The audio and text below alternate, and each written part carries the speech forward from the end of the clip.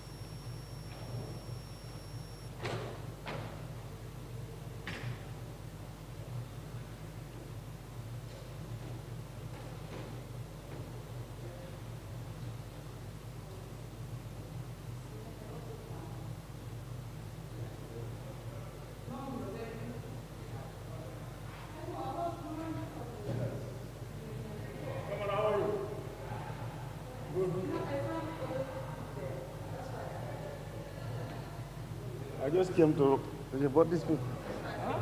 I bring all these reports. If I know, I will not bring them. I don't even read these reports. Do you have the time? I forgot I about started reading some of them, but and it's a long time. That is very good. If everybody did that, we will have a simple process. this talking.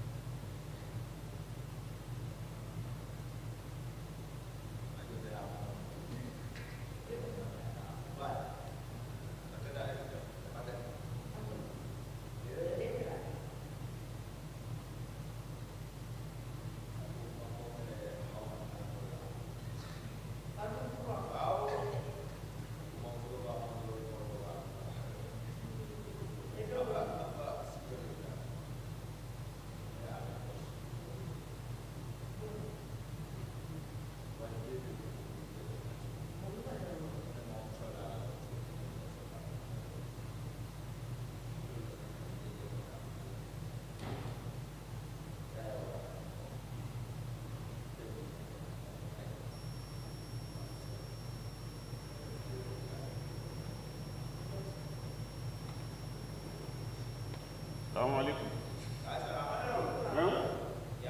Ko aha ma koy nyinto ba akalon kan de kat anda kam batandil yes awlin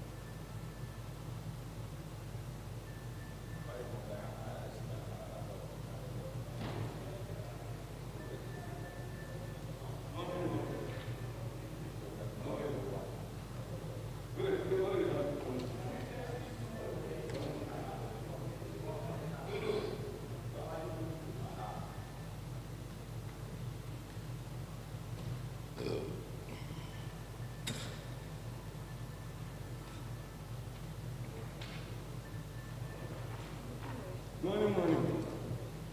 How are you?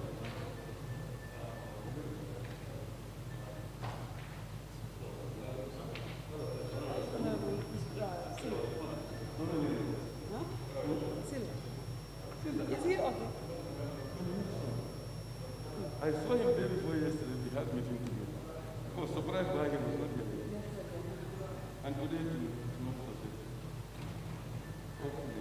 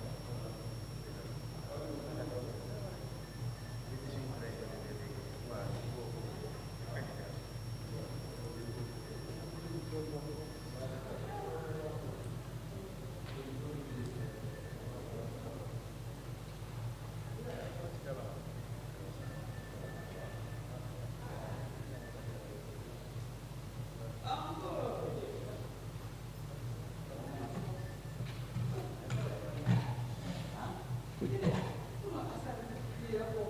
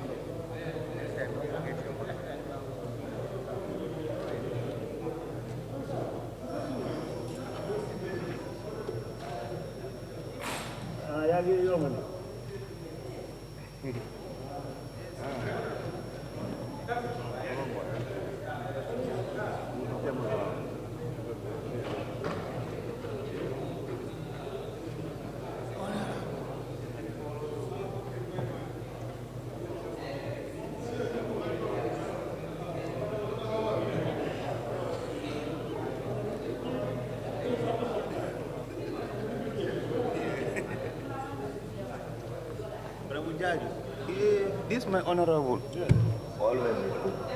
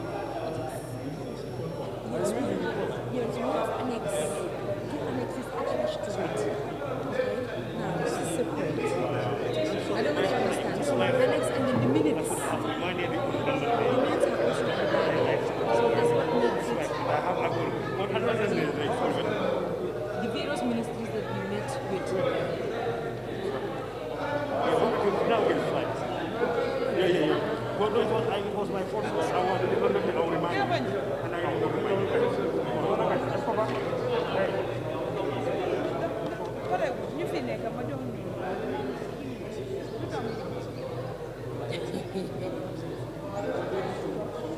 Yes, yes. This is two. You see? You understand? Two. Separate. I know it's very complicated.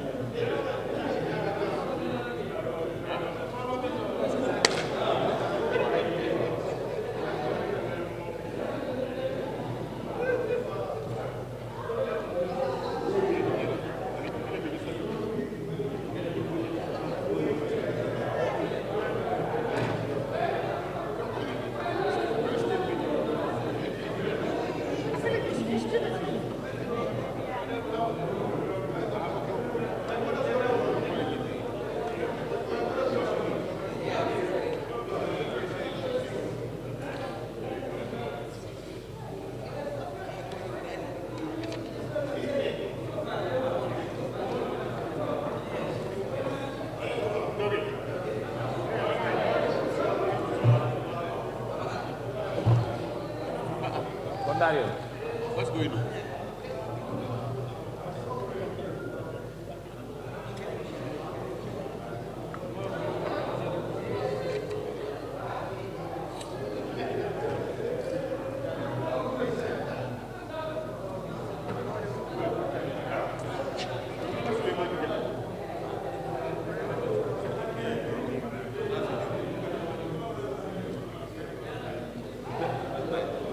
What else?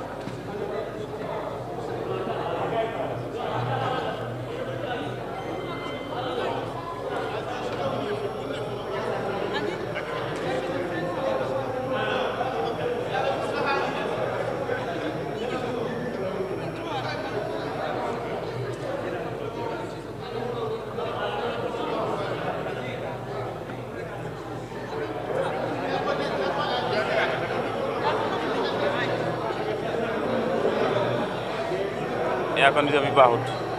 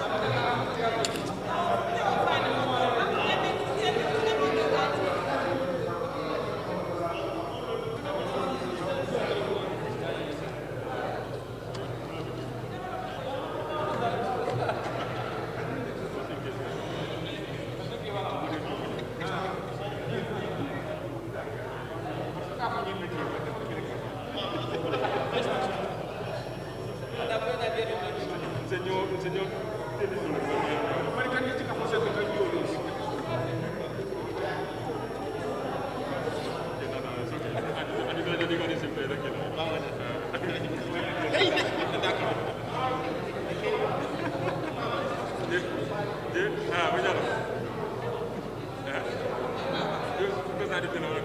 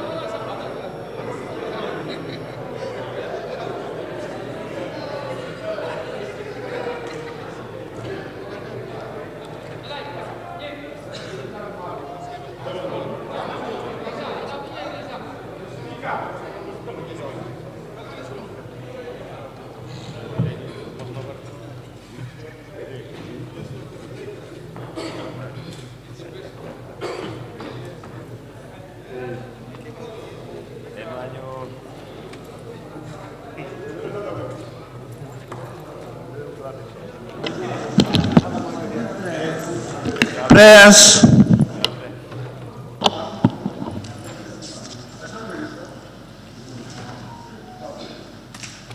Almighty God, whom endows wisdom and goodness, has appointed the offices of rulers and parliament for the welfare of the society and just government of men.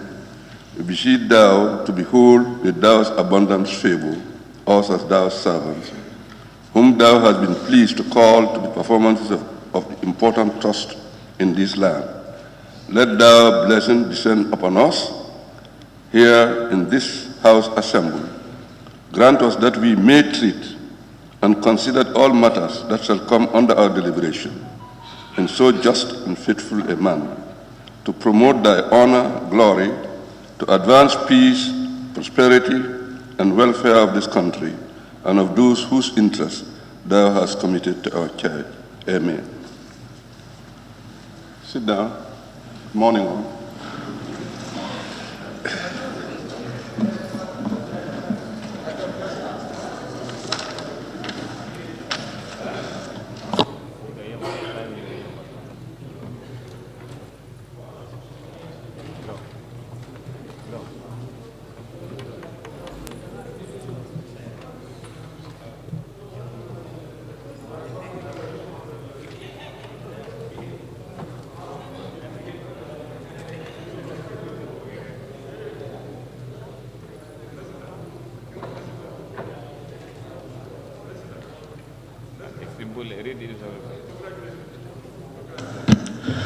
Record of votes and proceedings of the National Assembly sitting of Monday, 15 March 2021.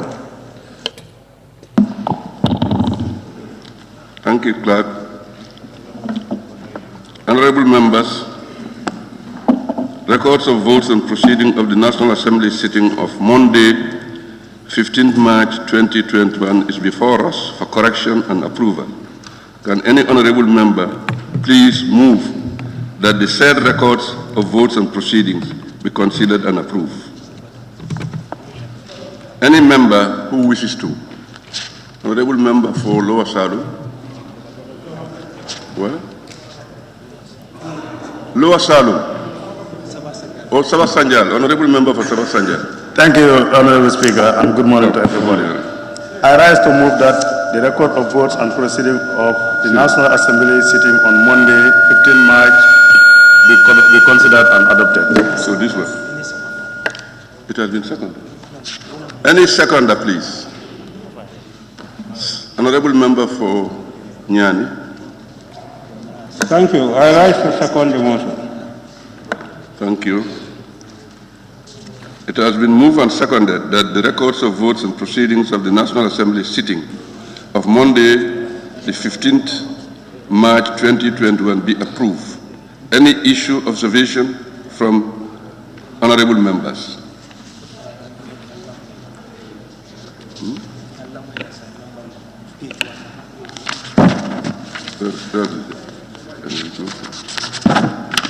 Starting with page 1.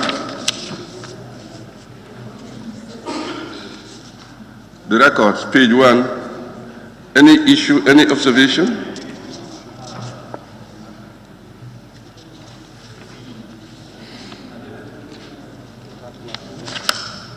No issue. We move to page 2. Page 1. Page 1, yes? Yes. Statements by the honorable ministers. Instead, statements, statement, and ministers, minister. Number 4. Noted. Any other observation? Honorable member for Woodley East. Thank you, Honorable. You know the statements by, it's the caption. That is the caption. Statements by ministers is the caption. It should always be there. It could be 2 ministers, 3 ministers, but that is the caption that is there.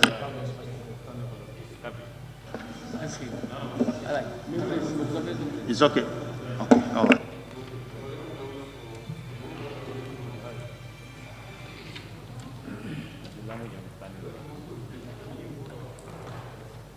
Page 2.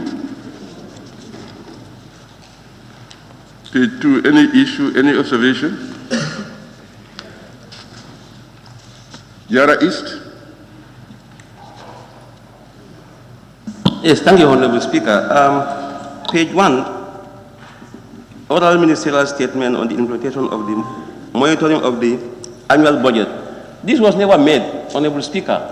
I think it should be indicated. Thank you.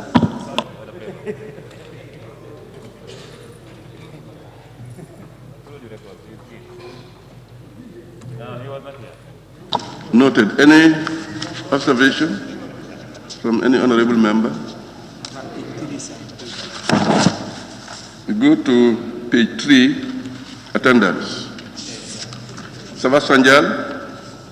Yes, let me take you to number 16 and 21. I don't think those people were present yesterday. Thank you. Honorable Chair, can I take you back to number page 2?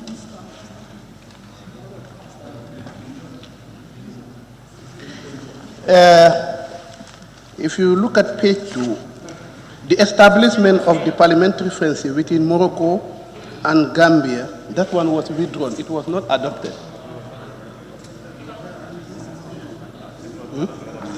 This is the order paper. That is the other paper, but it's been withdrawn, captured. Then we go to page 3, attendance. Any issue? Sabah Sanjal, yes? Yes, let me rectify it. It's page 2, it's number 21. I was made to understand 16 was here. Honorable member for Latir Kunda. He was here. No, he was here. He was here, yes.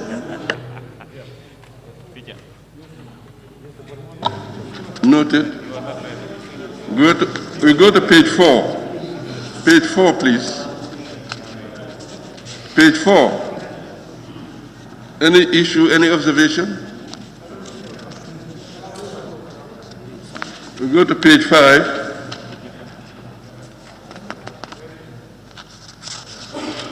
Page 5. Savas Sanjal, yes?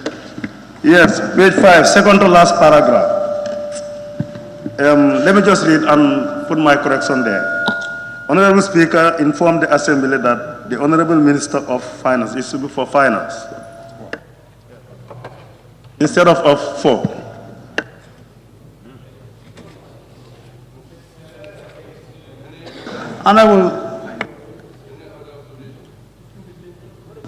Honorable Speaker. Yes, please. Yes. Nyamina East? Yes. Honorable Speaker, I think is off and not for. Exactly. And if you look at when they are making their abbreviation, normally they use O and not F. So it's Honorable Minister of Finance and not for Finance. Noted. Thank you. We move to page 6. Page 6.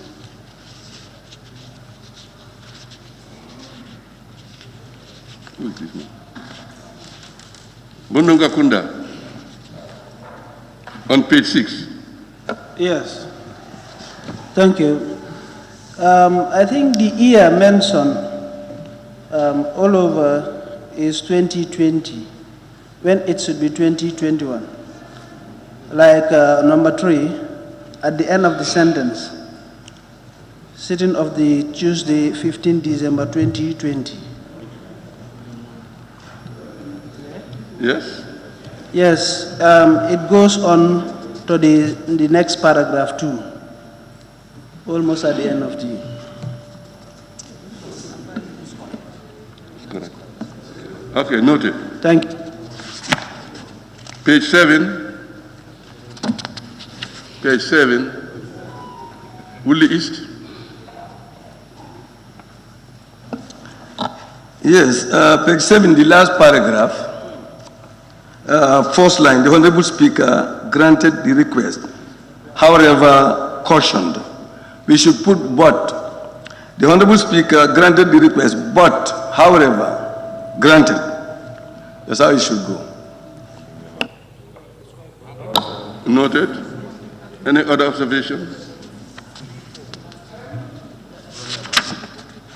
Page 8. Cantora. Thank you very much, Honorable Speaker. I think they are right I mean, the issue, we are reporting what transpired last sitting, that is in December. So the record here is correct. It should be 2020, not 2021. Thank you. Noted. Thank you. Any other observation? We go to page 9. Page 8. Nyanija. Yes, page 8. Correction under the paragraph, correction put an agreed to. If you, let me just read, because if not, you will understand. It has been moved and seconded that this Honorable Assembly do consider the agreement between the government of the Republic of the Gambia and DCAF, so Geneva Center for Security Sector Governance, for the establishment of DCAF office in the Gambia. It seems like it should be field office, because that's what is on the other paper, as how it is mentioned. And wheresoever it appears, you put field there. Thank you. Thank you. Noted. You go to page 9. Page 8. Honorable Member for Woodley East. Yes. Yes, thank you. The last paragraph, first line, it says, at this juncture, the Honorable Speaker invited Honorable members. We put ED on the wish, who wished to take part, because we are reporting, it's in the past, who wished to take part. Put ED there. Thank you. Thank you. Noted. Honorable Member for Jara East. Thank you, Honorable Speaker. On the motion, be it resolved that this August Assembly do stand adjourned. The August will be in capital. Be it resolved is in italics or in capital letters. Thank you. Page 8, yes. On the motion 5, be it resolved that this August Assembly, the 8th will be in capital. August Assembly do stand, consider and ratified. You see? Okay. Thank you. Page 9. Page 9. Page 10.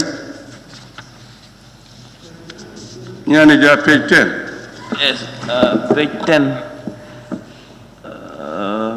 Is this sentence before correction put and agreed to, where you have the Honorable Member for Fonyi Berefet seconded, and it should be spoke on the motion. Then if you go to the ensuing debate, you remove his name there. You start with Honorable Neyasin Seka as number 1. Thank you. Noted. Any other observation? Page 11.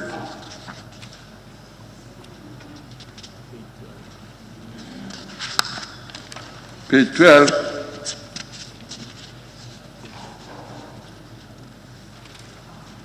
Page 13. Page 10. Taking us back to page 10, Honorable Member. Yes, page 10. Yes. Honorable Speaker, I am on record for always highlighting this error. If we go to page 10, it says, be it resolved, all in lowercase, small letters. For the purpose of consistency, we have to adopt one. Thank you.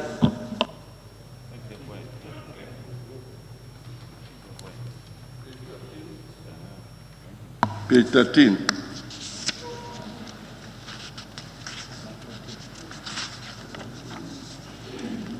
Page 14. Woodley East, page 14. Thank you. Page 14, the first line, the same situation occurs there. Suleiman, who wished to partake, we put the ED there. And it's in all the other pages. Noted. Page 15. Nyanija. Yes, a minor one. Ensuing debate. My name, I seconded the motion and spoke on it, so no need to put my name on the ensuing debate list. Thank you.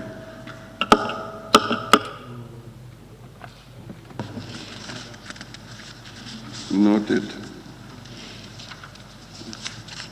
Page 16.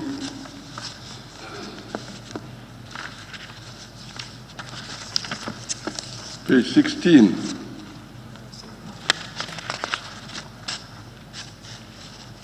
Page 17. Honorable Member for Woodley East. Yes, page 17, where it is said, be it resolved that this August Assembly do stand adjourned. We put an ED there. You've seen that. And then the paragraph before that, at this juncture, the Honorable Speaker thanked ED, everyone. You've seen that? Noted. Thank you. That's the last page. Last one. Yeah,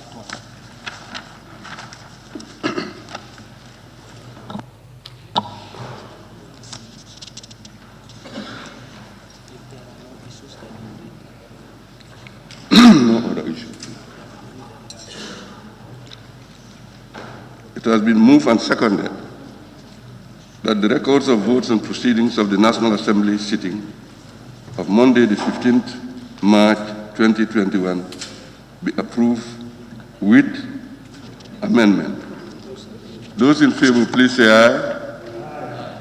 Those not in favor, please say no. Then the ayes have it. Clerk. Laying of papers and reports. Report of the Joint Committee of Public Enterprise and Environment and Sustainable Development and NGO Affairs on the Petroleum Commission Bill 2020 by the Honorable Chairperson of the Joint Committee. Thank you, Clerk.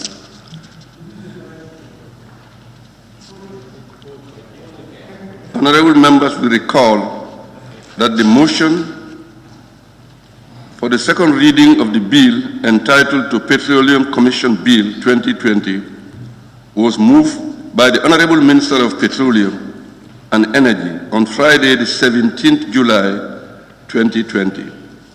The motion was seconded and debated on the general merit and the principle of the bill. Ensuing accordingly, thereafter the bill stood referred to the Assembly Business Committee for committal to ABC on the said bill, to the Joint Committee on PEC, Environmental and Sustainable Development and NGO Affairs for scrutiny, for further scrutiny, and report back.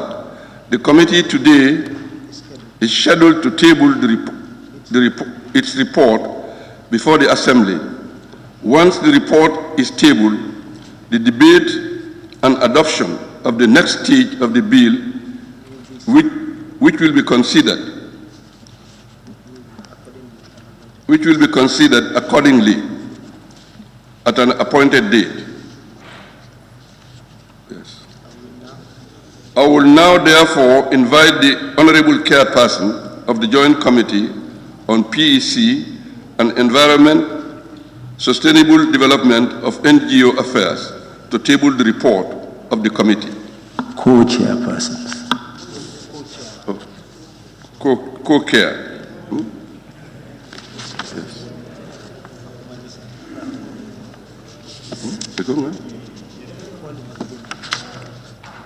Honorable member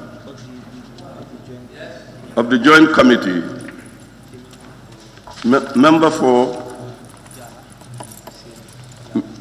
Jara East. Yes, thank you, Honorable Speaker. This joint report will be ably presented by a member for Serekunda on behalf of the Joint Committee. Honorable Speaker, you will recall that this report, the Petroleum Commission, was referred to the Joint Committees of Bill, thank you. This bill was referred to the Joint Committees of PEC, that is Public Enterprises Committee and Environment, Sustainable Development, and NGO Affairs for further scrutiny. Honorable Speaker, the committee did justice. You'll come to know that as and when our presenter presented on our behalf, without much ado, it is my pleasure, Honorable Speaker, at your request, to invite Co-Chair, Honorable Salah, member for Serekunda, to present on our behalf. Thank you. Request granted. Honorable member for Serekunda, the Co-Chair, the floor is yours. Thank you. Thank you very much, Co-Chair. Thank you very much, Honorable Speaker. We did work together with efficiency and effectiveness to prepare the report on time. Honorable Speaker, this is the report of the Joint Committee of the Standing Committee on Public Enterprises and the Select Committee on Environment, Sustainable Development and NGO Affairs of the National Assembly on the Petroleum Commission Bill 2020. Honorable Speaker, we did prepare the report taking into consideration format, which deals with acronym, content, the members who participated in the exercise, acknowledgement, introduction, mandate, methodology, proceedings, witnesses, scrutiny, evidence, consideration, and recommendations. We have annexes. Annex 1, rationalization, harmonization, validation, adoption, and presentation of the consolidated version of the Petroleum Commission Bill 2020. We have Annex 2, which deals with the minutes of the Joint Committee, the Public Enterprise and Environment, Sustainable Development, and NGO Affairs.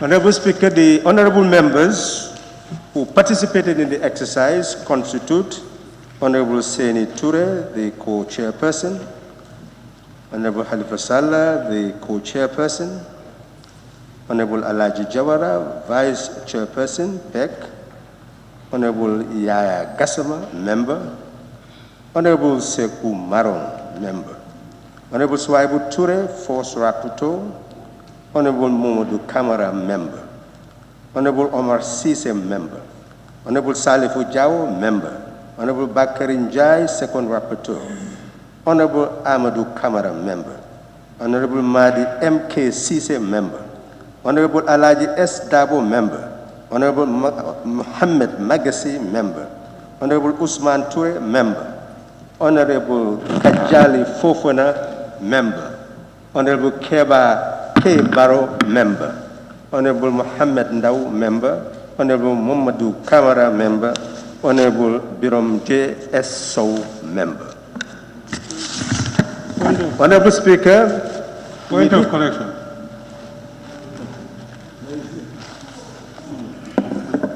Yes. Momadou Kamara, member for Nyani. Yes, Momadou Kamara appears twice in the list. Is it? In the honorable Nyani, is it members. observation or? Yes. Observation? Yes.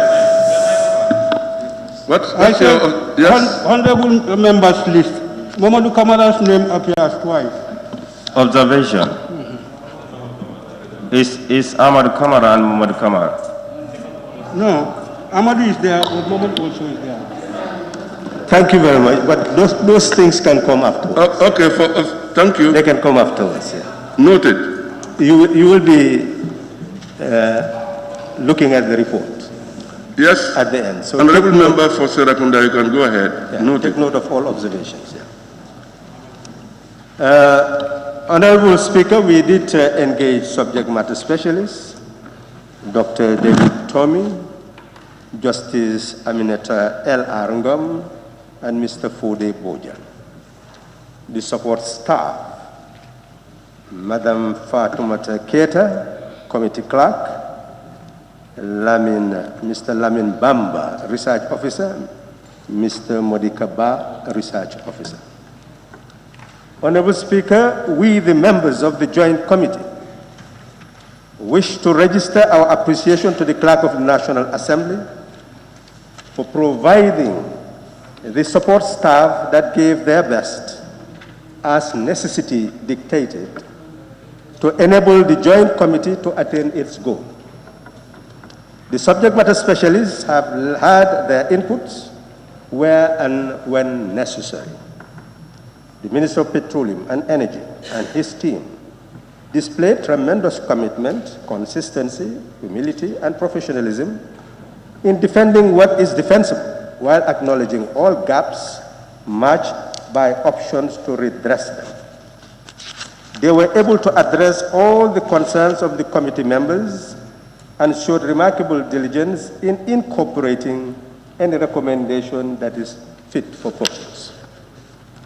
The Joint Committee is indebted to the witnesses who took the time to scrutinize the bill, clause by clause, and satisfactorily demonstrated their competence, enthusiasm, professionalism, forthrightness, and objectivity in giving valuable evidence which enriched the report and the content of the bill. Honorable Speaker, the Fifth Assembly of the Second Republic, sitting on Thursday, 2nd July 2020, during the third ordinary session of the 2020 legislative year, witnessed the introduction of a bill entitled Petroleum Commission Bill 2020. On the second reading of the bill, dated 17th July 2020, the members debated on the merits and principles of the bill. At the conclusion of the debate, the Minister of Petroleum and Energy gave his reply. The question was then put for the bill to be read a second time, and the motion was carried. The bill was read for the second time and was referred to the Assembly Business Committee for committal to the relevant committees as dictated by Standing Order 68. The Assembly Business Committee remitted the bill to a joint committee comprising the Public Enterprises Committee and the Select Committee on Environment, Sustainable Development, and NGO Affairs of the National Assembly. The Joint Committee convened its inaugural meeting on the 5th of October 2020 to strategize and identify the way forward to fulfill its mandate as prescribed by Standing Order 69, 107, 108, and 109, which provide the procedural guidelines to perform its task. According to Standing Order 107, the Joint Committee had the option to allow one of the committees to dispose of the bill in accordance with Standing Order 108, or agree to sit concurrently in accordance with Standing Order 109, or propose the establishment of a joint select committee to carry out the task as provided under Standing Order 110. The question was put and the members chose to sit concurrently. The chairpersons of the two committees consulted and agreed to the principle of rotational occupancy of the seat of chairperson and vice chairperson throughout the performance of their duties as provided for under Standing Order 109, paragraph 3b. The meeting were co-chaired by Honorable Seini Ture and Honorable Chairperson of the Select Committee on Environment, Sustainable Development, and NGO Affairs, and Honorable Alifa Saleh, the Chair of the Public Enterprise Committee, on a rotational basis. The Joint Committee considered it prudent to call the mover of the bill and his team as the first witnesses to provide evidence on the bill. It also charged the researchers with the task to gather more information regarding the acts governing the petroleum sectors in other jurisdictions for comparative analysis. The Joint Committee drew a list of relevant stakeholders deserving appearance before it to give evidence on the subject matter. On Tuesday, 6 October 2020, the Joint Committee held its first meeting with the mover to spell out the ground rules of the review exercise of the Petroleum Commission Bill 2020 by the Joint Committee. It was conveyed to the mover that the Joint Committee had the duty to, as prescribed by Standing Order 69, to examine the details of the bill, clause by clause, take evidence, and gather proposals for amendments from relevant stakeholders, which will be shared with the mover for consensus building on an amended version of the bill, which will be included in its report to the National Assembly for consideration. An understanding was reached that as the Joint Committee proceeds with the review process, proposed amendments will be conveyed to the mover for consideration. It was intimated to the mover that he had the duty to incorporate the amendments agreeable to him in the original bill. This would be followed by the preparation of a consolidated version of the bill by incorporating the proposed amendments for final review during rationalization, harmonization, and validation meeting aimed at finalizing and building consensus on a version of the bill which, with its proposed amendments, that will be conveyed to the Assembly for consideration. After the inaugural meeting with the mover, the Joint Committee invited witnesses, gathered evidence, teased out the proposals for amendment, and facilitated the preparation of a final text of the bill incorporating all the proposed amendments. This report indicates the mandate of the Joint Committee, provides a summary of the evidence gathered from the witnesses, projects all the proposals for amendments, and attaches a text of the bill incorporating all the proposed amendments for easy reference by members in scrutinizing the bill clause by clause for approval or otherwise at the consideration stage. Mandate. In accordance with Standing Order 69, the mandate of the committee is as follows. A, identify witnesses, hold proceedings, and gather evidence on the clauses and schedule of the bill. Record the opinion of the committee on each clause and schedule of the bill, focusing on any proposed amendment. C, present amendments in the order in which they stand in the bill.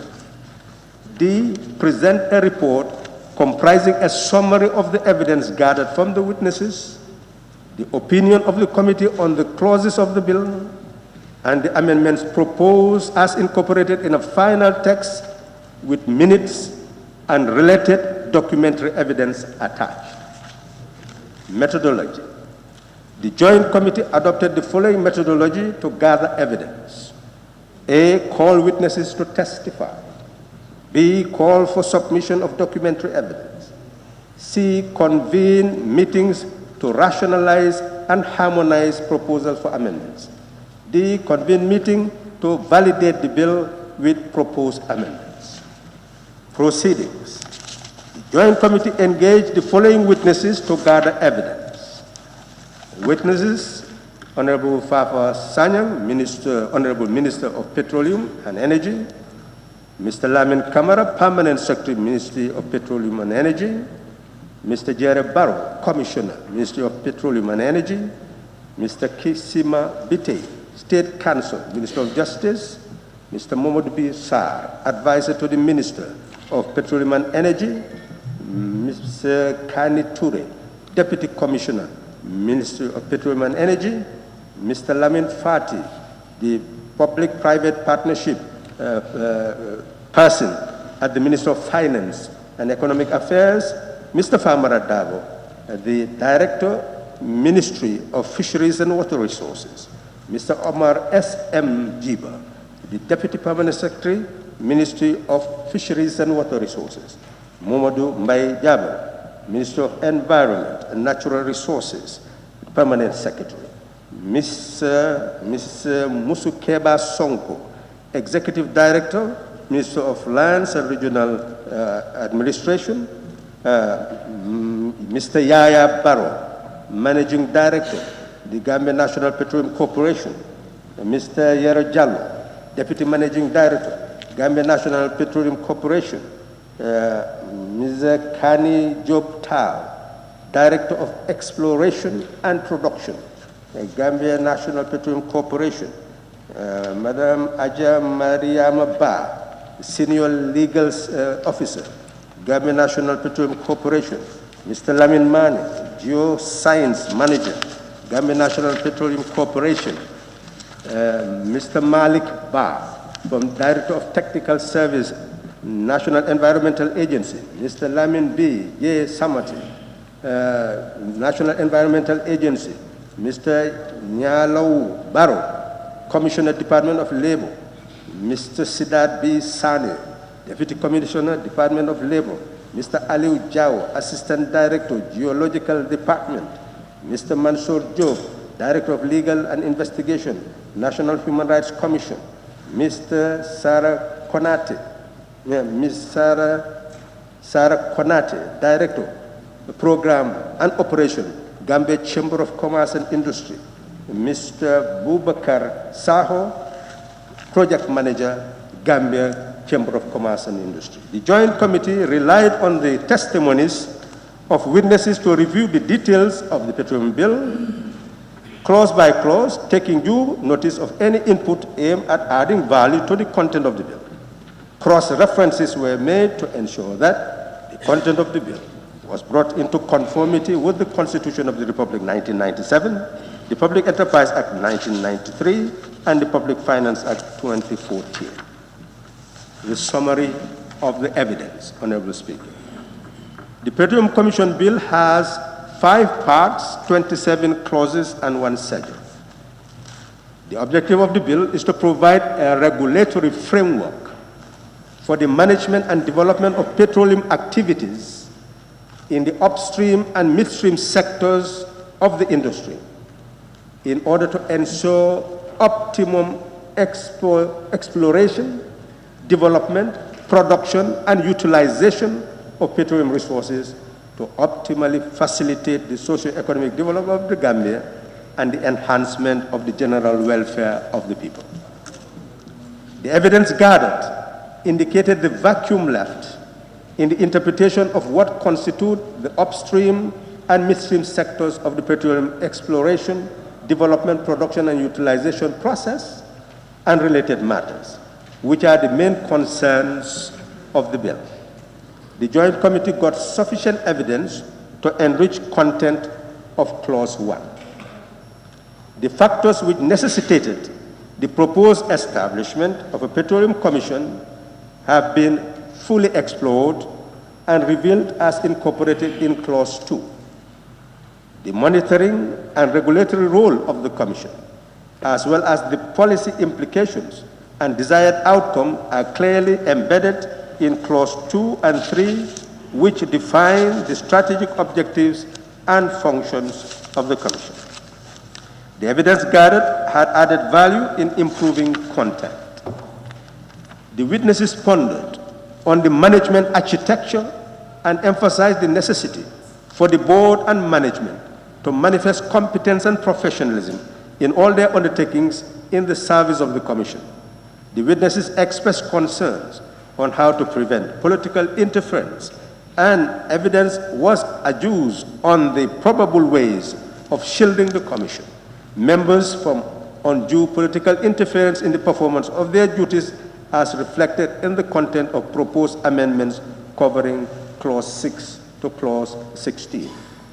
A key issue that was buttressed by witnesses is the inclusion of local content in the bill in terms of interpretation and operational focus in order to ensure optimum participation of Gambians and Gambian companies in sustainable petroleum activities for sustainable socio-economic development that will enable the country and the people to derive maximum benefits from the upstream and midstream sectors.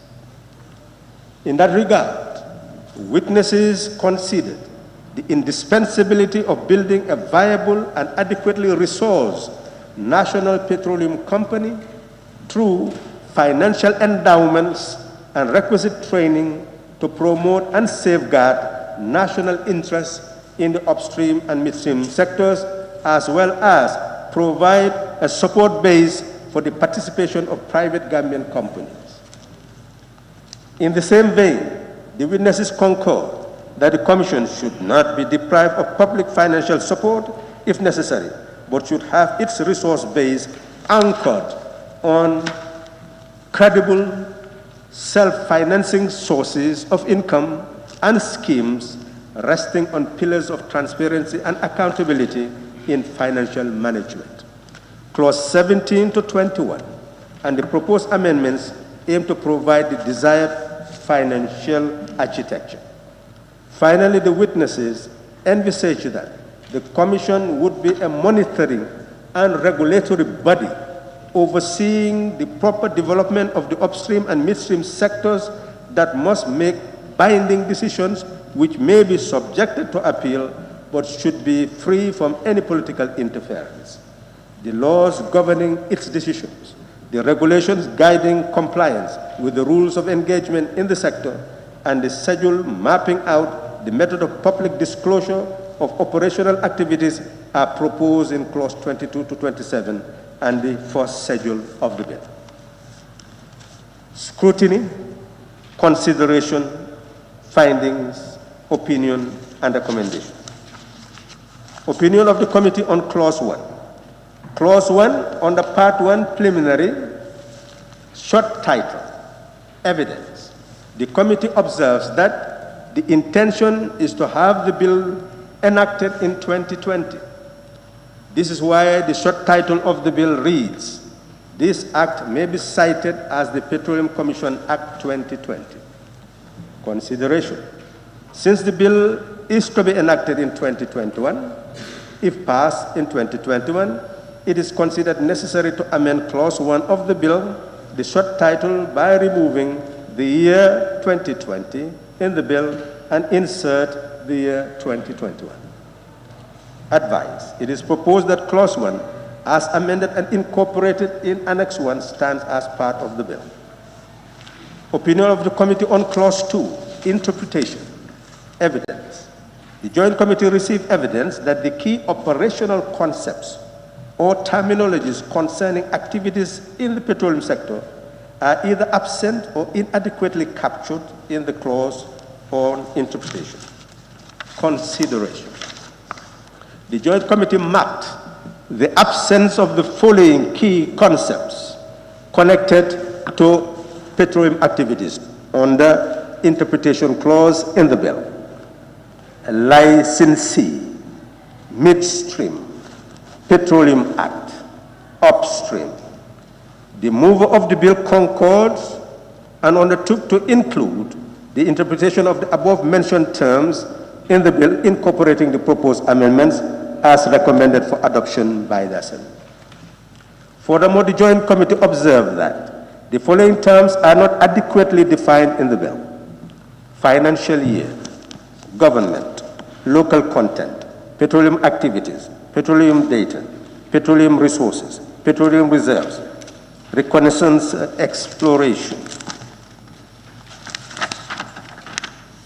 The mover of the bill concurred and undertook to provide the definitions as proposed in the version of the bill incorporating proposed amendments. Advice.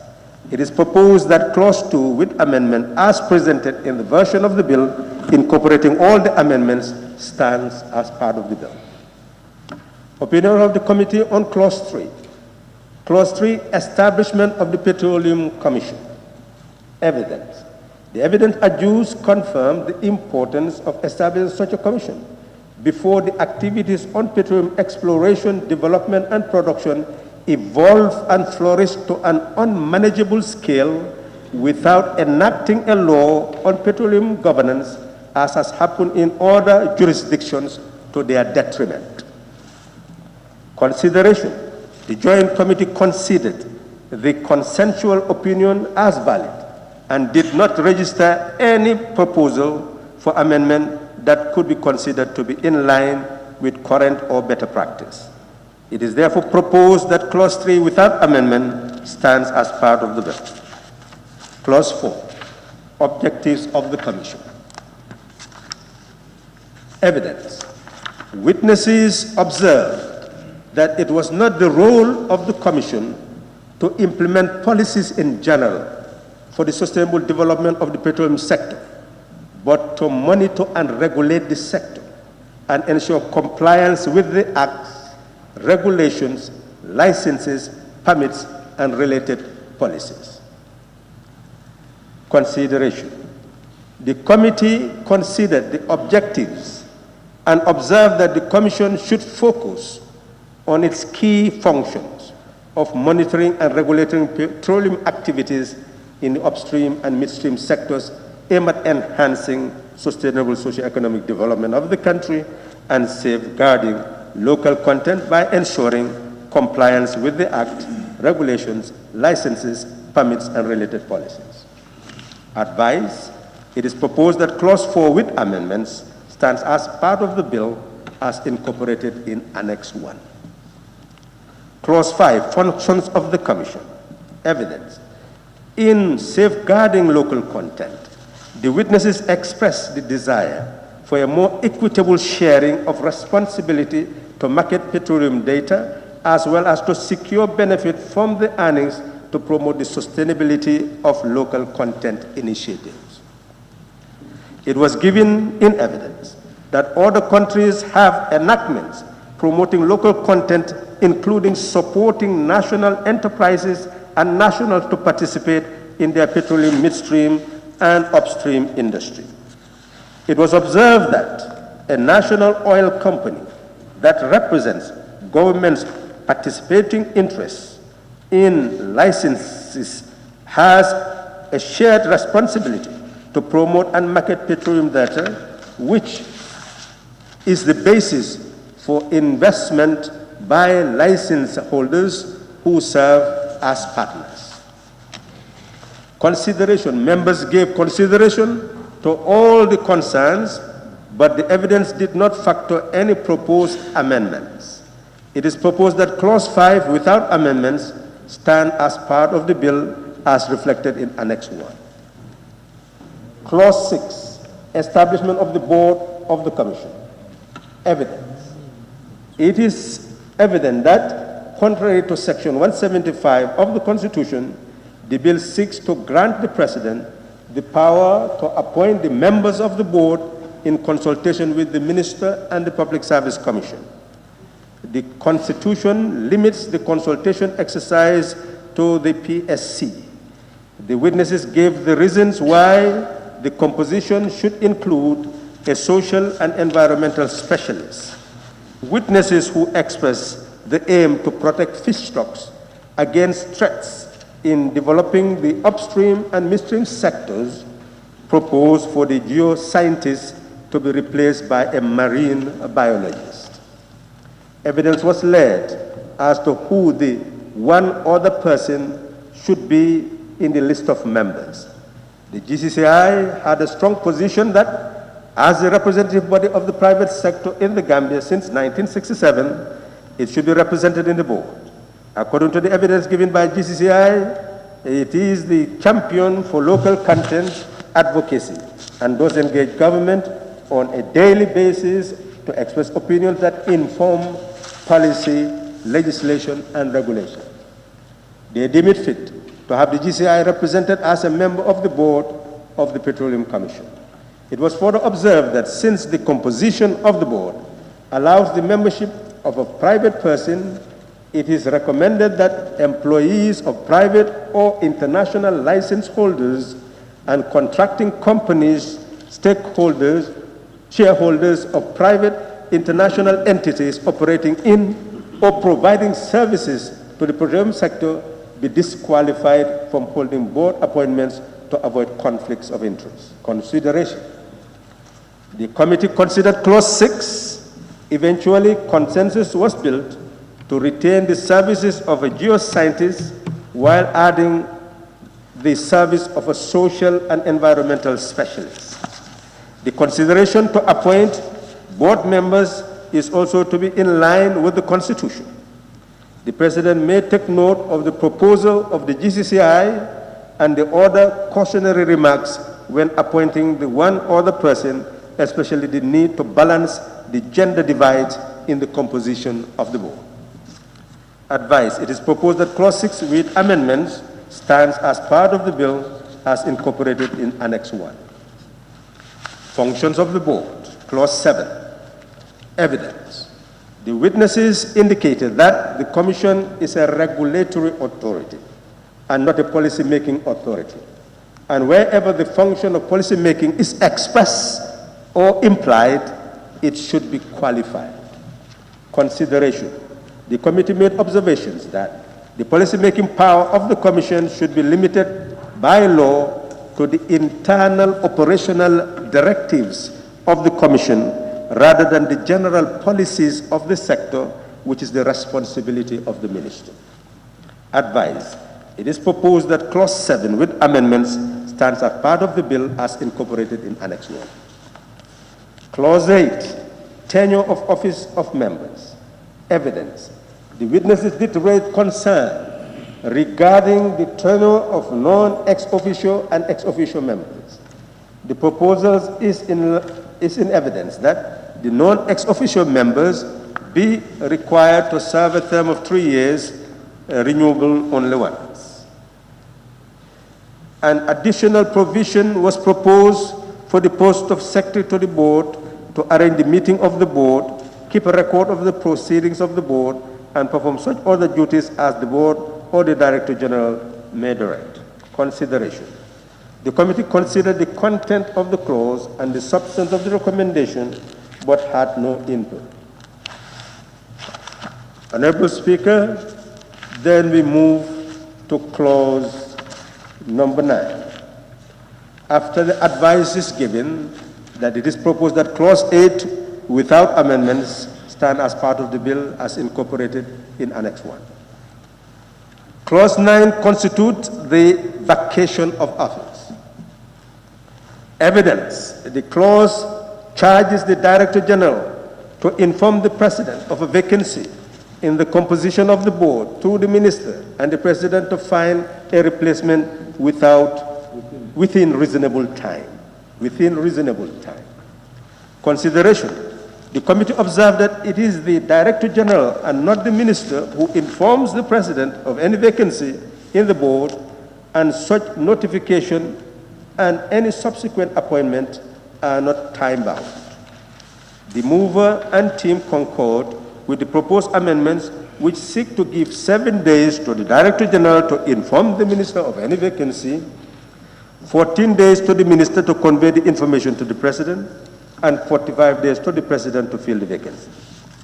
Advice, it is proposed that Clause 9 with amendments stands as part of the bill as incorporated in Annex 1. Clause 10, meetings of the board. Evidence. It was revealed that the Public Enterprise Act provides for a quorum of 5 members instead of a simple majority as stated in the bill. Consideration. The committee observed the need for the bill to be brought into conformity with the Constitution and the Public Enterprise Act. The mover concord. Advice. It is proposed that Clause 10 with amendments stand as part of the bill as incorporated in Annex 1.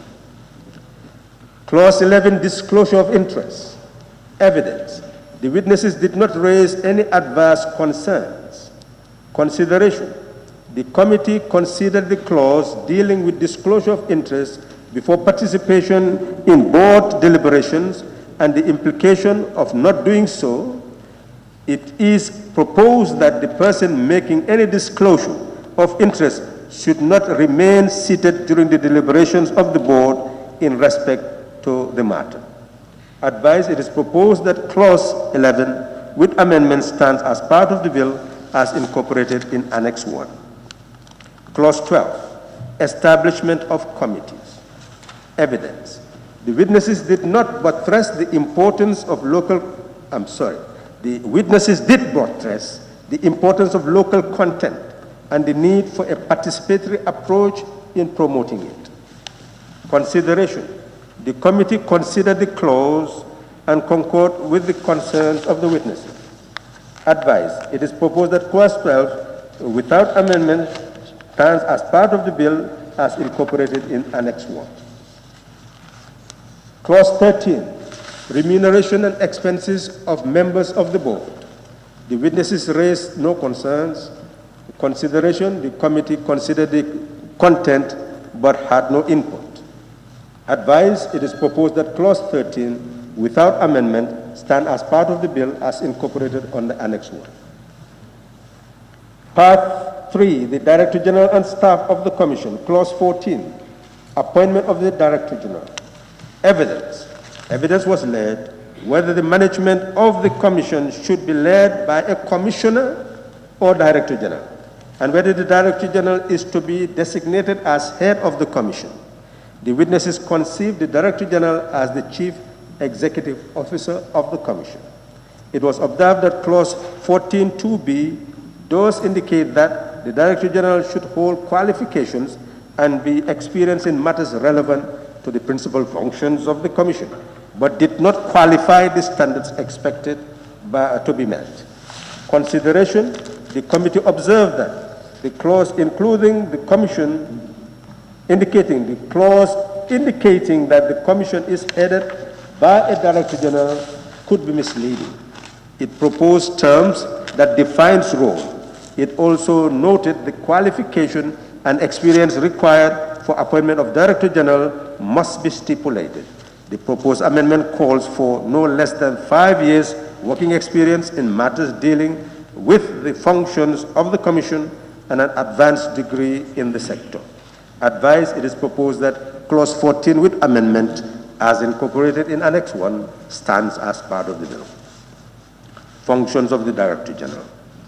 Evidence: the witness did raise concerns of competence and professionalism. Consideration: it was observed that the function could be enlarged to merit consideration in appointment. The importance of adding the responsibility of exercising direction in the implementation of the Act and regulations and facilitating appropriate guidelines and regulations for the operationalization of the permits and licenses was highlighted.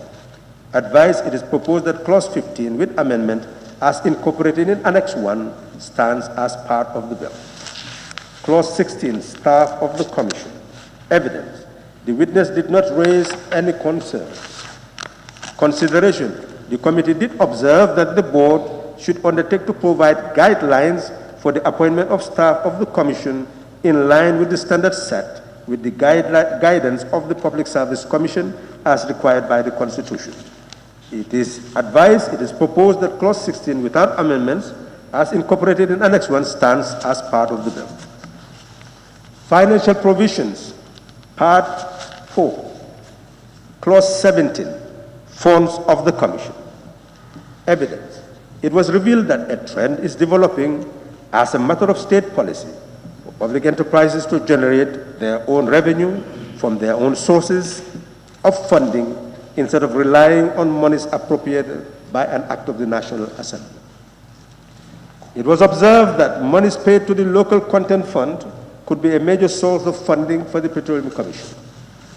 Consideration: the committee saw the need to amend Clause 17 to make the provision designed to derive funds from the consolidated fund discretionary instead of being mandatory as originally put in the bill. The management of the fund for training by the ministry was also questioned, and the mover and team agreed to transfer its management to the Commission while the minister provides regulations to ensure accountability. Advice: it is proposed that Clause 17 with amendments as incorporated in Annex 1 stands as part of the bill. Clause 18, expenses of the Commission. Evidence: the witnesses had no comments to advance consideration. The committee had no input in the consideration of the clause. Advice: it is proposed that Clause 18 without amendment as incorporated in Annex 1 stands as part of the bill. Annual estimates. Clause 19. Evidence: the witnesses did not make any observation on this clause. Consideration: the committee had no additional input. Advice: it is proposed that Clause 19 without amendment as incorporated in Annex 1 stand as part of the bill. Clause 20, accounts of an audit. Evidence: it was evident that it was not tenable for statement of accounts to be submitted to the Auditor General 3 months before the end of a financial year, as stated in the bill, as indicated in Clause 20. Consideration: the committee observed the need for amendment of the clause to bring it into conformity with the Public Enterprise Act so that statement of accounts would be submitted 3 months after the end of each financial year. Advice, it is proposed that Clause 20 with amendments as incorporated in Annex 1 stands as part of the bill. Clause 21, Annual Report. Evidence. The bill seeks to mandate the Commission to submit annual reports to the National Assembly without any stipulation of a time frame which is at variance with Section 175 of the Constitution. Consideration. The committee observed the divergence of Clause 21 with the provisions of Section 175 of the Constitution and sought for compliance with the Constitution and the Public Enterprise Act in framing the clauses. The mover and team concurred with the view and undertook to put the necessary amendments in place to ensure that the activity reports and financial statement of the Commission are submitted to the National Assembly within 3 months of the end of its financial year. Advice, it is proposed that Clause 2, with amendments as incorporated in Annex 1, stands as part of the bill. Miscellaneous, Part 5, protection of members and staff of the Commission. That was also subjected to a review, and the members considered the evidence. The witnesses did indicate the clause which aimed to protect Commission members and staff from suits and prosecution seemed to insulate members of the board from individual responsibility and dilutes accountability. Consideration, it was observed that giving immunity to members and staff of the Commission in the exercise of their lawful duty is susceptible to scrutiny by the courts when the lawfulness of any action is in question. The clause may need further scrutiny to provide protection without the possibility of abuse. Advice, it is proposed that Clause 22 without amendment stand as part of the bill as incorporated in Annex 1. Clause 23, compliance with decisions of the Commission. Evidence, the witnesses raised no objections. Consideration, it is observed that the licensees and subcontractors have the duty to abide by the lawful decisions of the Commission, since they have the right to appeal if they are aggrieved by any questionable decision in terms of lawfulness. Advice, it is proposed that Clause 23 without amendment as presented in Annex 1 stands as part of the bill. Clause 24, review of decision. Evidence, it is observed that powers of the Minister to review complaints from persons aggrieved by a decision of the Commission and even set aside the decision of the Commission could lead to undue political interference. It was proposed that a complaints panel be established to deal with complaints. Consideration, the setting up of a special committee of independent eminent persons to review complaints of a person aggrieved by a decision of the Commission was proposed to be a better option. The mover of the motion concurred. Advice, it is proposed that Clause 24 with amendment as incorporated in Annex 1 stands part of the bill. Clause 25, relationship with other entities. Evidence, the witnesses raised no concern. Consideration, the provision is considered to reflect the desirability and inevitability of building genuine relationships in the performance of the functions of the Commission. Advice, it is proposed that Clause 26 stands part of the bill without amendment as provided for in Annex 1. Regulations, Clause 26, evidence. The witnesses had no objection to the power of the Minister to make regulations. Consideration, the committee is of the opinion that all regulations are classified as subsidiary legislation which are subjected to review by the relevant committee of the National Assembly under Standing Order 80. Advice, in that regard, it is proposed that Clause 26 stands as part of the bill without amendment as provided for in Annex 1. Clause 27, inconsistency with other laws. Evidence, it was received in evidence that the provision as framed could lead to many interpretations and the automatic ousting of all laws relating to licensing in the upstream and midstream sectors without proper impact assessment of the implications to relevant sectors. Other institutions felt that this provision will be used to usurp their power. They want to replace the phrase licensing in the upstream and midstream with the phrase regulation of the upstream and midstream sectors. Consideration, it was observed and the mover of the bill concurred that the bill is not centered on licensing in particular, but on regulation of the upstream and midstream sectors. Hence, clause 27 was reviewed accordingly. Advice, it is proposed that clause 27 with amendments as incorporated in Annex 1 stands as part of the bill. Honorable Speaker, that is the exercise that this committee had undertaken to be able to guide this National Assembly as it moves to the next phase after the committee stage, and that is the consideration stage. And the co-chairs will be leading the National Assembly regarding the amendments that are recommended, so that as we read clause by clause at the consideration stage, the co-chairs will be intervening to make proposals of the amendments, and we accept that work has been done and concurrence had been achieved with the minister, and in that regard, we should not have much difficulty at the consideration stage. That is the objective of the committee stage, to help the National Assembly to prepare itself for the consideration stage. In that regard, Honorable Speaker, I take my seat.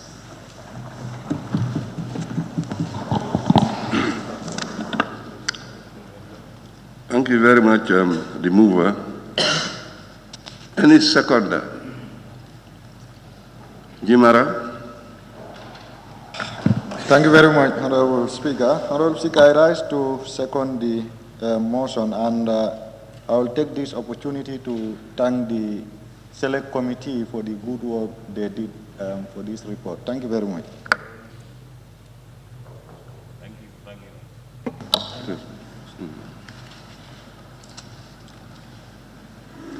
I now put the question. It has been moved and seconded that this Honorable Assembly do consider the report of the Joint Committee of Public Accounts Committee, Environment and Sustainable Development, and NGO Affairs. Public Enterprise. Public Enterprise Committee,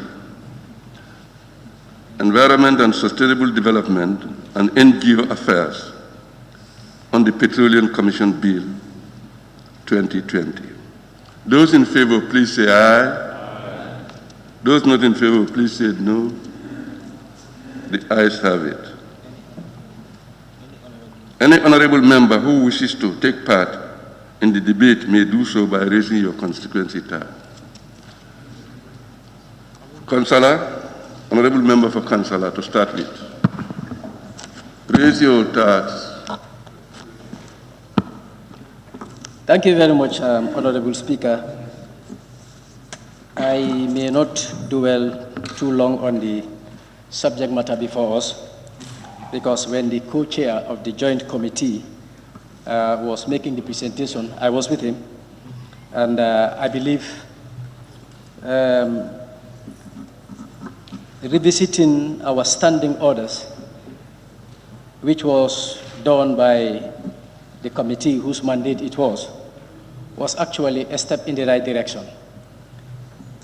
Looking at the approach in terms of reviewing what comes before us by committing it to the relevant committees have actually added value in the work we do in this National Assembly. Honorable Speaker, will not dispute that since we started committing various reports, since we started committing bills to the relevant committees, the committees in question have done a thorough job by inviting the relevant stakeholders. So one would conclude that when a report from the committee is laid before us, it represents the view of the entire population.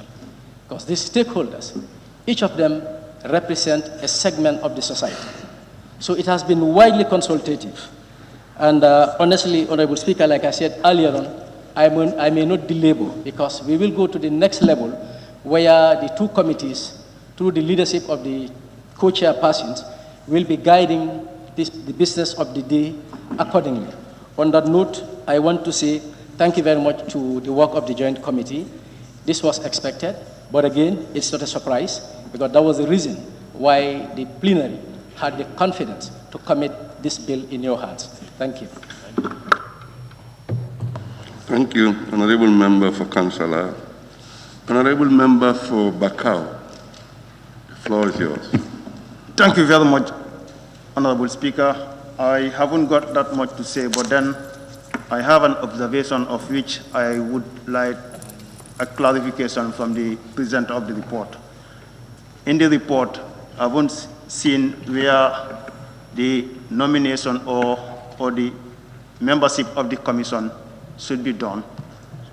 So I would like the mover of the report to clarify that issue. And there is an indication in the report that there should be an immunity for commission members.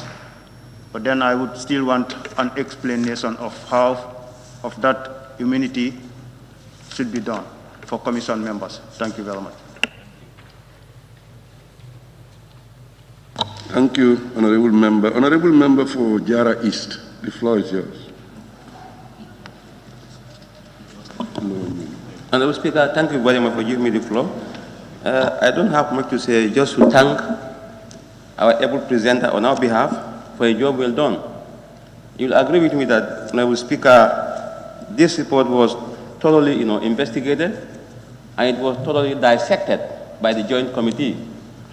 Honorable Speaker, at this juncture, allow me to register our profound gratitude to our able stakeholders who also participated in making this report what it is today.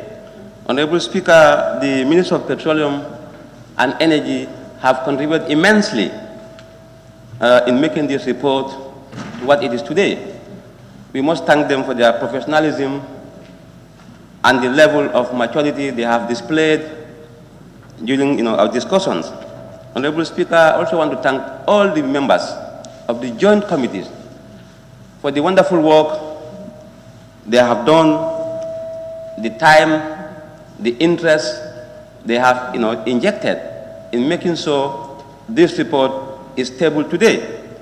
Honorable Speaker, I also want to thank the Office of the Clerk to the Speaker and our various committees, that is the Committee of PEC, Standing Committee of PEC, and the Select Committee of Environment, plus our indefatigable committee clerk in the Department of Fatmata Keta for a job well done.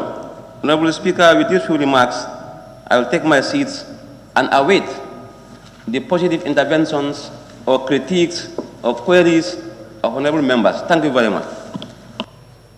Thank you, Honorable Member for Jara East. Honorable Member for Central Badibu, the floor is yours. Thank you, Honorable Speaker. Honorable Speaker, the report before us is a very good report, and it's timely. And I believe the committees that were mandated to look into the bill did a tremendous work, and the stakeholders for appearing as witnesses. Honorable Speaker, by looking at the object of the bill, it's clearly stipulated.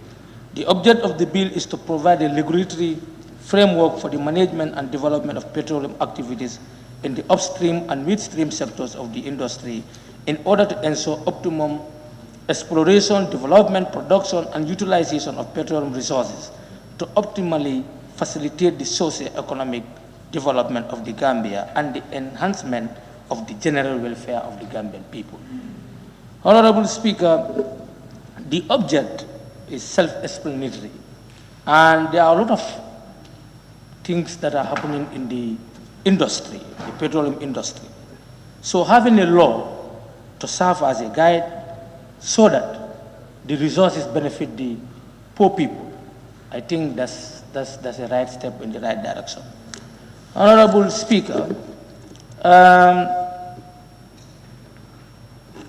but if you look at the bill, on page 10, they said the key issues that was buttressed by witnesses in the inclusion of local content in the bill in terms of interpretation and operational focus in order to ensure optimum participation of Gambians and Gambian companies in sustainable petroleum activities for sustainable socio-economic development that would enable the country and the people to drive maximum benefits from the upstream and midstream sectors.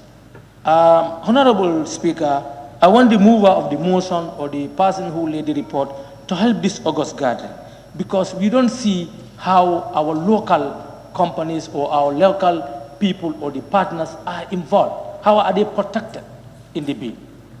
Because we need to see it in the bill, not only to be reported, but we have to see it in the bill where they are safeguarded, where they can also participate in the economic activity or in the competition. If it is there, let him help me. I haven't seen it anywhere. So the other one is in the report, page 15. Evidence was laid as to who the one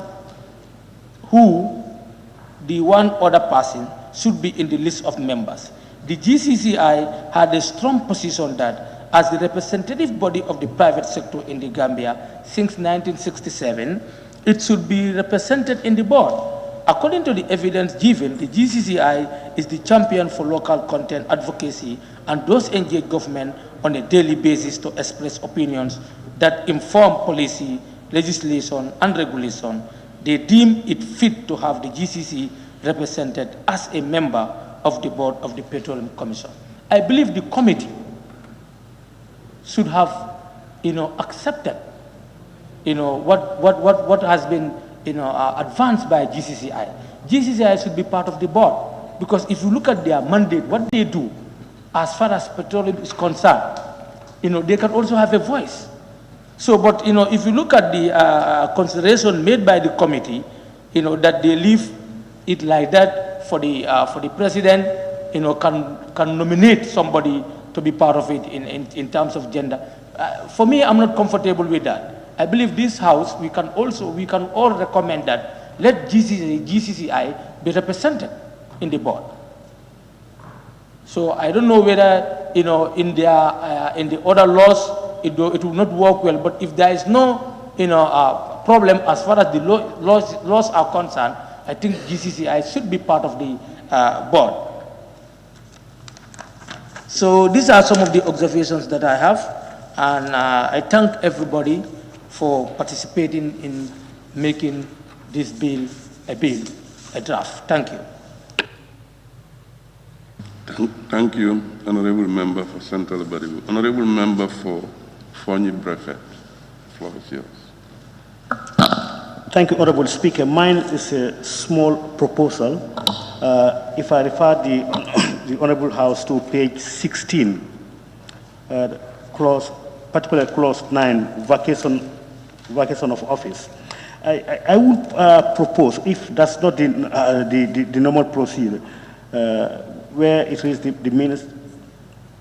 composition of the board, the replacement of membership of the board by the minister and the president to find a replacement within a reasonable time. The proposal is whether the committee would like to propose a timeline. If what is reasonable, what is deemed as reasonable to one party could not be reasonable to another party. But if this is not the normal trend, I propose for a session of a timeline. That's my recommendation. But just to thank the QA committee for a job well done.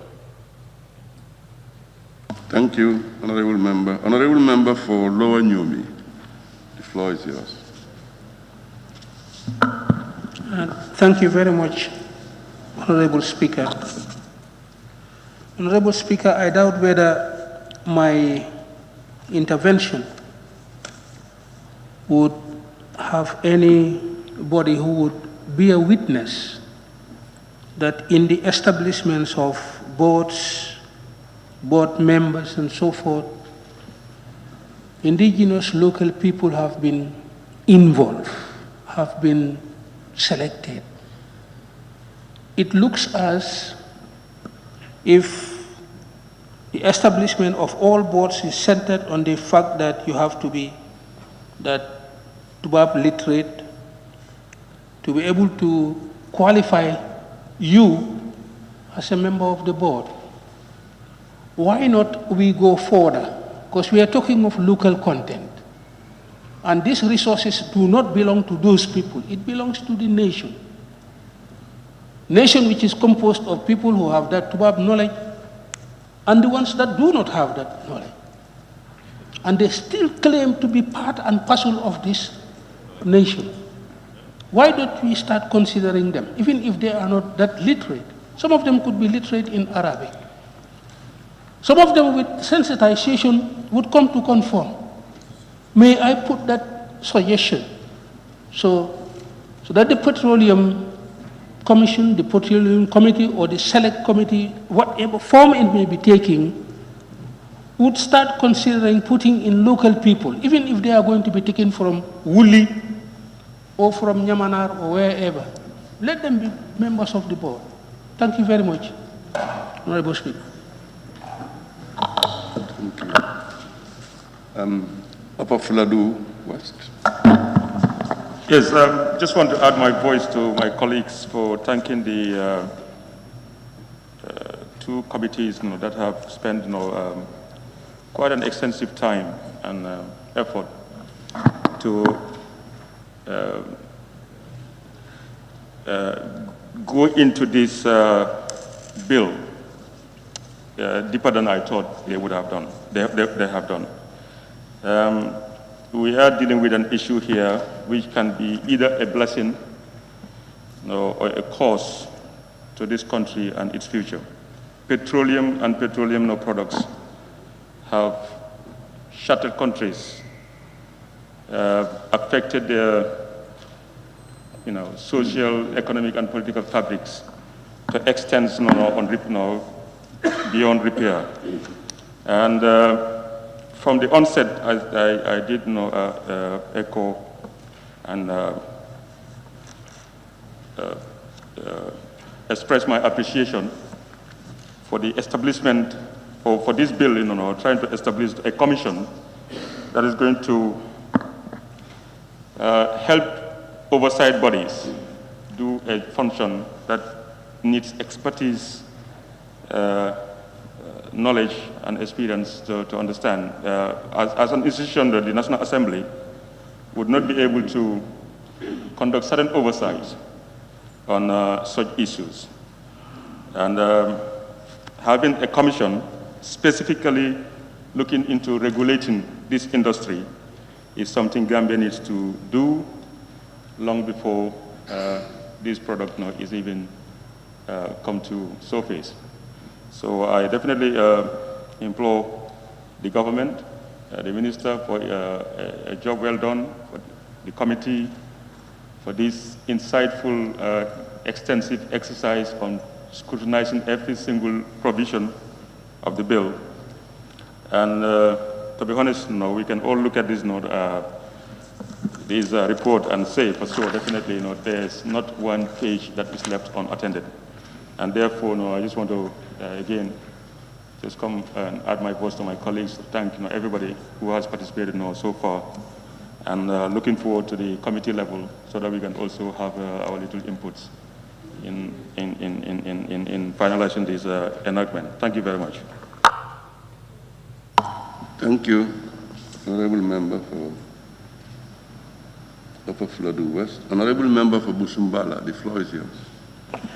Thank you very much, Honorable Speaker. I'll be very brief, I believe so. I only have first of all, let me thank the committee for a very good job that they've done, because we've seen the work that they do, where they have problems, discussions, and concessions. It's very clear that they have done a very good job. And the report is bulky, but it's readable and easily to understand. My concern as people's representative, giving a reference to my constituency, you have some boreholes that are deep. I'm just giving an example. boreholes are dig in communities, but those communities are not supplied with water. So I want to be enlightened more on the aspect of local content, then I relate it to royalties to the communities. Because these factories, this oil are going to be extracted from communities, from lands that belongs to communities. So what will be the benefit of such communities in case production and exploitation of these mineral resources started? That's why I give this example, and I think it might not be correct, but in Nigeria they will say where oil is coming, the region that oil is coming from is the most underdeveloped. So I just maybe factual or may not be factual, but that's why I'm trying to give you the issue of boreholes in my constituency, and those communities are not supplied with water, but the waters are drawn to other communities. So I want to ask this question to be enlightened more. What will be the benefit of a community that is endowed with these mineral resources to be exploited for the betterment of the country? What will be the benefit of that community? Which I believe so, mandating is part of it. So that's my question. Thank you very much. Thank you, Honorable Member for Busumbala. He is the last on my list. Any other honorable member who wants to come in before I call the mover? No, honorable members are finished. Minister. Okay.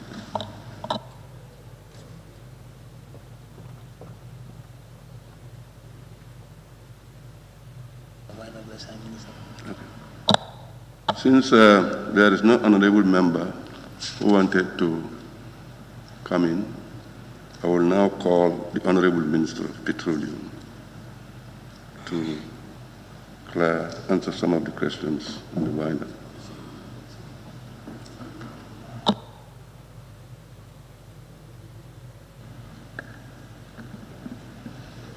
Thank you very much, Honorable Speaker. I tried to get some notes on the questions. I hope I get all the questions right, or else I need some help. The first question from Bakau, I don't actually understand. The nomination of the committee, I don't fully get the question. But nomination to the board, so I don't fully understand the question. And also the instrument of immunity, I think that's a legal matter. Virtually all laws of this nature have the kind of immunity. So that is what I don't fully understand the question. But when you come to other questions from Central Badibu and all the others for me, basically, not for me actually, Central Badibu, concerning matters of local content. You see, local content itself is a whole matter that requires more policy and regulations. I mean, this particular law is establishing a commission that will coordinate everything, including local content. So the plan actually is, which you discussed at the level of the committee, local content will come up itself as a whole act of itself and a policy that will expand the benefit to the people and who participate in the industry. And we have even started sensitizing private sector in the participation with the Invest Africa, the scope and capacity of private sector involved in the petroleum activities. So when it comes to issues of local people being part of the board, that will come at other level. Local people participation comes at different levels, depending on where they participate. For example, in a program of seismic activities, surveys, the seismic ship will buy food commodities, vegetables. Their local content is to get the supplier from the country, from those people who are selling goods, to be able to participate in providing that kind of services. So it is from the regulatory body to providing services and actual petroleum drilling or exploration, development, and production. So this bill is actually establishing the funds commission that will coordinate all that. So that is the whole essence. So local content itself, it definitely is very academic at the moment, and all countries are now going towards developing. This is also in line with ECOWAS, ECOWAS protocol, and ECOWAS is also helping the countries to develop local content. Local content is very key. in all extractive industries. So, and also there's a concern about resource cost or Dutch disease is also a debate. Resource cost, of course, you see petroleum and the extractive industry having effects on the people, the lives, and also even security. That is true. But that's not only petroleum. Any country that is resourceful, depending on how you manage it, it can be a resource cost. But we have also seen countries where these resources have been put to maximum use. For example, UAE, and other countries are also developing. Ghana is doing very well now on the petroleum resources. So we also try to learn from all these areas. People go give examples of other countries where actually it has been a problem. Dutch disease, whereby it affects the economy, the production sector is neglected because of oil flowing and money flowing. That has happened in many countries too. So we have to learn. But that is actually what we together need to decide. Because it all depends on the economics and the policy of the country.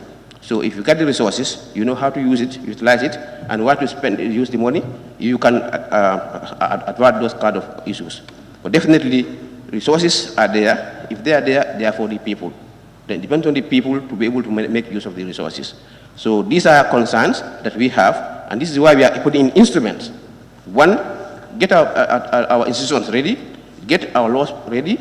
As I told the committee, we are also coming up with the Revenue Management Policy and Act. So all these instruments will help towards those fears of local Dutch disease or resource costs. And there's a question also on the committee on GCCI. I think we have debated it at extent with the committee. You see, GCCI has more role, even more than this one. Because if you look at there's the commission, Petroleum Commission. There is also the Petroleum GNPC Act. So GCCI has a role in all this, in virtually everything. But why we have a provision for private sector activity, and that private sector can be a member of GCCI. That's why the private sector, GCCI is in the private sector, and there is a private sector, private people participation in the board. Those can be members of GCCI, but not actual institution. Is the private people. So even though we put up a strong case, but we've considered it at a committee level. I think some of the committee members will actually keep into this. And I think there was a kind of vacation timeline. I think the timeline, I don't get the question also well, but I think everything has been discussed at the committee level, and I think that is so far what I have. But the emphasis of local content is what I want to emphasize here. Definitely, local content is not only the concern of this assembly, it's the concern of government, the ministry, and also the concern of ECOWAS at the African Union level. Local content is now a concern everywhere, and then we are to go along with ECOWAS standards. Definitely, the local content has to come out, but it has to be on policy. That's what I believe. Not only a clause in the petroleum law, there's a clause also on local content, local participation, and in the licenses, but that's not enough. I think we should go beyond that to have a more policy on local content. It's too important to be just on a clause or here and there. I think there should be more policy on that. Thank you very much. Thank you, Honorable Minister, for the clarity.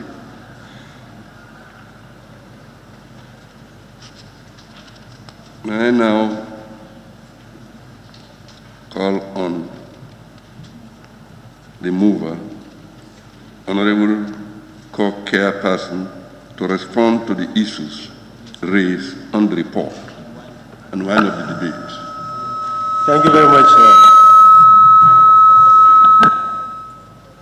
Thank you very much, Honorable Speaker. As the Honorable Minister has said, there is a question from the member for Bakau regarding the composition. Well, the composition of the board is already clear in the bill itself. So, and that is clause 6, that it comprises a chairperson, the Director General, and we have seen a geoscientist, a legal practitioner, the Permanent Secretary of the Ministry, and one other person, including the social, these are recommendations we've made, adding the social and environmental specialists. So essentially, if you accept our recommendation, we will be adding social to the environmental specialists, and that will be the composition of the board. That is the reality. I don't know whether you have any objection on that. Now, the issue of immunity is provided for in the bill in clause 22. And as we will review when we come to the consideration stage, we can advance that now so that it becomes clearer, so that we will not have much problem. What he's saying is that an action, a suit, prosecution, or other proceedings shall not be brought or instituted against a member of the board or staff of the commission personally. Personally. That's the word. You cannot sue them personally. For why is that the case? Well, it's already clear, because clause 3 is actually telling you that there is established an Act of a Petroleum Commission, and there is established by this Act the Petroleum Commission. So the Commission is established, and it's saying that the Commission is a body corporate with perpetual succession and common seal, and may sue or be sued in its corporate name. So you can sue the Commission. You cannot sue somebody personally who is acting on behalf of the Commission. I think that is the essence. And that's why the immunity is given. It's not giving immunity to the Commission, but that you cannot sue somebody personally, because the person is acting in the corporate name of the Commission. I hope that is clear.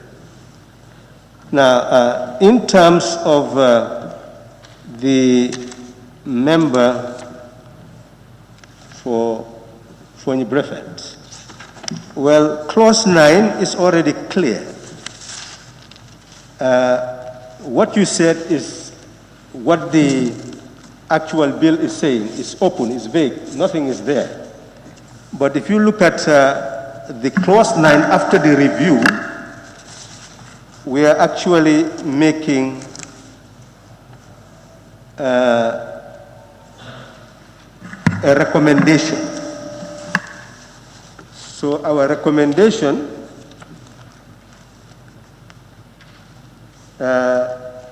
is already read for you, and I hope that you will accept our own recommendation. Sorry. So our recommendation is saying that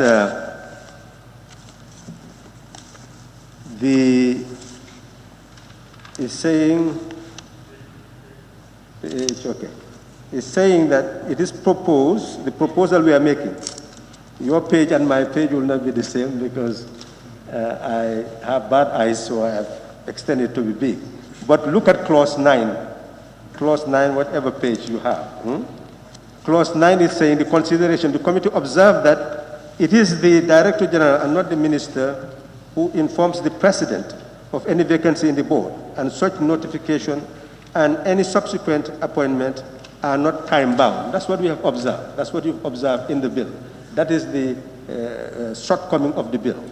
And we are saying that the mover and team concord, we agree as a team, with the proposed amendments which seek to give 7 days to the Director General to inform the Minister. So 7 days for the Director General to inform the Minister and the Minister of the vacancy, and 14 days to the Minister to inform the President, and 45 days to the President to fill the vacancy. That's the proposed amendment. Yeah. So in that regard, that's precisely, we've seen the lacuna, and that's the recommendation we are making to fill the gap. The Honorable Member for Central Badibu did emphasize what the committee observes. We brought the argument of the GCCI right there so that all of you can review. And whatever finally we do is what will be the law. But we left it because of the other observations made. You can see that the two observations were made. The GCCI is strongly saying 1967, up till now, we represent local content, but other recommendations saying that we must be careful in terms of who actually becomes a member, so that that person will not be representing certain corporate interests. So there are balancing issues there. So are we going to put GCCI there institutionally, which means that the institution selects who represents the institution, and it will matter who will decide, who will guide and say, no, you cannot select this person or that person? Or are we going to leave this to be a guiding principles in selecting that one person? And the person selecting will lay emphasis on consultation with GCCI, with all who matter, in order to ensure that that one person represents the interests of the private sector. That is why the committee did not venture too far, because we don't have the information to be able to be concrete about that. And in lawmaking, you must be very careful that you don't tie yourself to something that is absurd and that is ambiguous. And that's why the committee did not penetrate. We are not experts on that, so we leave it. And the minister also recommends what is there. So who are we? We can only challenge that if we have something better, but we did not. So in that regard, that is the answer for that one. I believe these were the main concerns. I cannot remember any other divergent view. So in that regard, Honorable Speaker, I believe that we have put the issue as clearly as we could, and we propose that the members adopt this report as proposed by the committee. Thank you very much. And I also wish to emphasize the cooperation between the co-chairs and the two committees, the diligence showed in our work method, and the development of our clerical staff in building up the basis for writing reports. I believe that if we continue this team approach, we will achieve quite a lot during our tenure. And we hope that those, I'm not sure, Co-Chair, whether our partners, the stakeholders, are invited. They had, especially GCCI, they emphasized that when we hold such meetings, they should be invited. I only hope that we had not also forgotten to do what they propose. But if we have strong apology to them, they have really spent time to be with us, to speak with their hearts and minds, and we will continue to hold them dear in the work that we do. And if we fail this time, we will not fail next time in ensuring that they are here to listen to the very evidence they gave us that enable us to come up with this report. Thank you very much. Thank you very much, Co-Chair. Honorable Speaker, observation.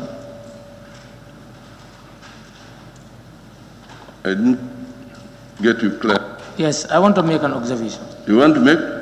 An observation. Okay. Thank you.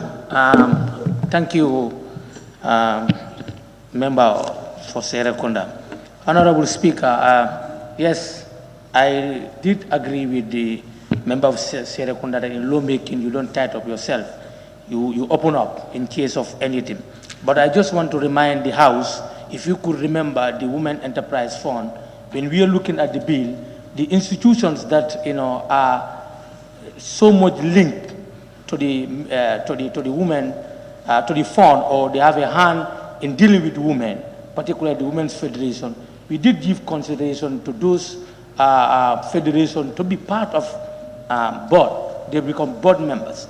Now, for GCCI, this is an institution that has a lot to deal with commerce when it comes to the economy. And I believe having them as board members, having a representative in the board will also help a lot.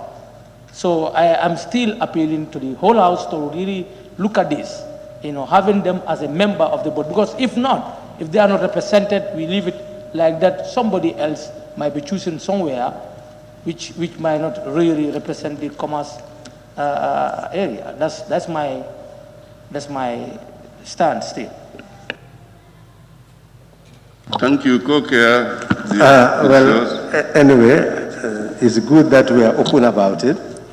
But, Honorable Speaker, the next stage is the consideration stage, and each member will have the right, when we get to the clause, to make a proposal.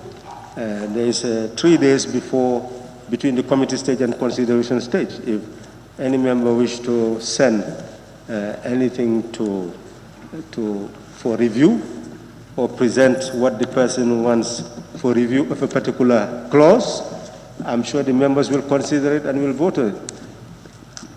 We are just stating the position of the committee, but that is not final.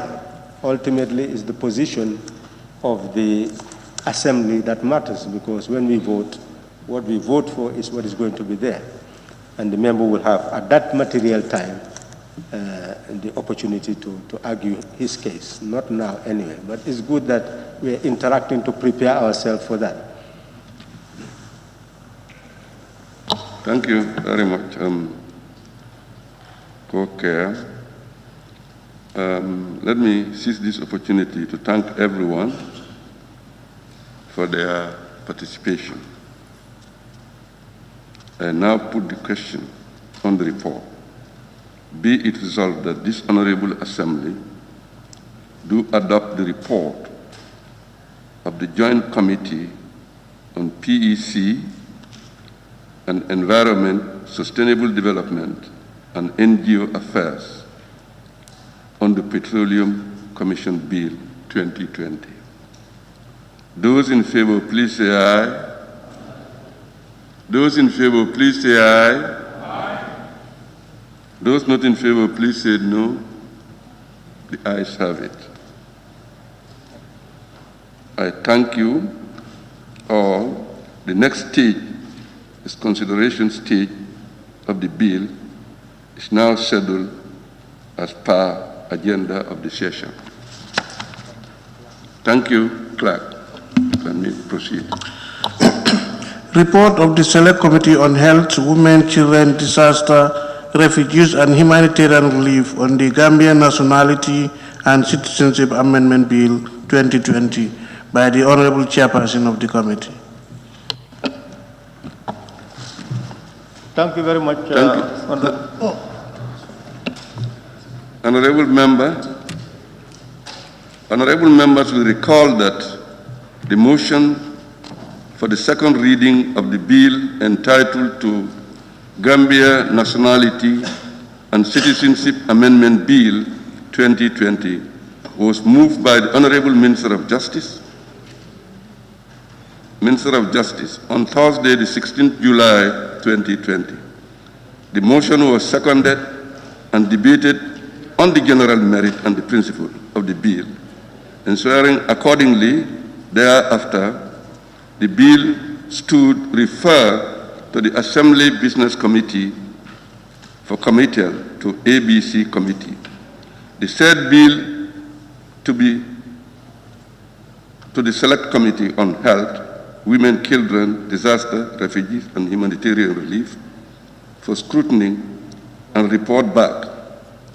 The committee is today scheduled to table the report before the Assembly. Once the report is tabled, debated, and adopted, the next stage of the bill, which is the consideration stage, will be scheduled accordingly at the appointed time.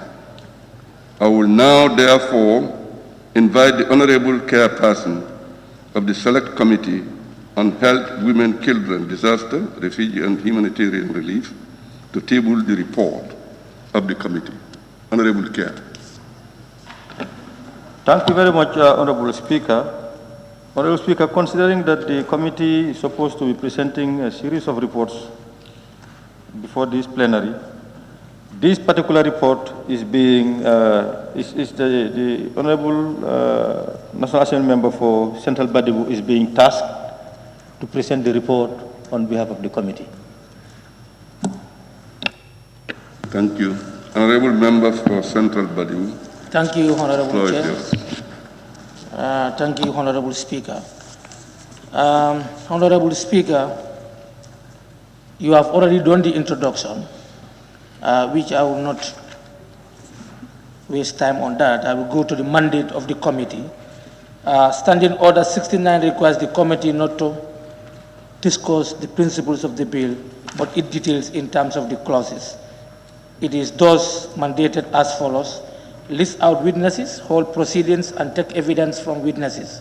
Record the opinion of the committee on each clause and settle of the bill, and apprehend any amendment recommended.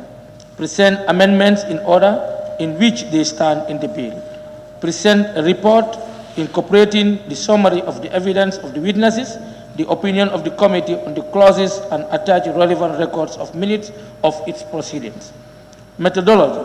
Since Clause 66(1)(b) requires a committee at the committee stage of the process to engage in detailed investigation when considering a bill committed to it, the select committee called witnesses from the identified institutions and organizations. This was after when each of them was provided with a copy of the bill and those asked to review and present a written report or position paper on their views and recommendations, if any, for the consideration of the committee. Now, after holding the formal meetings at the National Assembly with the stakeholders from government ministries, departments, and agencies, non-governmental organizations, and civil society organizations, and platforms to present and discuss their written reports, the committee convened a meeting to review and conclude on the positions and validate the report. The Gambia Nationality and Citizenship Amendment Bill 2020, that's what the bill entitled, an act to review and amend the provisions of the Labour Act found to be discriminatory against women and girls in the Gambia, in furtherance of the Gambia's international obligations and in line with the Constitution and for connected matters, enacted by the President and the National Assembly. Now, I will go to the sections. Now, Section 3, repeal of Section 9(3). Section 9(3) is repealed, and which reads as follows: for the purpose of this section, a woman who has been married shall be deemed of full age. Objects and reasons. This amendment is the first of its kind in Africa for being the trailblazer for the recognition, observance, and the domestication of international obligations and commitments relating to women's rights into domestic laws.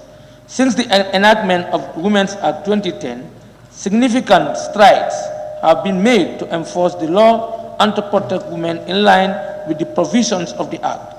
Section 25 of Women's Act recognizes the need for periodic review of legislation every 10 years to ensure further compliance with our international obligations as enshrined in the Convention on the Elimination of All Forms of Discrimination against Women, CEDAW, and the Protocol to the African Charter on Human and People's Rights on the Rights of Women in Africa, the Protocol. This amendment is intended to amend and repeal the provisions of this Act that are discriminatory against women as mandated by Section 25 of the Women's Act. Now, the planning meeting. The Select Committee held a meeting on the 29th September 2020 to identify the relevant stakeholders to be consulted and to plan and adopt a roadmap for the engagement. Now, proceedings. Witnesses. The following witnesses or stakeholders from government, non-government organizations, and civil society participated in the consultation on the Gambian Nationality and Citizenship Amendment Bill 2020.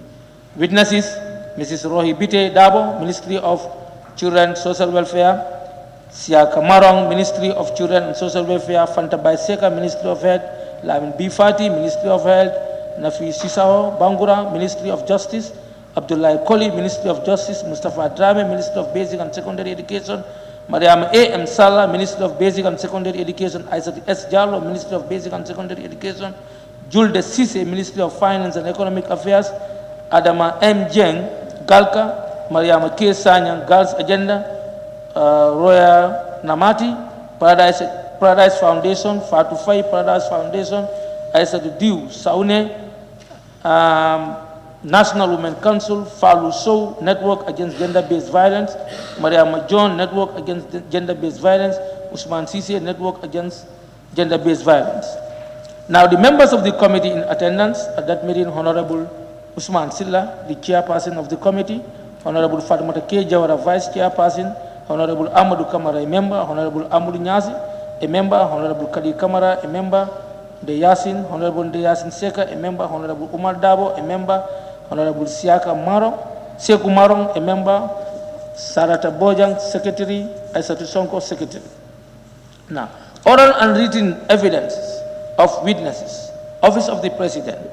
Now, the position of the Vice President, Office of the Vice President. The position of the written submission of the Office of the Vice President is that the Repeal Act is very discriminatory against women on renunciation of citizenship by Repeal Act by reason of dual citizenship or nationality. It indicated that the Act defines a minor as a reason or as a person who has not attained the age of 21 years, adding that this shall construe that a person shall, for the purposes of this act, be of full age if he or she has attained the age of 21 years, and of full capacity if he or she is not of unsound mind. The position further states that there is a contradiction when it comes to renunciation of citizenship, as women are deemed of full age as long as they have been married, regardless of their age, and which it deems unfair. It also argued that this does not take into account girls who are forced into marriage at a young age, who could be forced to renounce their citizenship as they could not take mature decisions. Gambia Immigration Department. Gambia Immigration Department, in its written submission, argues that the bill is necessary simply because, apart from the discriminatory or other adverse effect characterized by Section 9, subsection 3, against women and girls in the country, it is also inconsistent with Section 2 and 17 of Nationality and Citizenship Act, Cap 16.01.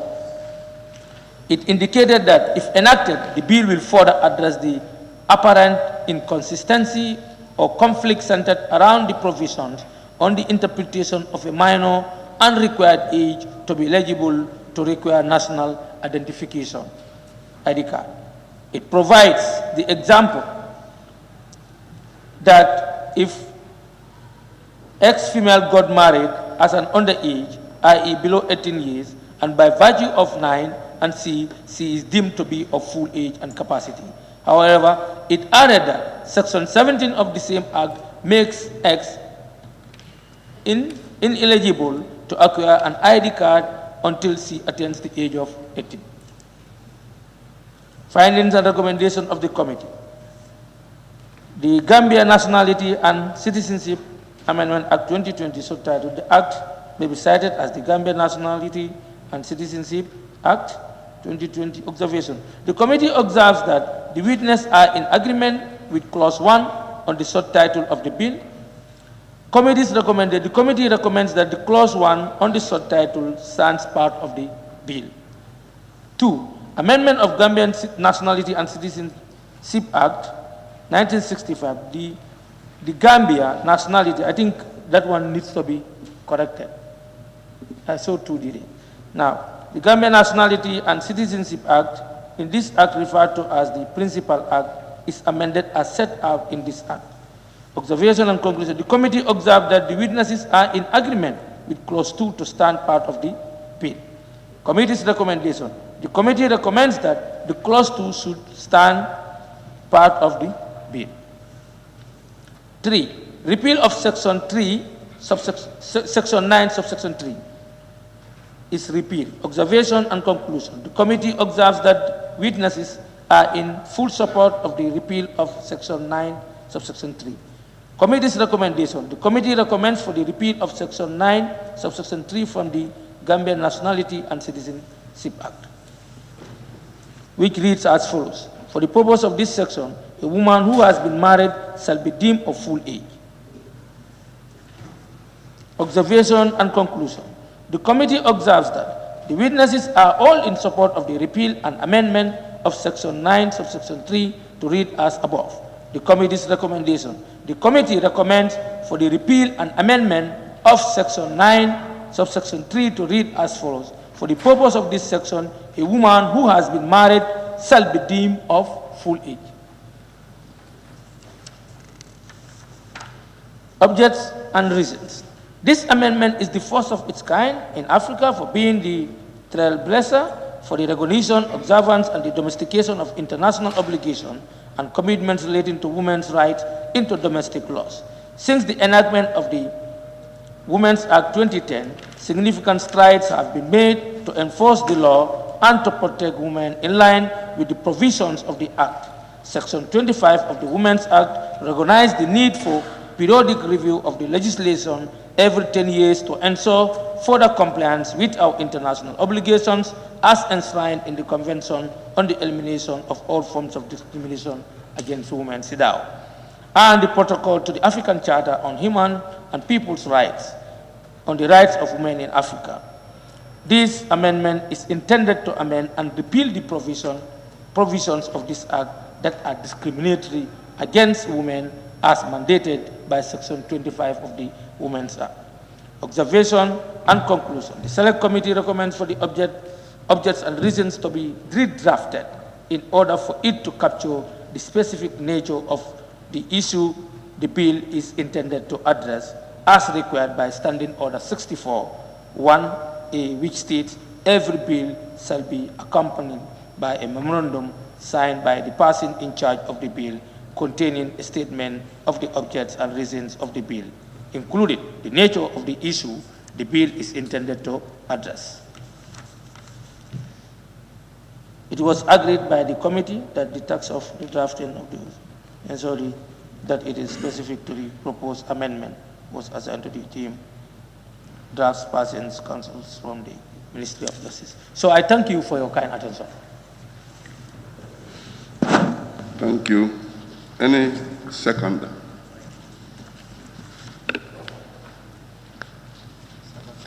Sabah Sanjal, floor is yours.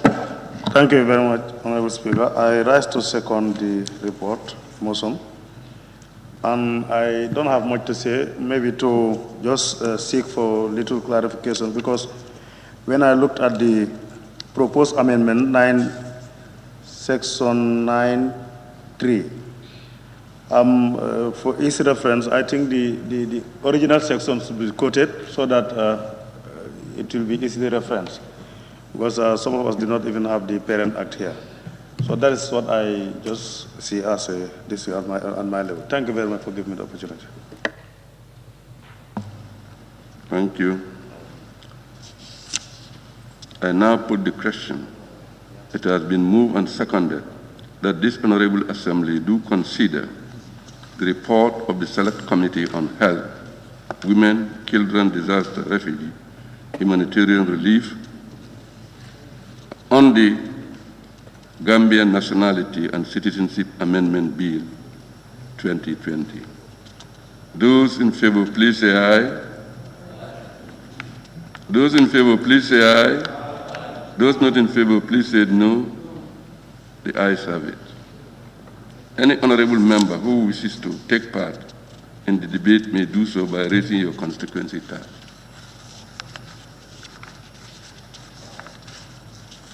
Yeah. Honorable Member Silva. Honorable Member for Banjul North, the floor is yours.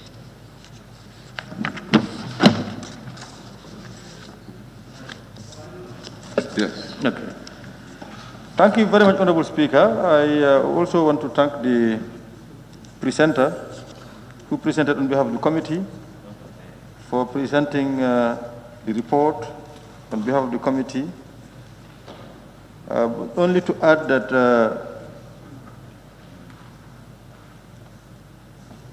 for the attention of this plenary that our recommendation regarding the short title, this report was supposed to be laid last year, 2020. And we recommended that we maintain 2020, but since we are now in 2021, we proposing that we indicate 2021 as a recommendation of the committee, so for members to take note. Other than that, I think the presenter did well in presenting this report. Of course, he may be able to respond to Honorable Sanjal. Well, I think the first part of the report indicates what amendment we are seeking to effect. So I think that has been taken care of. And then, according to the presenter, the committee agreed that since it is not contentious as far as witnesses are concerned, we just go by it and then go by what is being proposed by the ministry. On that note, I want to thank the presenter and the honorable members. Thank you. Thank you, Honorable Member for Banjul North. Honorable Member for Serakunda, the floor is yours. Thank you very much, Honorable Speaker. The consultative exercise helps the population to know what the Assembly is doing. And that is what laws are meant to do. They are meant to guide society, preventing what harms them, promoting what serves them, and prohibiting what harms them, and ensuring that it protects what serves them. So essentially,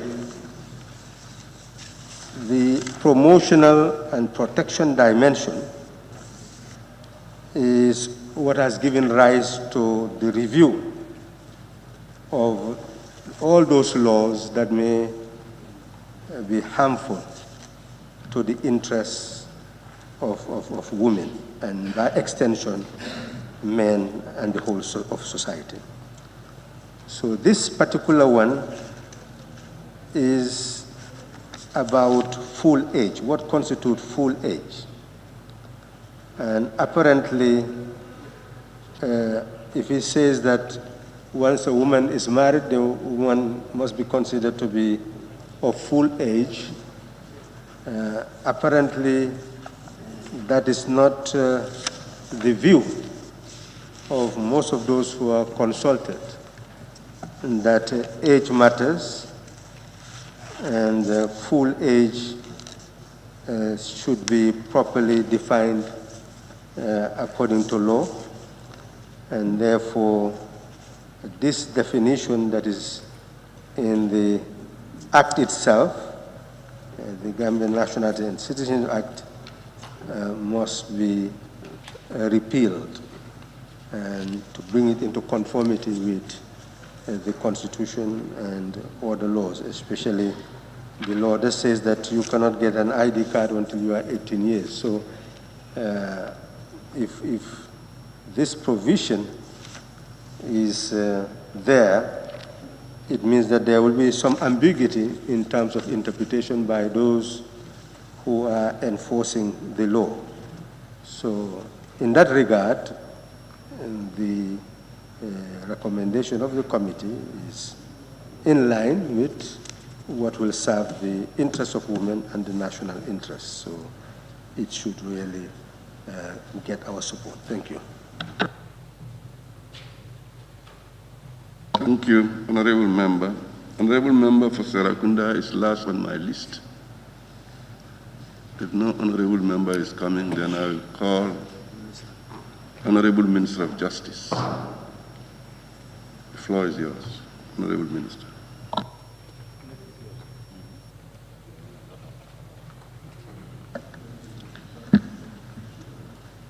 Thank you, Honorable Speaker. I'll just take this opportunity to thank the members of the committee and by extension the entire plenary. There isn't much issues in this regard except for, as the member for Banjul North have indicated, the short title of course will change to reflect the current date. Other than that, we appreciate the work of the committee and we thank you very much. There is no much, Honorable Speaker, for my intervention. Thank you very much. Thank you, Honorable Minister. May I now call upon the Honorable Chair to respond, or the mover, to respond to the issues raised on the report. Honorable. Thank you, Honorable Speaker. Honorable Speaker, I think we have to thank various honorable members who spoke in line with, ensuring that we don't have the old laws, because these laws are so much discriminatory and they are not promoting the welfare of women. So we thank the honorable members of this House in solidarity with us to ensure that we eliminate all forms of discrimination against women. Thank you.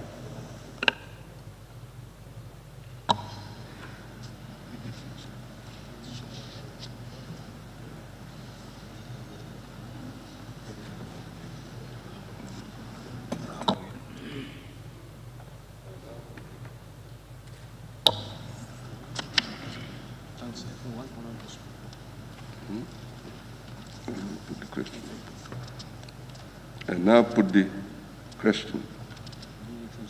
Be it resolved that this August Assembly do adopt the report of Select Committee on Health, Women, Children, Disaster, Refugees and Humanitarian Relief on the Gambia Nationality and Citizenship Amendment Bill 2020. Those in favor, please say aye. Those not in favor, please say no.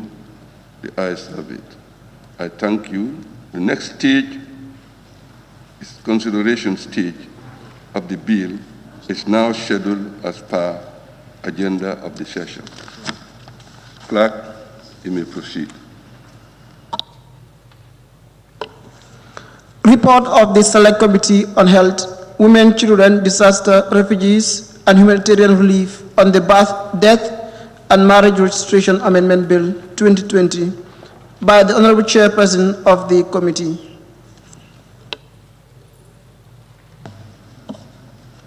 Thank you, Clerk. Honorable members will recall that the motion for the second reading of the bill entitled Birth and Death Marriage Registration Amendment Bill 2020 was moved by the Honorable Attorney General and Minister of Justice on Thursday, the 16th July 2020. The motion was seconded and debated on the general merit and the principle of the bill, ensuring accordingly thereafter the bill stood referred to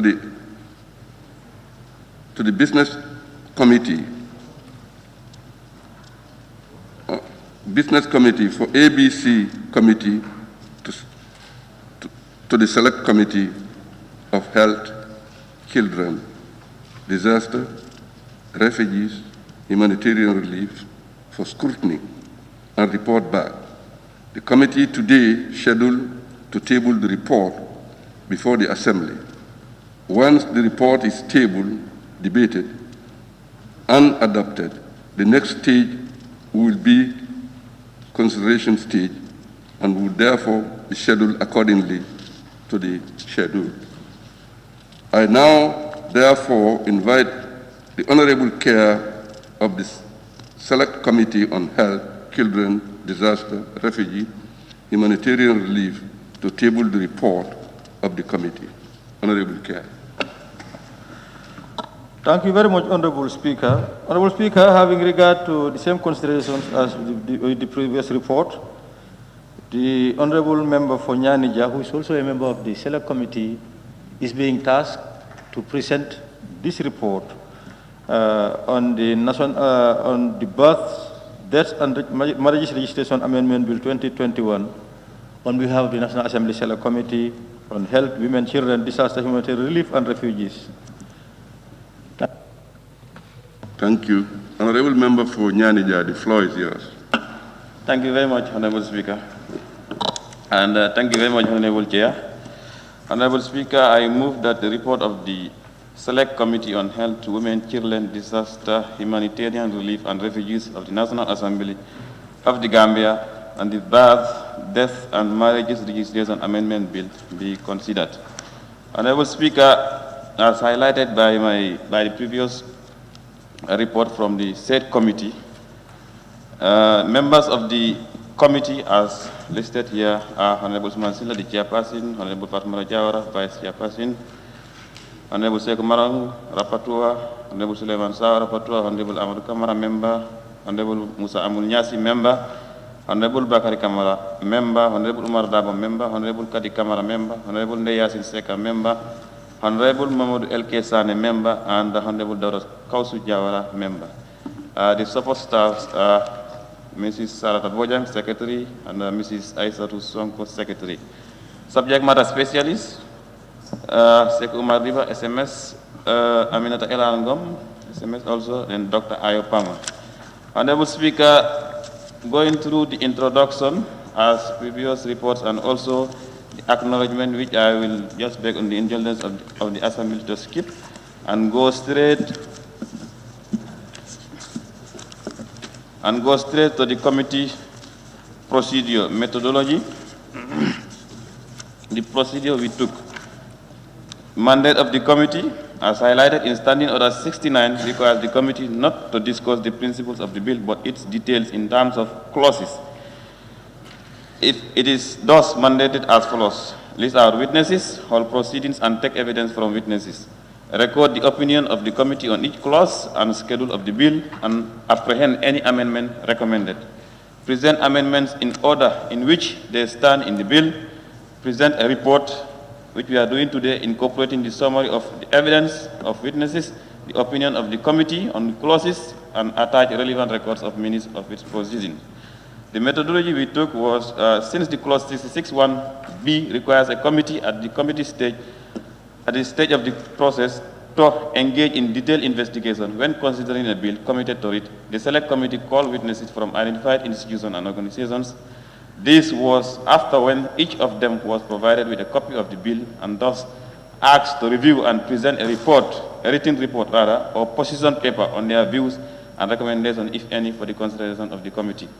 After holding the formal meetings at the National Assembly with the stakeholders from government ministries, departments and agencies, non-government organizations, NGOs and civil society organizations, platforms to represent and discuss their written reports, the committee convened a meeting to review and conclude on the position and validate the report. Going to the committee work proper, as highlighted in the report on page 7, first you go to the bill as entitled. The act was to review and amend the provisions of the Birth, Death and Marriages Registration Act found to be discriminatory against women and girls in the Gambia, in furtherance of the Gambia international obligation and in line with the Constitution and for connected matters. It was enacted by the President and the National Assembly, and the observations and conclusion on that, the committee observed that the witnesses are in agreement with the preamble of the Birth, Death and Marriages Registration Amendment Bill, and the committee recommends that the preamble stand part of the bill. Subtitle: This Act may be cited as the Birth, Death, and Marriages Registration Amendment Act 2020. Observation and conclusions. The committee observed that the witnesses are in agreement with Clause 1 on the subtitle of the bill, and the committee recommends that the Clause 1 on subtitle stand part of the bill. The other part, that was the amendment of the Birth, Death, and Marriages Registration Act 1886. The Birth, Death, and Marriages Registration Act, in this act referred to as the Principal Act, is amended as set out in this act. Observation on that, the committee observed that the witnesses are in agreement with Clause 2 to stand as part of the bill.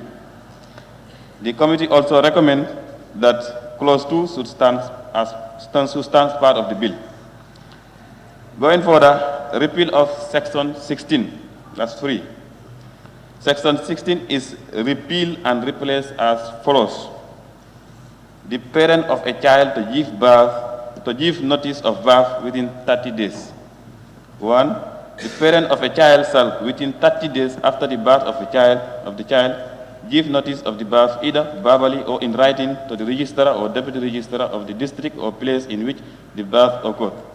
2. A person who fails to comply with subsection 1 commit an offense and is liable on conviction to a fine not exceeding $500 or, in default of payment of the fine, to imprisonment without hard labor for a term not exceeding 1 month. The committee's observation and conclusion on that were: the committee observed that all the witnesses are in support of the repeal of Section 16 and its replacement. However, some of the witnesses are proposing a further amendment of the Section 16(2) by maintaining the fines but removing the custodial sentence and substituting it with using the fine to enable convict acquire birth certificate. A witness even proposed for the fine to be $1,000 instead of $500, while another suggested the fine to be within the range of $2,000 to $5,000. As for the representative of the Ministry of Justice, the custodial sentence cannot be removed. It was also proposed by a witness that the word parent in Section 16 be changed to father or mother of a child, as it is too broad and can mean a caretaker. The representative of the Ministry of Justice advised that the imprisonment term, as stipulated in Section 16(2), be maintained. Recommendation of the committee. The committee agrees with the proposed amendment to stand part of the bill. 4. The repeal of Section 17. Section 17 of the Act is repealed. Observation and conclusion from the witnesses. The witnesses are in support of the repeal of Section 17. Recommendation from the committee. The committee recommends for the repeal of Section 17 as proposed in the amendment bill. 5. Amendment of Section 18. Section 18 is amended by 1. Deleting the words immediately after both father and mother of a child born, the words whether in or out of wedlock. 2. Substituting for the words Section 16 and 17 the words Section 16. Observation and conclusion from the witness. Section 18 was agreed by the witnesses to be deleted as proposed in the amendment bill. Recommendation of the committee.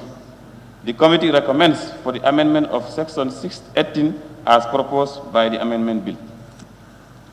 6. Repeal and replacement of Section 19. Section 19 is repealed and replaced as follows. 19(1). Where a child is born to parents who are not married at the time of birth, A. The registrar or deputy registrar shall not enter in the register the name of any person as father of the child unless at the joint request of the mother and of that person acknowledging himself to be father of the child. And B. If the person alleged to be the father of the child refuses to acknowledge himself to be the father of the child, the registrar or deputy registrar shall not enter in the register the name of that person unless a paternity order is obtained from the children's court confirming the father of the child. Notwithstanding subsection 1. notwithstanding subsection 1. A, where the person alleged to be father of the child fails to acknowledge himself to be the father of the child, or B, the mother of the child does not provide the name of the father, the registrar or deputy registrar shall, at the request of the mother, register the birth of the child with the particulars of the mother. Observations and conclusions from the witnesses. The witnesses support the repeal and replacement of section 19, subsection 1. It is also proposed that the registrar or deputy registrar can seek for paternity order from the children's court in the case where the father is refusing to acknowledge himself as the father of the child. Recommendations of the committee. Having reviewed the arguments, the committee recommends for the repeal and replacement of section 19. It further recommends for the insertion of a new provision of section 19, subsection 3, which reads, that part is missing. Yeah. Okay, let me skip that. Objects and reason, that's the last part of the bill. This amendment is the first of its kind in Africa for being the trailblazer for the recognition, observance, and domestication of international obligations and commitments relating to women's rights into domestic laws. Since the enactment of the Women Act 2010, significant strides have been made to enforce the law and to protect women in line with the provisions of the Act. Section 25 of the Women's Act recognized the need for periodic review of legislation every 10 years to ensure further compliance with our international obligations as enshrined in the Convention on the Elimination of All Forms of Discrimination Against Women, that is the CEDAW, and the Protocol to the African Charter on Human and People's Rights on the Rights of Women in Africa, the Protocol. This amendment is intended to amend and repeal the provision of this Act that are discriminatory against women as mandated by Section 25 of the Women's Act. Observations and a conclusion from the witnesses. The Joint Committee recommends for the objects and reason. Sorry, this should not be joined. The committee recommends for the objects and reason to be redrafted in order for it to capture the specific nature of the issue the bill is intended to address as required by Standing Order 64. Subclause 1A, which states, every bill shall be accompanied by a memorandum signed by the person in charge of the bill, obtaining a statement of the objects and reason of the bill, including nature of the issues the bill is intending to address, and also it was agreed by the committee for this task to redrafting the objects and reason to ensure that it's specific to propose amendments to be assigned to the team of draftsperson, counsels from the Ministry of Justice, or counsel from the Ministry of Justice. Below is the version of the objects and reason redrafted by the legal draftsperson of the Ministry of Justice, which the committee recommends for adoption. And that does it. Honorable Speaker, thank you very much. Thank you, Honorable Member for Nyanija, the mover. Any seconder? Honorable Member for Sabasanja. Thank you very much, Honorable Speaker, and thank you to the presenter. I rise to second the motion. Honorable Speaker, I just have few points to raise. This is a very good improvement, but I have some issues regarding which section again? The repeal and replacement of section 16, if I'm right, yes.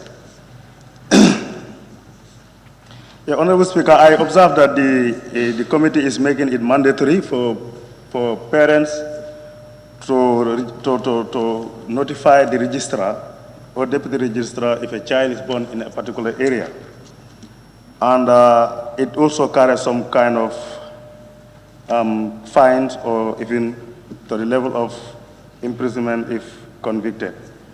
I just want to say to that effect that actually, if that is to be taken up, Honorable Speaker, we need to also consider sensitizing the population because if you look at our communities, they are not used to this kind of attitude. So being the case, if this is enacted and adopted, I think before proper implementation, proper sensitization should be done. That is a concern I have. The other issue I have is about the parent. For example, when a child is born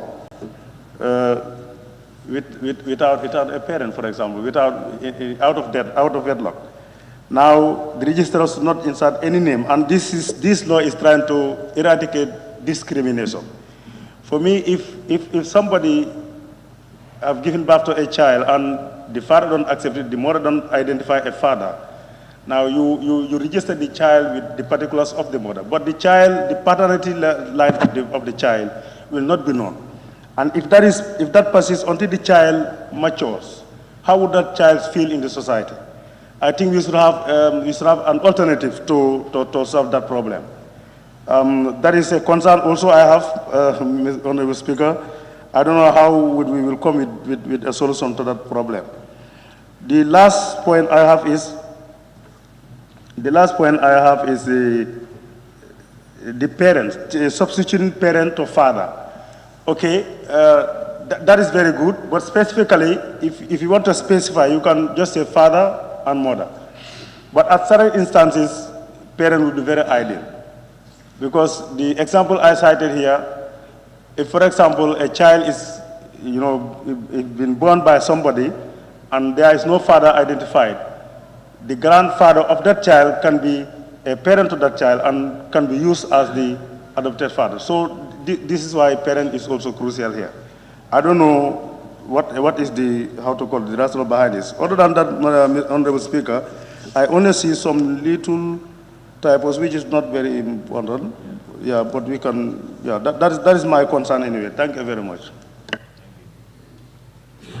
Thank you, Honorable Member. I now put the question. It has been moved and seconded that this Honorable Assembly do consider the report of the Select Committee on Health, Women, Children, Disaster, Refugee, and Humanitarian Relief on the Birth, Death, and Marriage Registration Amendment Bill 2020. Those in favor, please say aye. Those not in favor, please say no. The ayes have it. Any honorable member who wishes to take part in the debate may do so by raising your constituency card.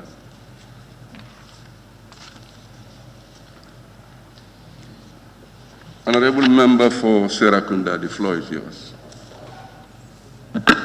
Thank you very much, Honorable Speaker. These amendments appear to be trivial, but they are not. They are not because the Constitution makes certain things mandatory that we are ignoring. If you look at Section 29 of the Constitution, the rights of a child, which also can be found in the Children's Act, it said, children shall have the right from birth to a name, the right to acquire a nationality, and subject to legislation enacted in the best interest of the children to know and be cared for by their parents. Children under the age of 16 are entitled to be protected from economic exploitation and so on, but ultimately safe from all forms of social harm. A juvenile offender who is also kept in custody shall be kept separately from all offenders. So age does matter. And it starts with registration of birth, because how do you determine age if birth is not actually registered? So the report is clear, and the bill is also clear that parents are obliged within 30 days to ensure that they report about the birth of the child for the registrar to register, or deputy registrar. And this is where what the member for Sabasanja said is important.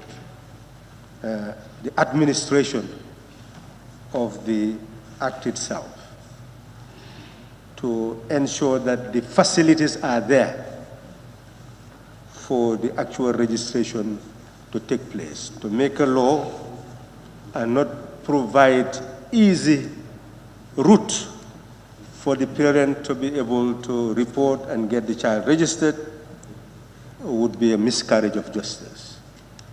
So the structure on the ground for registration that will not add additional burden of cost to the parent should be found.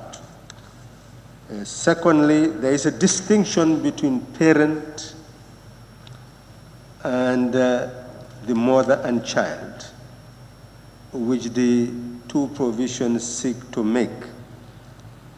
That whilst when the parent is known, meaning in a marriage setup, then the parents would be responsible for the actual report, depending on the definition of parent.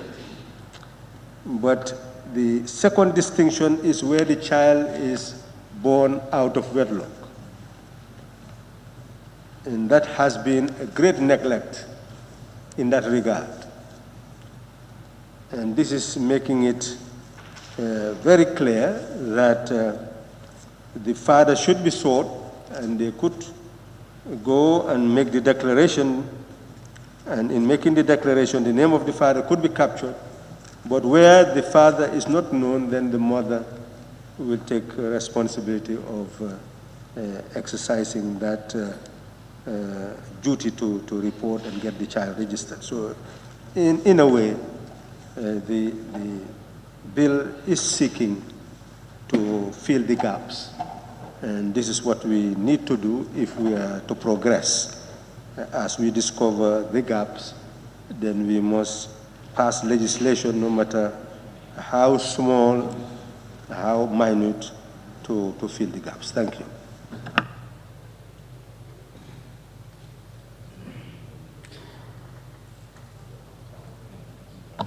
Thank you, Honorable Member. Honorable Member for Busumbala, the floor is yours. Honorable Member for Busumbala.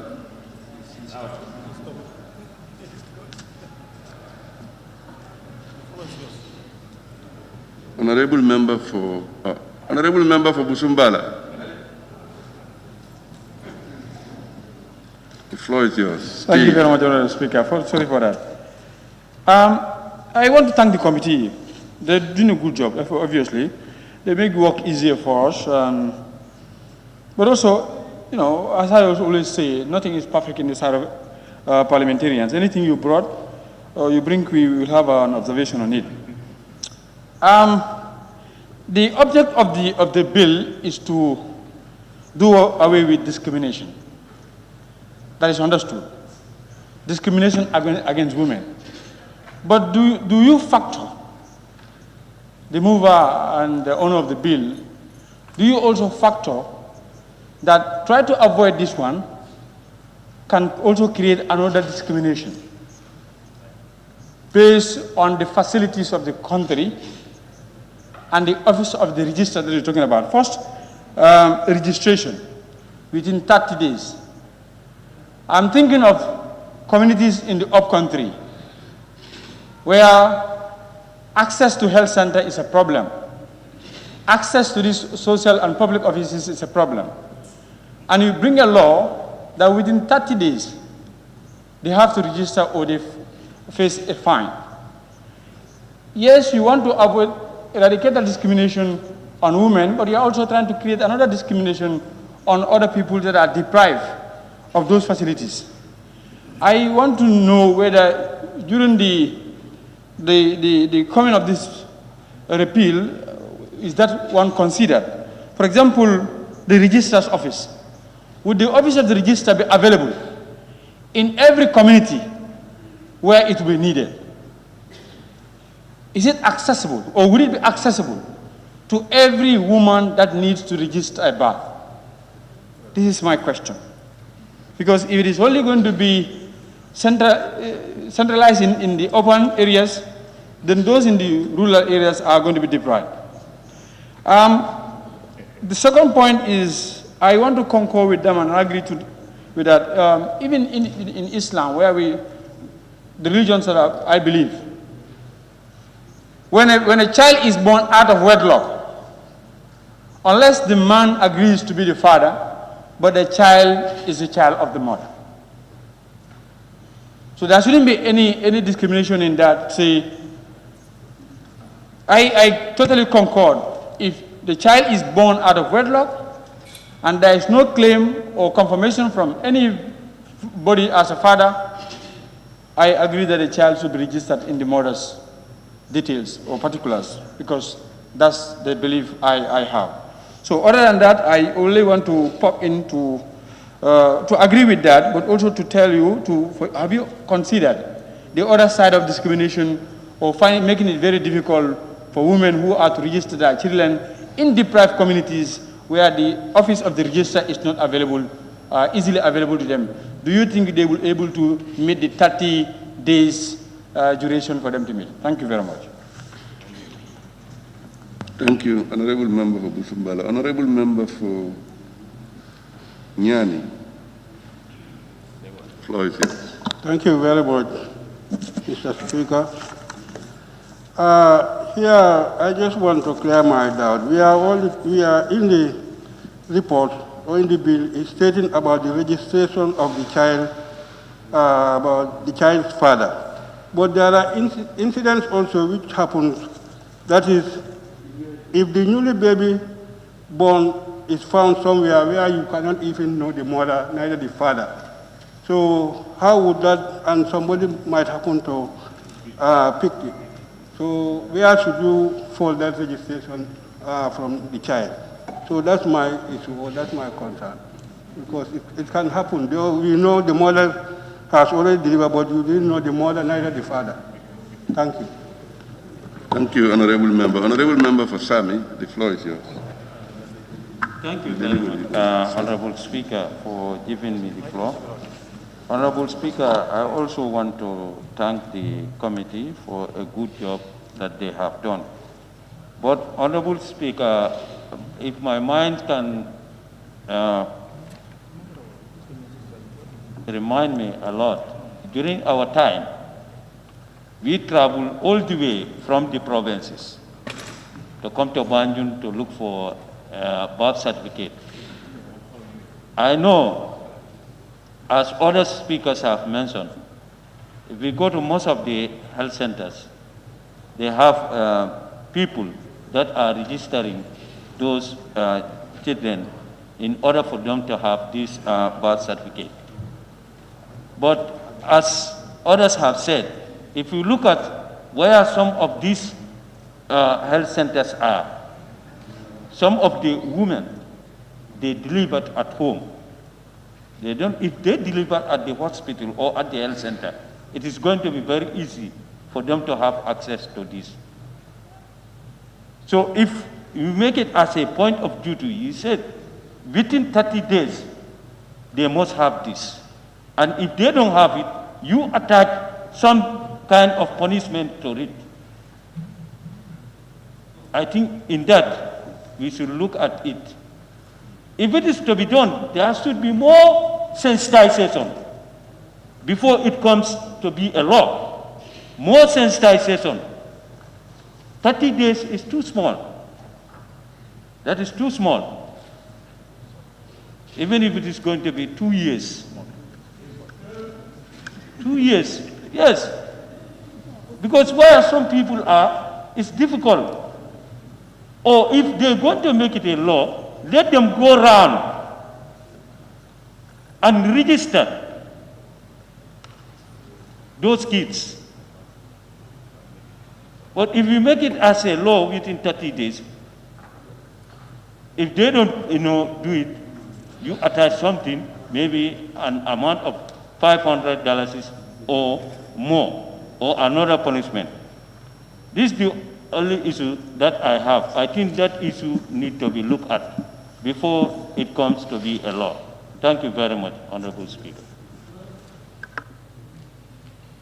Thank you. Honorable Member for Sandu, the floor is yours. All right, thank you very much, Honorable Speaker.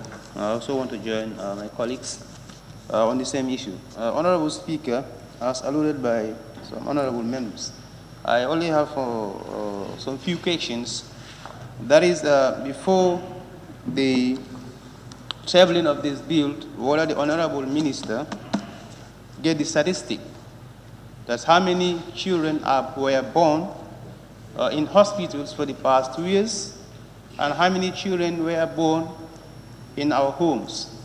Honorable Speaker, like in our area, in Sandu particularly, we have only one health center, that is Diabu.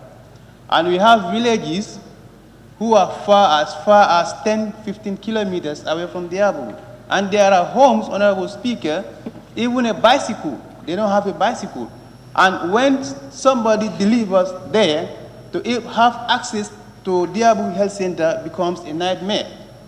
And if you peg it at 30 days, so to me the 30 days is very short. And again, when you look, statistics has shown that in the greater Banjul area, so always when we are making laws, I think we tend to forget about the rural people. And we should not be the case. Gambia is not only Banjul, KMC, or West Coast. We have region beyond that. We have Sierra, you have URR, and we all know the health disparities within those regions. Let's say, example, you go to Same, you go to Wuli. Now, we have villages, Honorable Speaker, definitely they need health center, and still now for the past 56 years, we are struggling with health disparity. We are struggling with dilapidated health system. So children who are born in their homes, and they can stay for 2 months, Honorable, because of mobility, they cannot reach a hospital. There are areas even, we have health centers, sometimes they go for trade, like maybe the Honorable Member for Nyanija can attest to that. Even if you go for trek, those communities, the catchment areas, they find it very difficult even to go and have that opportunity with the nurses to check their child. So now if you peg it at 30, honestly, Honorable Speaker, people in the rural area will suffer a lot. They will suffer. So Honorable Minister, if you can extend it, looking at the nature, looking at the access, at the accessibility to hospitals, the accessibility is a problem. There are hospitals in rural areas, they don't have ambulance. What they do is, if you are sick, you have a woman in labor, you have to get a horse cart or donkey cart to transport those people, which is very sad. So my question is, if you have the data before coming with this bill, then that will give us an informed decision. But for 30 days, definitely if you are trying to help others, you are also discriminating others. In the rural areas, it's not the same as in the urban areas. Thank you very much. Thank you, Honorable Member for Sandu. Honorable Member for Lower Salum. No, Honorable Chair, I have withdrawn and wait for the response. Thank you. Lower Salum is the last on my list. Any other honorable? Okay. Councillor, for you, Councillor, the floor is yours. Thank you very much, Honorable Speaker. Honorable Speaker, the beauty is that no one is disputing the fact that there is need for such a law in place. Just like the Honorable Member for Serekunda rightly quoted, we are trying to enact what is embedded in the Constitution, because I believe it is mandatory for every Gambian to know your identity. And one way of knowing your identity is having a document. And there is no document far more important than a birth certificate. Therefore, it's important that all births are registered. I want to an extent, agree with the honorable member for Sami and Sandu, because they've justified why, to an extent, it will be difficult for this 1 month time frame to be a law across the length and breadth of the country. Like I said earlier on, they are not disputing the need for the registration, but the concern here is the proximity of certain communities to the nearest facility. I think the committee is taking note of it, and we are lucky that the Attorney General is before us with the technicians. So I believe when we come to the last stage, this is where we can discuss to reach an agreement. But the fact that everybody agrees that there is need for such a law in place, I think that will save the time that we will spend when it comes to the last stage of the implementation process or adoption process. On that note, I equally want to thank the stakeholders who were widely consulted, and by extension, the mover of the motion, the honorable member for Nyanija, on behalf of the committee. Thank you very much, Honorable Speaker, and I beg to take my seat. Thank you very much, Honorable Member for Kansala. Honorable Member for Nyamina West. Thank you, Honorable Speaker. And I would also want to thank the committee for coming up with a laudable bill. It's a good idea, but I want to concur with my colleagues, that's the URR and CRR MPs, for the fact that 30 days, like they mentioned, is very small for those people, considering the facilities around. And also culturally, if a woman gives birth, we all know, how do I call this term? Is it incubation within 1 week or more? Others 1 week, others even more. So take out 1 week from 30 days before the christening and other things. And in most cases, these things are being left in the hands of the women. We the men, we know, mostly all these things are being taken care of by the women. So while this woman is inside for 1 week before christening, and then after christening, now take out 1 week from 30 days. So considering the period is too short, and also looking on the health facilities in some areas within the Gambia, I think we need to take note in that aspect. The other issue is that then why not we tax the health worker, the health officer, who is giving mobile, who is giving fuel? They used to do it. Early days during my childhood time, they used to mobile and register people at their villages, at their communities. They are giving the facilities. It's their job. It's the responsibility of parents to register their kids, yes, but it's job given to health officers to go around. They have mobile and so on and so forth, and they are paid the salary. In my own perspective, I think we tax the health officer to go around than saying that within 30 days, we have to meet them for the registration. Thank you so much. That's my own perspective. Thank you, Honorable Member for Nyamina West. Honorable Member for Banjul North, the floor is yours. Thank you very much, Honorable Speaker. Honorable Speaker, this report has generated intense debate, very interesting. I think the presenter will be responding to the concerns raised. But just want to repeat again that this report was supposed to be presented in 2020. Now we are in 2021. So the short title has to change the year to 21. That is the first point. And the second point is that it is also our duty as National Assembly members, representatives of the people, to ensure that we sensitize the population that this bill seeks to promote a right. Every child must have a nationality. So we must take it as a responsibility to tell our constituents that if any child who is born should be registered to protect that right, to promote that right.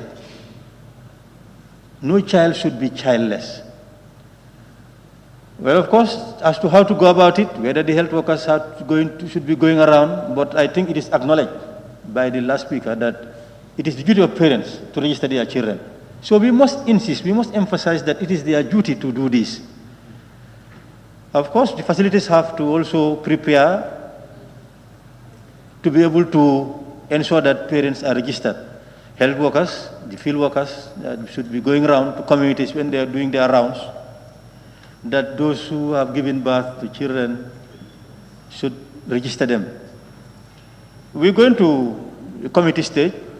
There we can do horse trading, but we must also bear in mind that it is our duty to tell the population that they should register their children, so that there shouldn't be any nationless child in this country. On that note, Honorable Speaker, thank you. Thank you very much, Honorable Member for Banjul North. Any other Honorable Member is last on the list? No other Honorable Member. Then let me now call on the Honorable Attorney General and Minister of Justice to respond to some of the issues raised by the Honorable Members.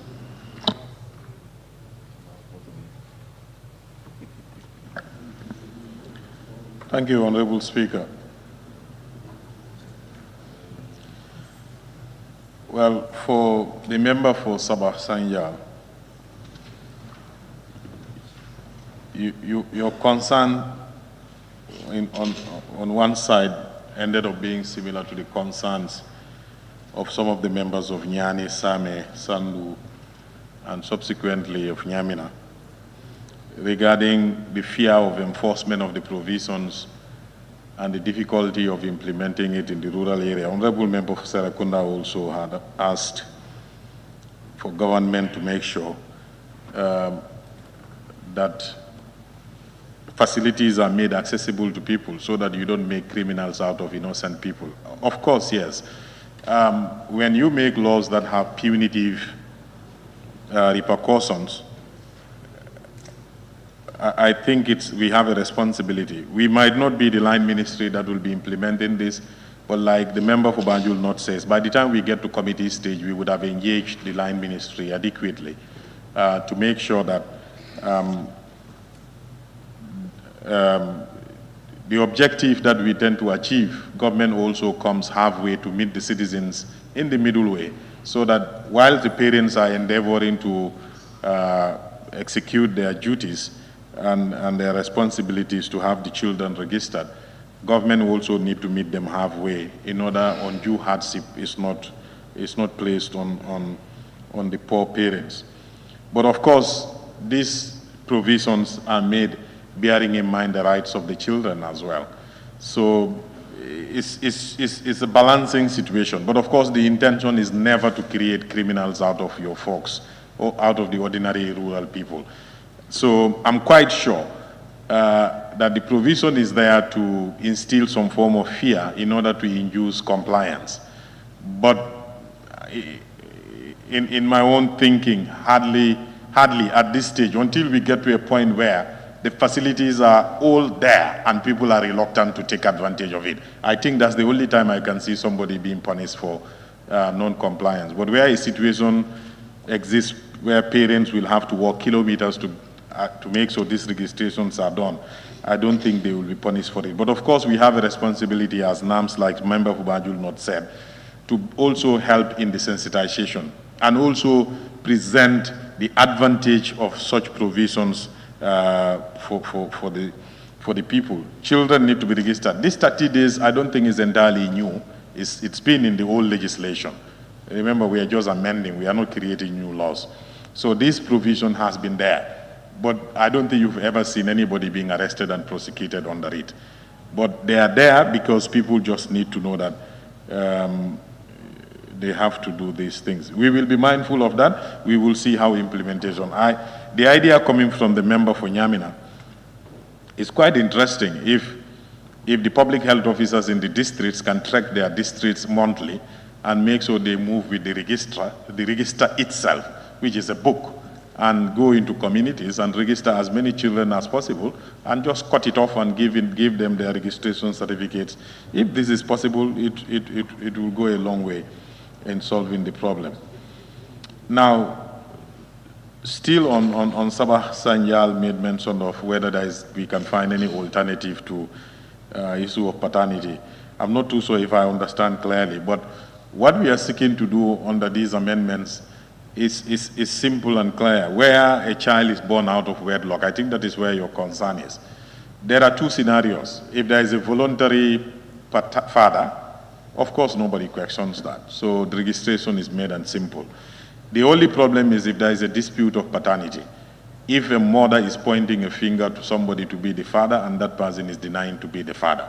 Of course, in the absence of a proof of paternity, you cannot impose paternity on a man where there is a dispute and the delivery took place out of wedlock. So in that situation, there are other laws that deals with paternity disputes. There is a Children's Act that deals with that kind of situation. So if they should go to check for paternity and have it confirmed medically and scientifically, then the courts do make orders confirming paternity or parentage. And then such an order can now be relied on by the registrar or deputy registrar to enter the name of the man as a father. But that will be pursuant to a concluded court matter already and a court order is available.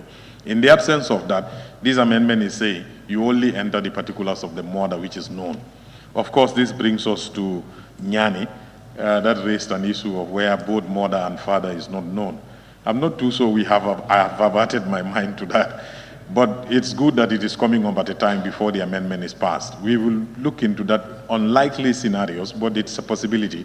Maybe a child is found, all right, and nobody knows both the mother and the father, and the child is entitled to be registered. To have a child registered is one of their first rights, in which is linked to name, nationality, and other things. So, of course, such a child has to be registered. So, what do? We will look at that closely.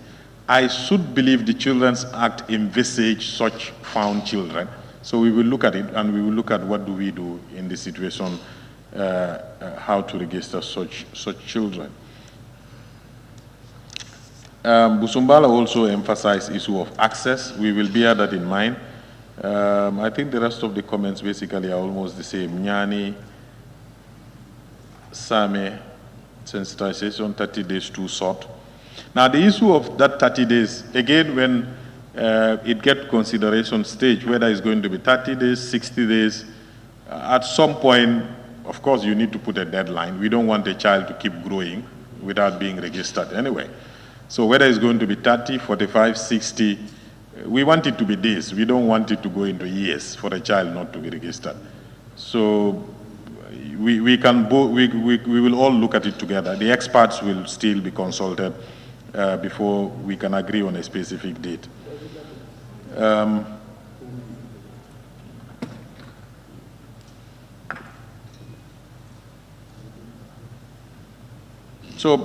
Precisely, I thank the committee and the plenary and all the contributions. Like Honorable Member for Serekunda said, in some of these amendments, you see sometimes we are only amending a section or two. With respect to specific bills, they might look minute, but in reality, these are huge changes in our law books. And that is the reason why our development partners have expended so much resources and expertise to make sure we search for such discriminatory provisions in the laws and make sure that we change them. Member for Busumbala, actually, I must add, you made mention of the religious position. But I must add, I think I explained it earlier, in addition to what you said, in the Gambia, if there is a court order on paternity, that court order will be respected. Slightly different from the Sharia position probably that you said. If you refuse paternity in an out of wedlock childbirth situation, there are DNA tests that can be ordered by the courts, and if these scientific results prove you are the father, the courts will impose paternity on you, and that is acceptable in our laws, and you will be the father on record. Thank you very much. Thank you, Honorable Attorney General and Minister of Justice. May I now call on the mover of the report to respond to the issues. Honorable Member for Nyanija. Thank you very much, Honorable Speaker.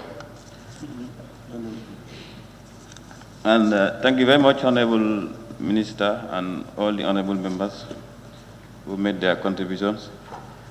First of all, I just want to make few rectifications. And on the missing part, that was the proposed amendment for section 19, subsection 3. It reads as the registrar or deputy registrar can seek for paternity order from the children's court in the case where the father is refusing to acknowledge himself as the father of the child. That's the proposed new amendment that I said earlier was missing. That, besides, as all the honorable members said, first of all, just to know that I'm also from the provinces. I'm also from an area which you know that we have difficulties in terms of access to these things. And I have worked in this area. I have been assistant registrar dedicated, based in Kuntaur, actually. I have done a lot of registration in this regard. But I think what members don't understand is the process of registration in this country. How it is done is if your child is born, mostly if it is at home or at the facility, if it is at the facility, it's simple. You just take the details and make sure we register him or her. But I can bet, still now, if you go, there are certificates which you know that we register them years back and they are still in the offices. Neither the father nor the mother, nobody will come and pick them. They'll be lying there.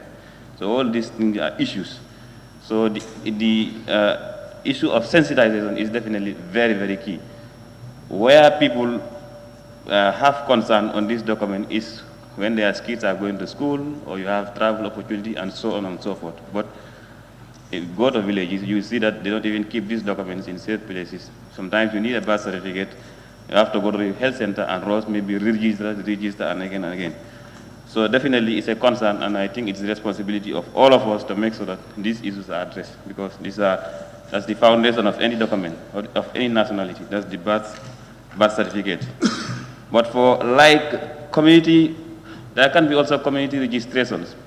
For instance, if your child is born at home, which we are discouraging now as health personnel, we want every child to be born at the facility by a skilled birth or by a skilled nurse or a doctor. But if it happens you are born at home, we have these structures there that we call the traditional birth attendants, now the community birth companions. Those ones too, they do take these details, take the date, time, and those details to the record. Then whensoever you are going for your routine vaccination, immunization, which we normally do every month, you take along those details, and these details are inputted in the register, and your child will be registered. All these are routes and ways and means. And also sometimes, as the Honorable Member for Nyamina West said, these health officers also do go on community registration, go out, like for instance, just an example in Nyani, like you go to Nyanga Bantang on a particular day, you sensitize all that area. I'm coming this particular day to do some community registration. Whosoever that does not have birth certificate, you come over, I register you, then you bring all the necessary documents like the alcalos attestation and whatever. Then if they are registered, on another day you can come back and deliver all these certificates and go your way. All these are ways and means. But the bottom line is people are not taking this seriously, especially parents. We are not aware, or I don't know, but definitely we need to do a lot of things. Because sometimes back in the early 2000s, in fact, there was a project that UNICEF come up with, that every child under 5, they've put in a huge amount of money and conducted a series of campaigns nationwide to make sure that public health officers go around to communities, to each and every community, register all those children that are under 5, free of charge. And still now it is continuing. Any child that is registered under 5, you don't pay a budut. UNICEF is taking care of that. I think it's an understanding between them and the Ministry of Health. But still, definitely, people are not coming on board. You only need this when you are grown up, going to school, and you go and register. So definitely that should change. And I think coming up with these measures, though difficult to implement as the concern of other honorable members, but I think it is a measure that we can take up and see whether we can at least improve on this, on the registration of births and deaths. Definitely. For deaths, I don't talk about that because any person who died in the Gambia, unless and until maybe you have something in the bank, that's the time you see people coming up for death registration. They don't come. That one is virtually low. In my entire service, for nearly 5 years, I can even count the number of deaths I register. But for birth, that one is much, but for death, definitely people are not coming on board. So that is it. So on the concern of the access to facilities in the rural areas, as I said, every facility in the country have an assistant registrar that is responsible, and this goes down to the various district chiefs and alcalos. What we need is to sensitize our people to take up this and make sure that all these avenues are exhausted and make sure that our children are registered at the right time. I think that is it. For the others, the Honorable Minister have responded, like those being born out of wedlock and the concern from my Honorable colleague from Nyani. I think the Honorable Minister have said all that. So on that note, unless I miss any other thing, thank you very much. Thank you.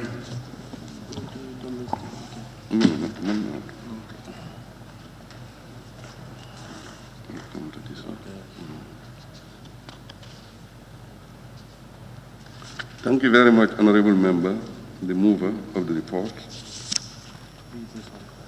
Yeah. I now put the question. Be it resolved that this Honorable Assembly do adopt the report of Select Committee on Health, Women, Children, Disaster, Refugees and Humanitarian Relief on the Birth and Death Marriages Registration Amendment Bill 2020. Those in favor, please say aye. Aye. Those not in favor, please say no. The ayes have it. The next stage is the consideration stage of the bill. It's now scheduled as per agenda of the session. Clerk. Report of the Select Committee on Health, Women, Children, Disaster, Refugee and Humanitarian Relief on Domestic Violence Amendment Bill 2020 by the Honorable Chairperson of the Committee. Thank you. Honorable members will recall that the motion for the second reading of the bill entitled to Domestic Violence Amendment Bill 2020 was moved by the Honorable Attorney General and Minister of Justice. On Friday, the 17th July, the motion was seconded and debate on the general merit and principle of the bill. Accordingly, refer the bill and refer it to the Assembly Business Committee for committal, ABC Committee. The said bill to the Select Committee on Health, Women, Children, Disaster, Refugee and Humanitarian Relief for scrutiny and report back. The committee is today scheduled to table its report before the Assembly. Once the report is tabled, debated, and adopted, the next stage of the bill, which will be consideration stage, would be scheduled accordingly as appointed date. I will now, therefore, invite the Honorable Chairperson of the Select Committee on Health, Women, Children, Disaster, Refugee, Humanitarian Relief to table the report of the committee. Honorable Chair. Thank you very much, Honorable Speaker. Honorable Speaker, I wish to inform this August Assembly that the National Assembly member for Talinding, who is also the Vice Chairperson of the Select Committee, is being tasked to present the report of the committee on the Domestic Violence Amendment Bill 2020. Thank you. Thank you, Honorable Member. Honorable Member for Talinding, the floor is yours. Thank you very much for the opportunity. I will go straight to the membership of the committee. Members of the National Assembly Select Committee on Health, Women, Children, Disaster, Humanitarian Relief and Refugee are Honorable Usman Silab, Chairperson of the committee, Honorable Fatou K. Jawara, member of the committee, Musa Ambul Nyasi, Honorable Musa Ambul Nyasi, member, Honorable Amadou Kamara, member, Honorable Shehu Marong, rapporteur, Honorable Kadi Kamara, member, Honorable Omar Dabo, member, Honorable Suleiman Saho, rapporteur, Honorable Bakari Kamara, member, Honorable Ndeyasin Seka, member, Honorable Mumudu LK Sane, member, Honorable Dauda Kausu Jawara, member. Support staffs are Sarata Bojang and Aisatu Sonko. Subject matter specialists are Sheikh Omar Diba, Aminata Elar Ngom, and Dr. Ayo Palma. Acknowledgement. The members of the Select Committee on Health, Women, Children, Disaster, Humanitarian Relief and Refugee wish to acknowledge the positive response of all stakeholders, institutions from government, non-governmental organizations, and civil societies who were invited to participate in the consultation.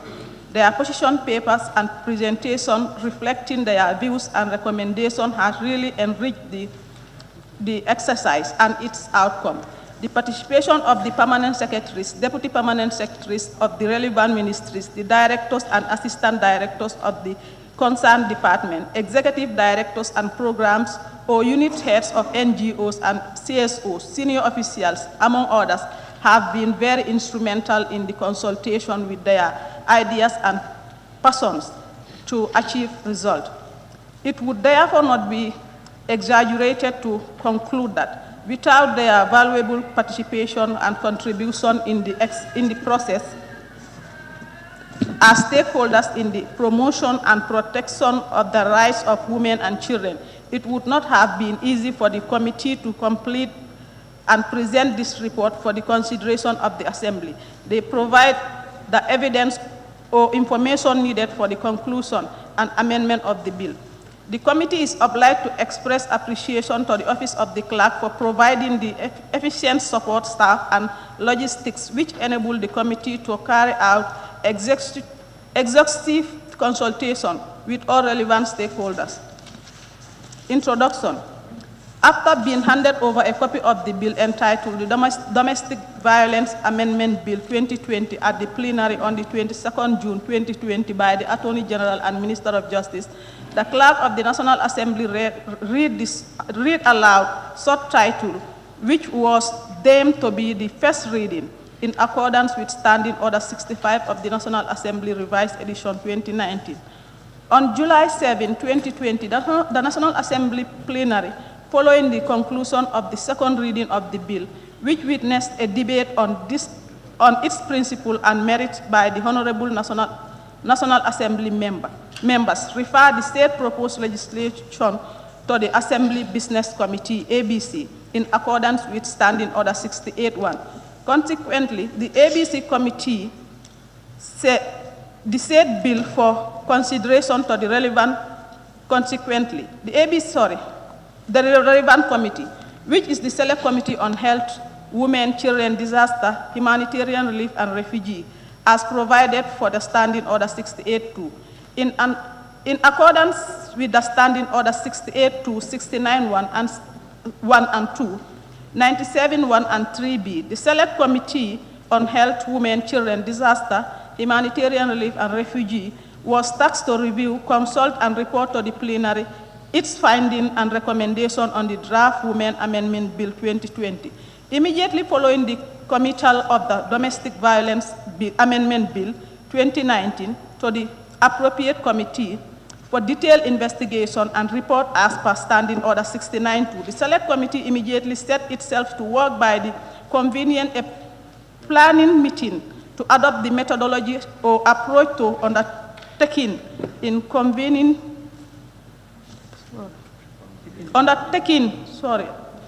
order to accomplish the task in accordance with the requirement of the standing orders.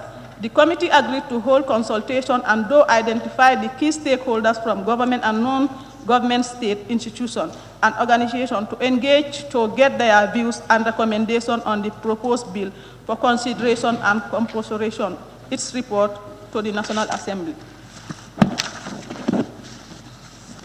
I will skip the mandate of the committee and go to the methodology. Since clause 66(1)b requires a committee at the committee stage of the process to engage in detailed investigation when considering bills committed to it.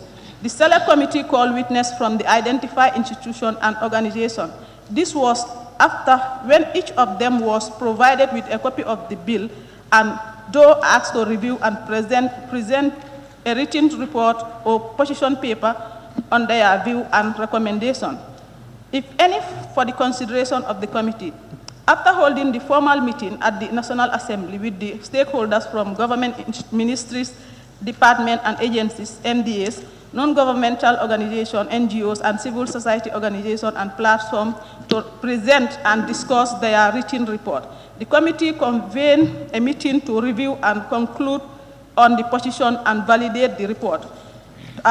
Domestic Violence Amendment Bill 2020, a bill entitled An Act to Review and Amend the Provision of the Domestic Violence Act found to be discriminatory against women and girls in the Gambia for furtherance of the Gambia international obligation and in line with the Constitution and for connected matters, enacted by the President and the National Assembly. Subtitle: The Act may be cited as a Domestic Violence Amendment Act 2020. 2. Amendment of the Domestic Violence Act 2013. The Domestic Violence Act in this Act referred to as the Principal Act. It's amended as set out in this Act. 3. Amendment of Section 36. The Principal Act is amended in Section 2 of Section 36 by inserting a new paragraph D as follows: ensure that the rights of the complainant are not prejudiced by an act of court settlement. Objects and reasons. This amendment is the first of its kind in Africa for being the trailblazer for the recognition, observation, and domestication of international obligation and commitment relating to women's rights into domestic laws. Since the enactment of the Women's Act 2020, significant strides have been made to enforce the law and to protect women in line with the provision of the Act. Section 25 of the Women's Act recognizes the need for periodic review of legislation every 10 years to ensure further compliance with our international obligation acts entering in the Convention of the Elimination of All Forms of Discrimination Against Women, CEDAW, and the Protocol to the African Charter on Human and People's Rights on the Rights of Women in Africa. This amendment is intended to amend and repeal the provision of the Act that are discriminatory against women as mandated by Section 25 of the Women's Act. Planning meeting. The Select Committee held a meeting on the 29th September 2020 to identify the relevant stakeholders to be consulted to plan and adopt a roadmap for the engagement during the deliberation. Members identified the stakeholders to be consulted from the state and non-state institutions, organizations, example, NGOs, and civil societies.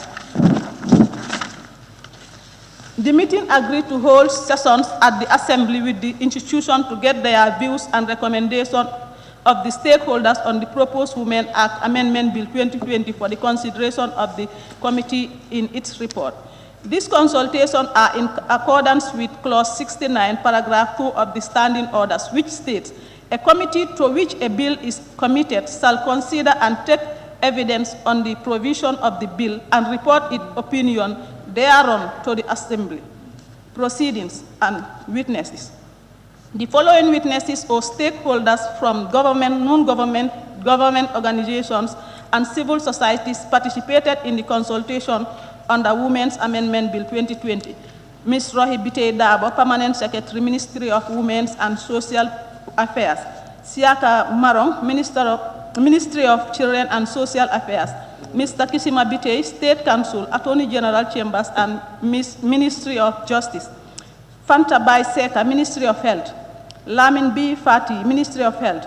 Nafi Sisoho Bangura, Ministry of Justice. Ablai Koli, Ministry of Justice. Mustafa Drame, Ministry of Basic and Secondary Education. Mariama A.M. Silla, Ministry of Basic and Secondary Education. Aissatou S. Diallo, Ministry of Basic and Secondary Education. Julde Cisse, Ministry of Finance and Economic Affairs, DPS. Adama M. Jeng, Galga. Mariama K. Sanyang, the Girls Agenda. Roya Namati, Paradise Foundation. Fatu 5, Paradise Foundation. Aissatou D.A. Sawane, National Women Council. Falu Sow, Network Against Gender-Based Violence. Mariama John, Network Against Gender-Based Violence. Usman Sise, Network Against Gender-Based Violence. Members of the committee in attendance are Honorable Usman Sila, Chairperson, Honorable Fatou Kejawara, Vice Chair, Honorable Amadou Kamara, Member, Honorable Ambul Nyasi, Member, Honorable Kadi Kamara, Member, Honorable Ndayasin Seka, Member, Honorable Omar Dabo, Member, Honorable Sehu Marong, Rapporteur, Sarata Bojang, Secretary. Consideration and scrutiny findings and recommendation of the committee. In this welcoming and introductory remark, the chairperson commended the stakeholders for responding to the invitation to come and serve as witness. The chair informed the witness stakeholders that the Honorable Minister for Justice has tabled a series of bills before the Assembly, which were committed to the Committee on Health, Women, Children, Disaster, Humanitarian Relief and Refugee for further scrutiny and to report in findings and recommendations to the Assembly for consideration and approval. He noted that the Civil Marriage Amendment Bill 2020 was one of the bills committed to the committee.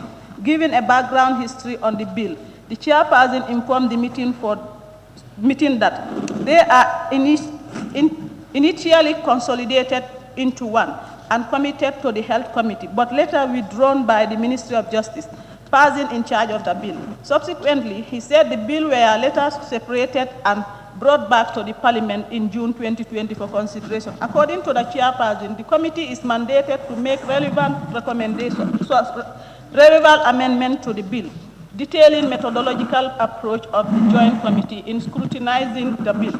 The chairperson urged that the committee would be inducing evidence, both oral and written, from witnesses to enable it to come up with appropriate recommendations. Furthermore, the chairperson reminded the meeting about Standing Order 101 of the National Assembly, which clearly states the powers and remits of the committees.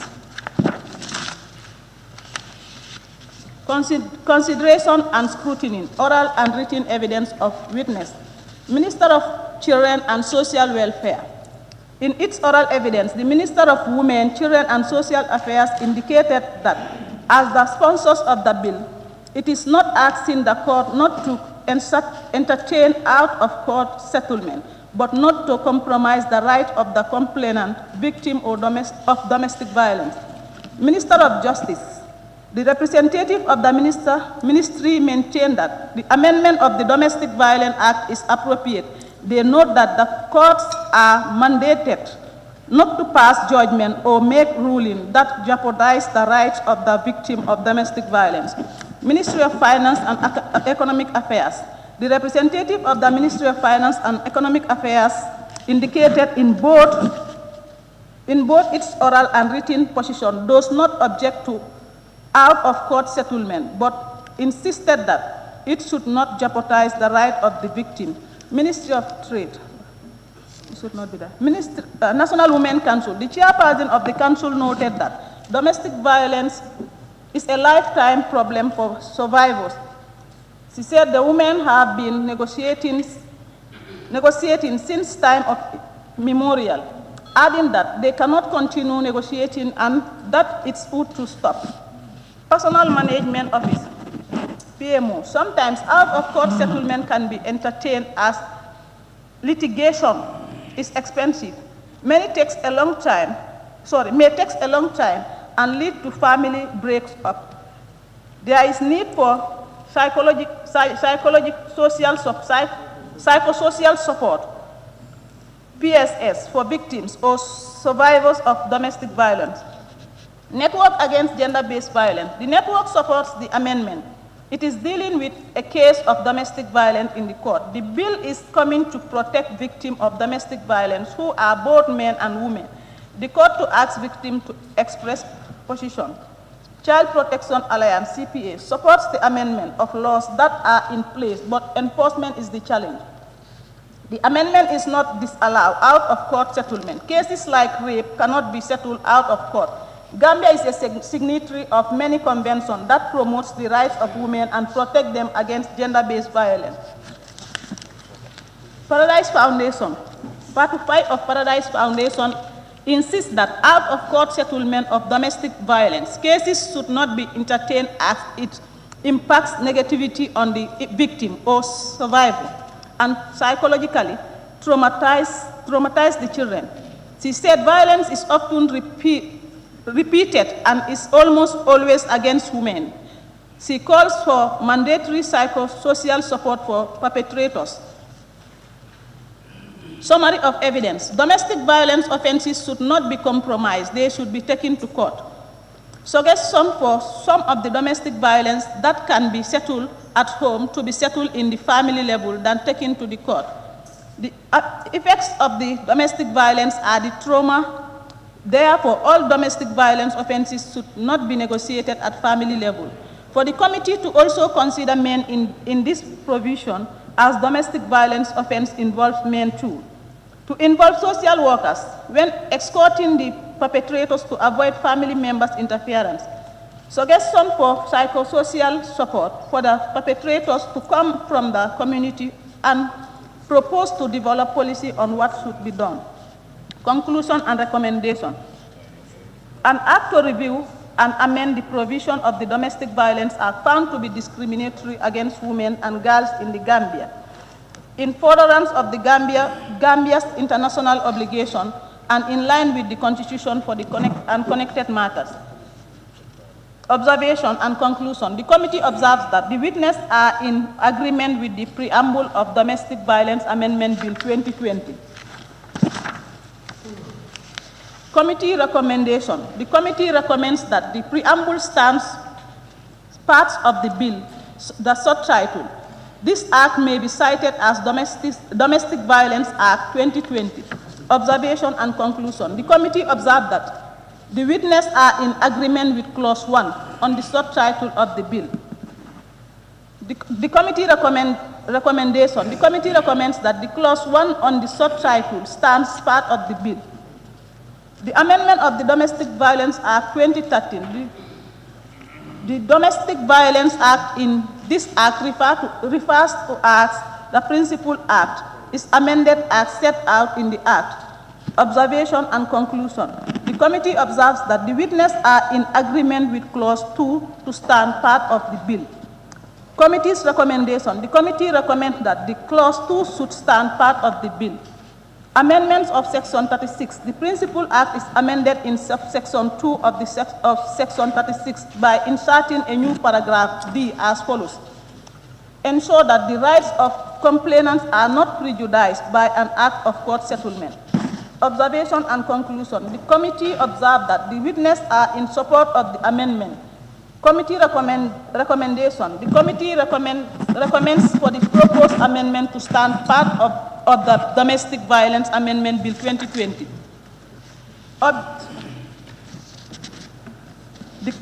The committee recommends for the objects and reasons to be redraft in order for it to be captured and specific nature of issues the bill is intended to address as required by the Standing Order 64-1A, which states every bill shall be accompanied by the memorandum and signed by a person in charge.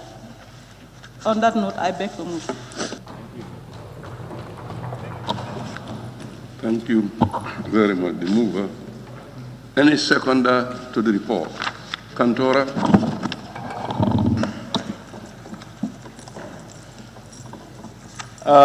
Thank you very much, Honorable Speaker, for giving me the floor.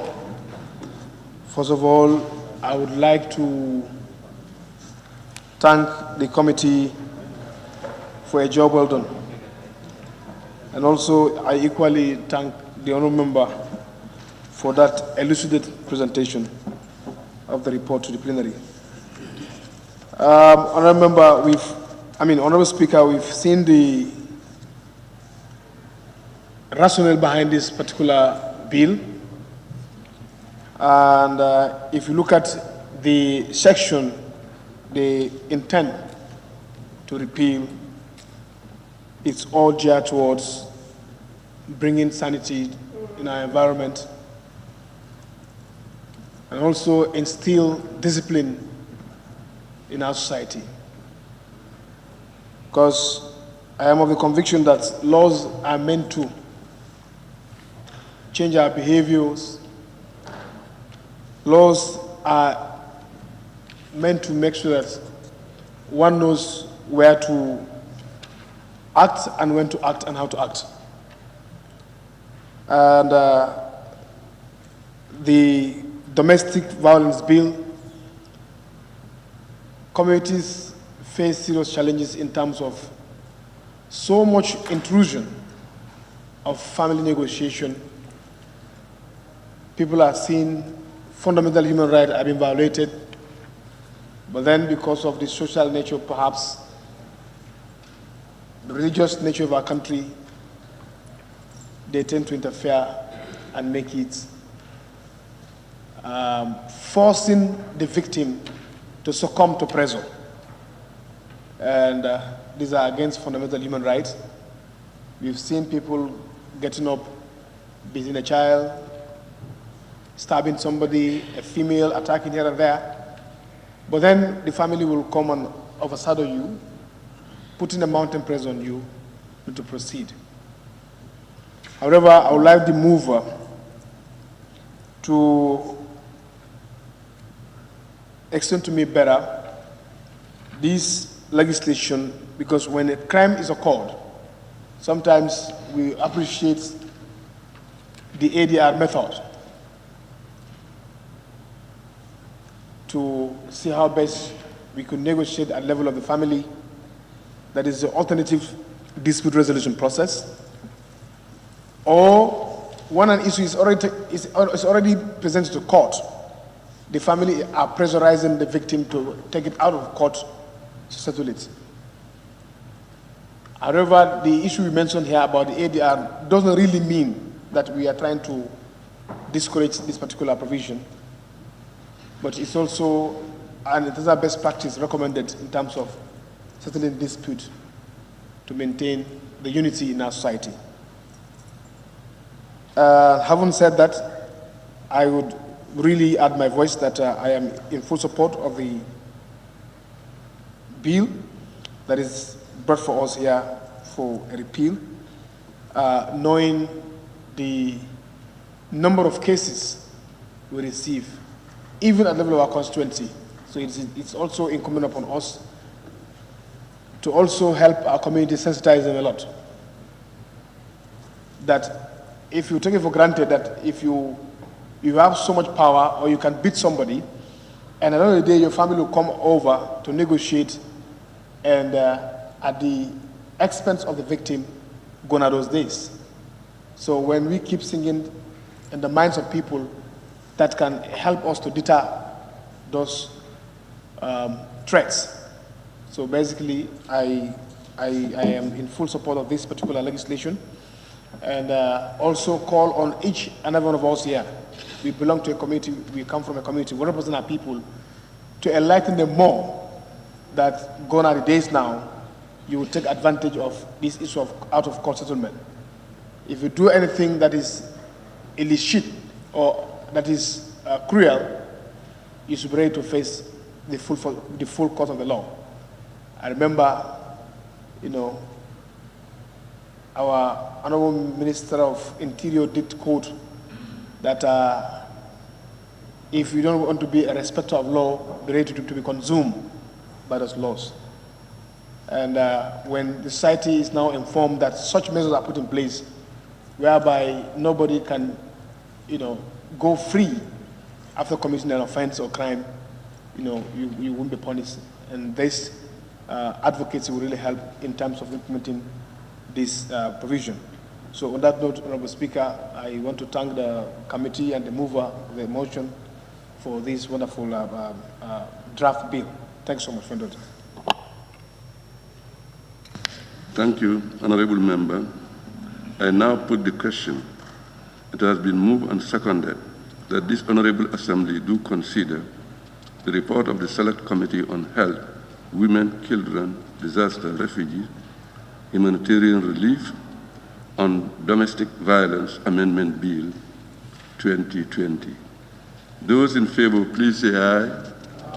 Those not in favor, please say no. The ayes have it. Any honorable member who wishes to take part in the debate may do so by raising his or her constituency tag.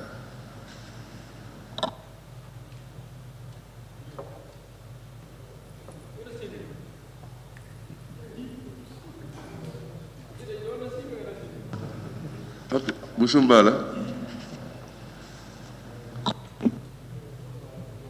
Thank you very much, Honorable Speaker. Well, it seems that you don't want to see me, but your eyes forcing you to see me. Madam Speaker, Mr. Speaker, first of all, I want to thank the mover of the report. As the MP of the day, which have best cultural attire. On a serious note, Honorable Speaker, I want to bring some of my observations. Somebody is calling you.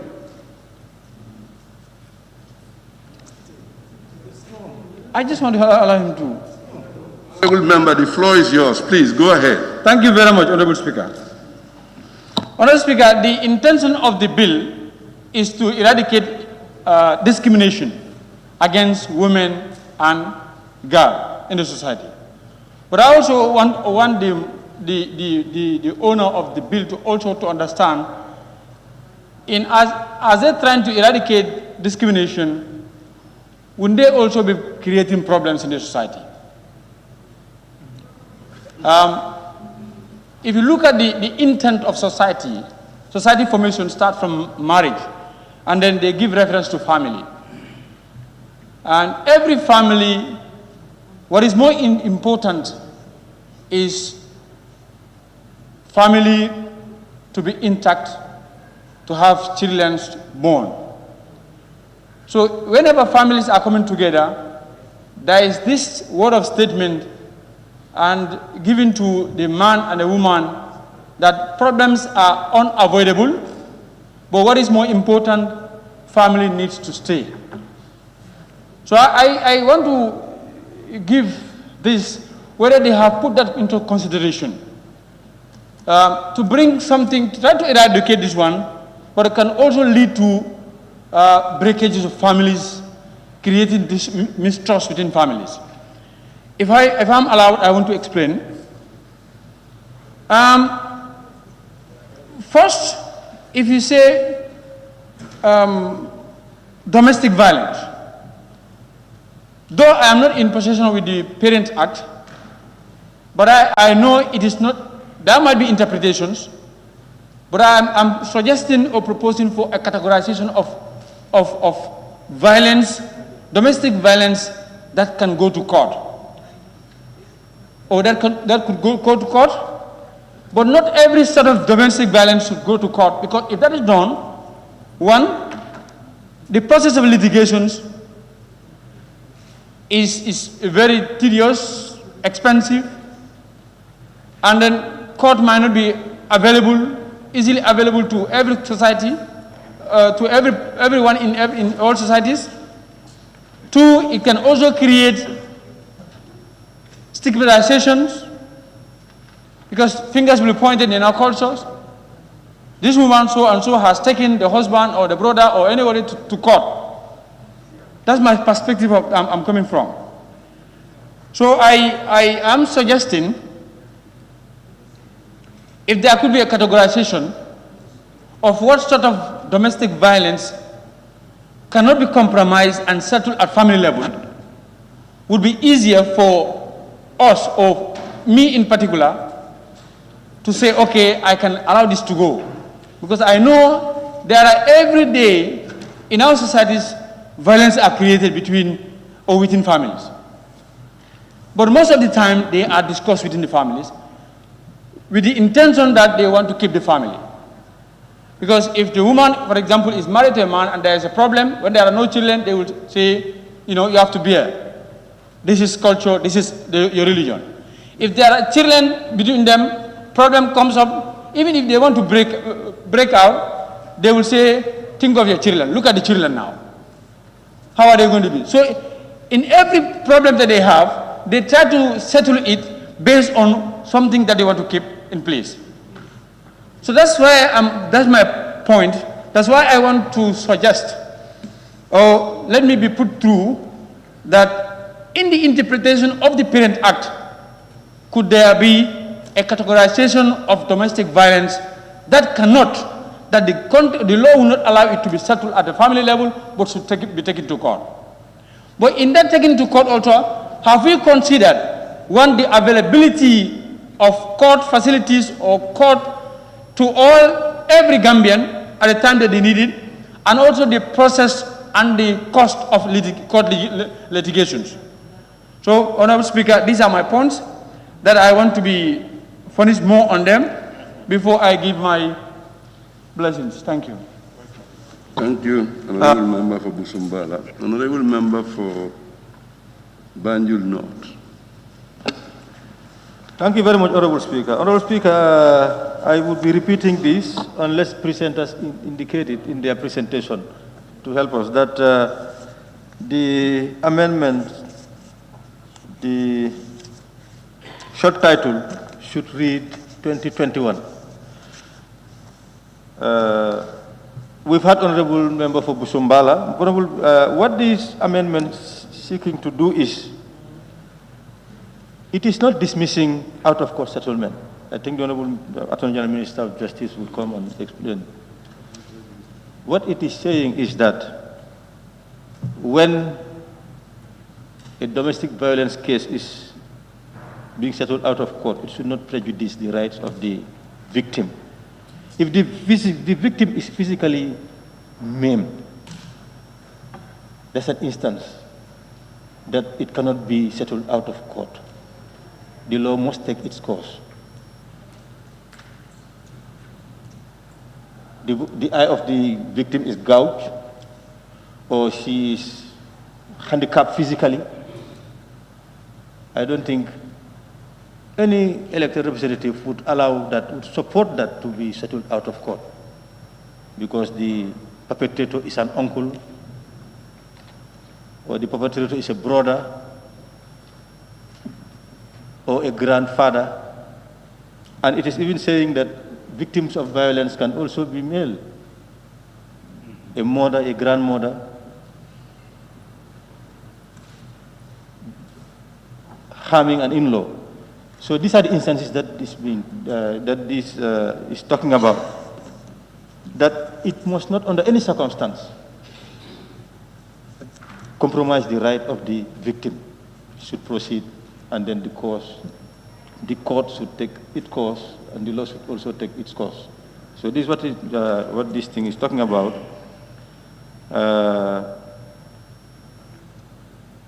There are so many instances, as we have been told by the witnesses, who, by the way, activists, even the ministry, that have been dealing with cases of this nature. Sometimes the perpetrator is someone you live with. And every time you're seeing the perpetrator, you know, it's psychologically traumatizing the person. Sometimes they would even come and boast that, yes, I did this to you, and next time I will do worse. Because it has been settled out of court. You're seeing your perpetrator every time, and then the perpetrator is reminding you of how he or she victimized you. That is really traumatizing. So these are the instances that the law does not want to be seen settled out of court. In fact, I cannot see any instance where, personally, being a victim of domestic violence, my conviction is that it should not even be settled out of court. No case of domestic violence should be allowed to be settled out of court. This is my personal position.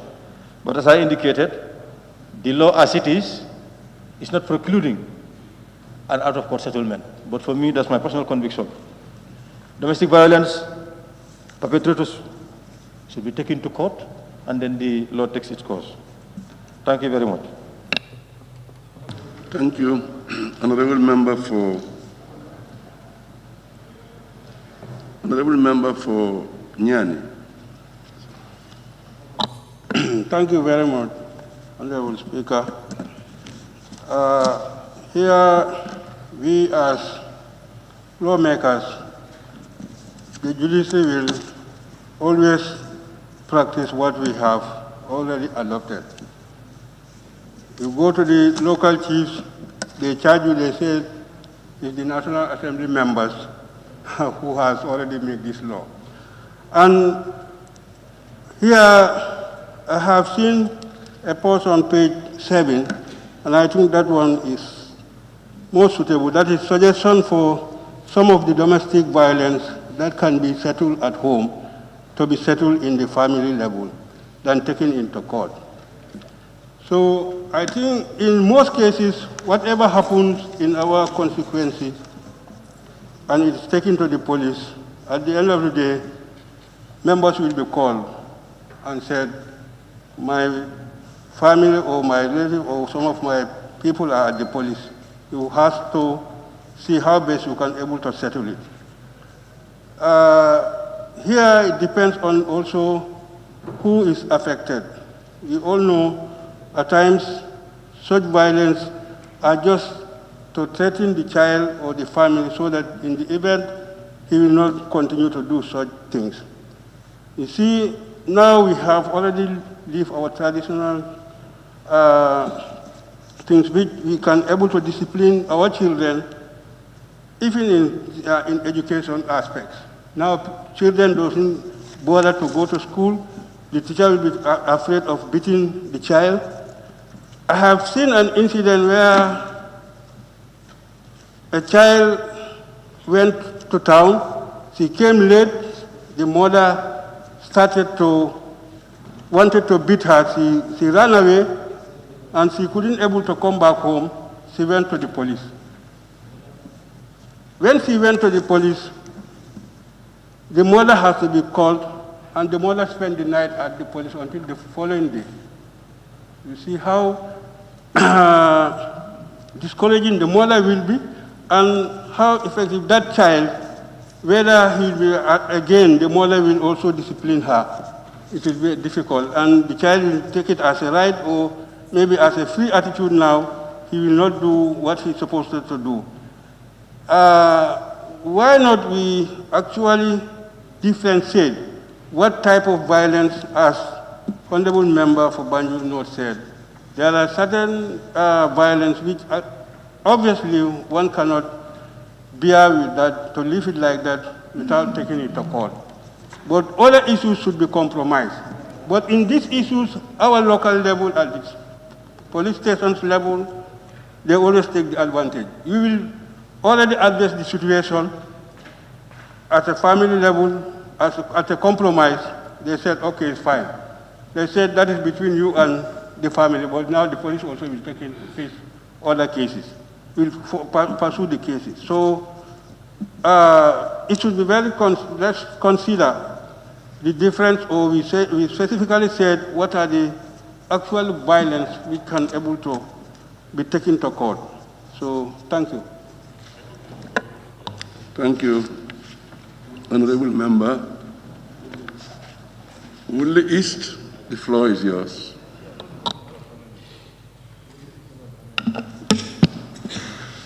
Thank you, Honorable Speaker. Honorable Speaker, I think the issue we are dealing with is more for the courts to decide.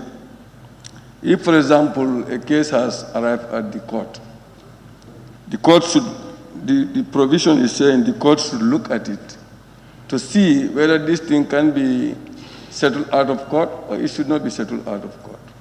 But if it is going to be settled out of court, it should not be at the detriment of the victim. I think that's what it is trying to say. If, for example, a man has beaten his wife, and the wife has gone to the police, the case went to the court. If parents now opt that the case be settled out of court. The court, this law is now instructing the court to say, look at the case. If it is going to go out, to be settled out of court, it should not be prejudiced against the right of the complainant. I think that's what the thing is saying. So it's optional. If anytime the court will look at it, it's for the court to decide. If it is too aggravating that the person is lacerated and is wounded all over the body and is now disabled by this thing, then the court will say, no, this should not be settled out of court. It must be, the court will continue, even if the parents say the case should go out of the court. I think that's what we are looking at. Yeah, thank you. Thank you. Honorable Member for Latrikunda Sabiji, the floor is yours.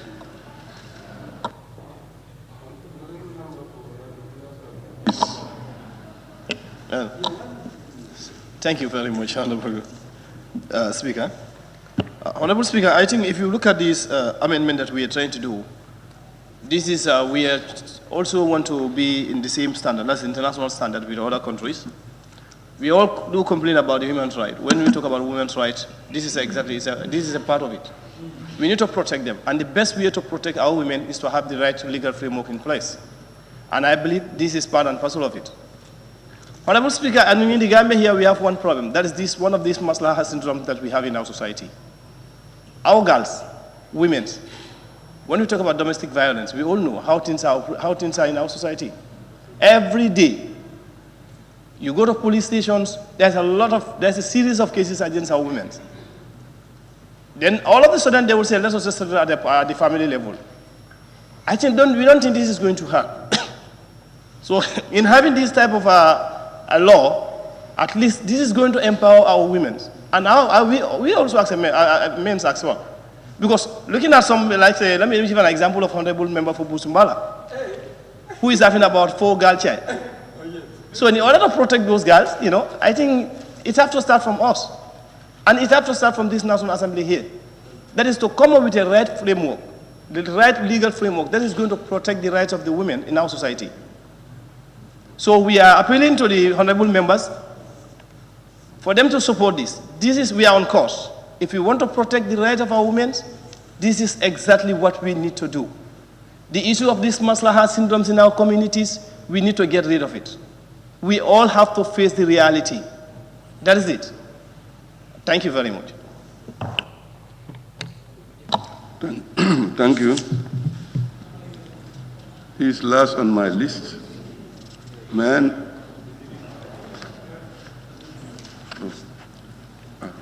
Honorable Member of Serakunda, please. Yeah, I need to raise my hand. Thank you very much, Honorable Speaker. Well, looking at the comment from the Ministry of Justice, that the representatives of the ministry maintains that the amendment of the Domestic Violence Act is appropriate. They noted that the courts are mandated not to pass judgment or make rulings that jeopardize the rights of the victims of domestic violence. Well, I was looking at the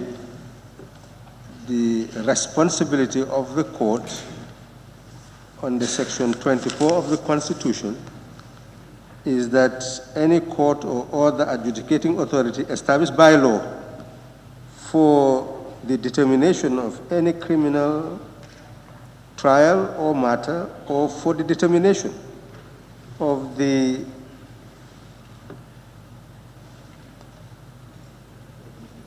extent of any civil right or obligation shall be independent and impartial.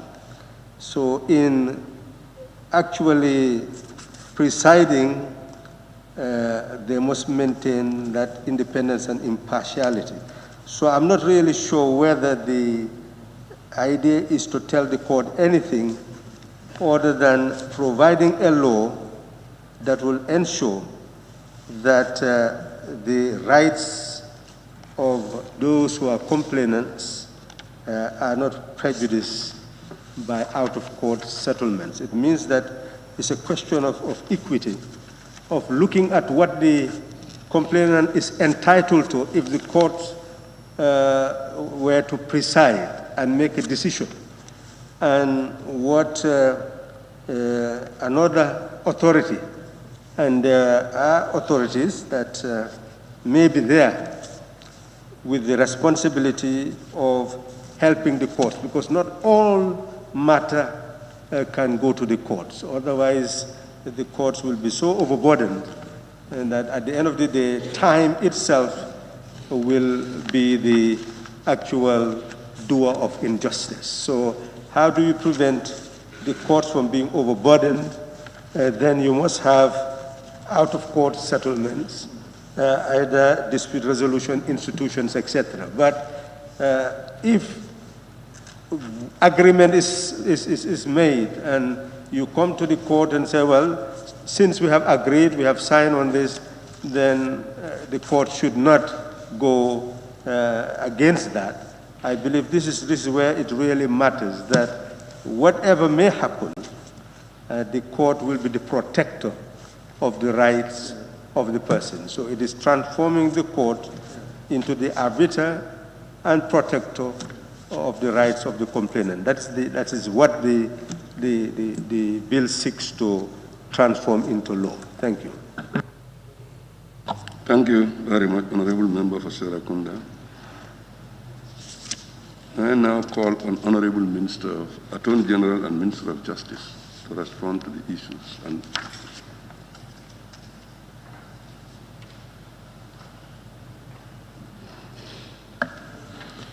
Thank you very much, Honorable Speaker. I think we need to understand that no form of violence is acceptable in society. That's the take-off point. Violence is not acceptable. Now, and we don't negotiate violence at all. It's just wrong.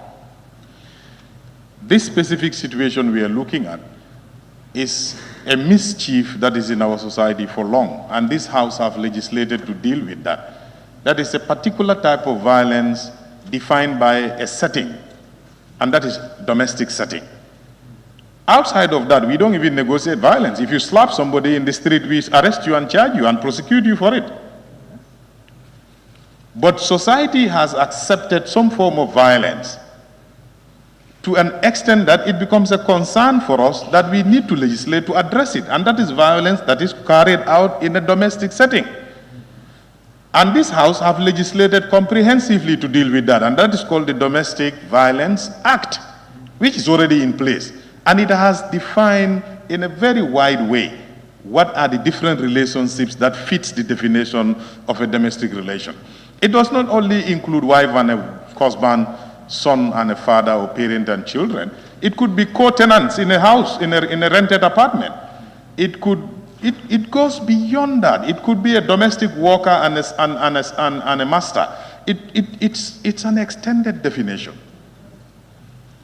And a lot of violence do happen in those environments, and our societies has grown to accept them as normal. When we don't accept ordinary other type of violence outside of that as normal, but violence that do happen in that setting are accepted as normal. So it's a mischief that Parliament said. You see, I think as lawmakers, I'm sure you know, legislation is always a last resort, and I think that's always understood.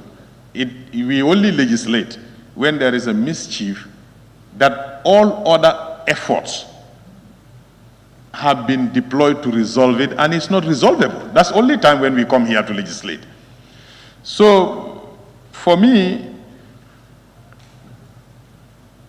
I don't know the concerns of those who are even asking us to categorize the category of violence that can go to court and which one cannot go to court. I think the take-off point should be no violence should be acceptable, irrespective of the setting. So if it happens, it is reprehensible. It should be punishable.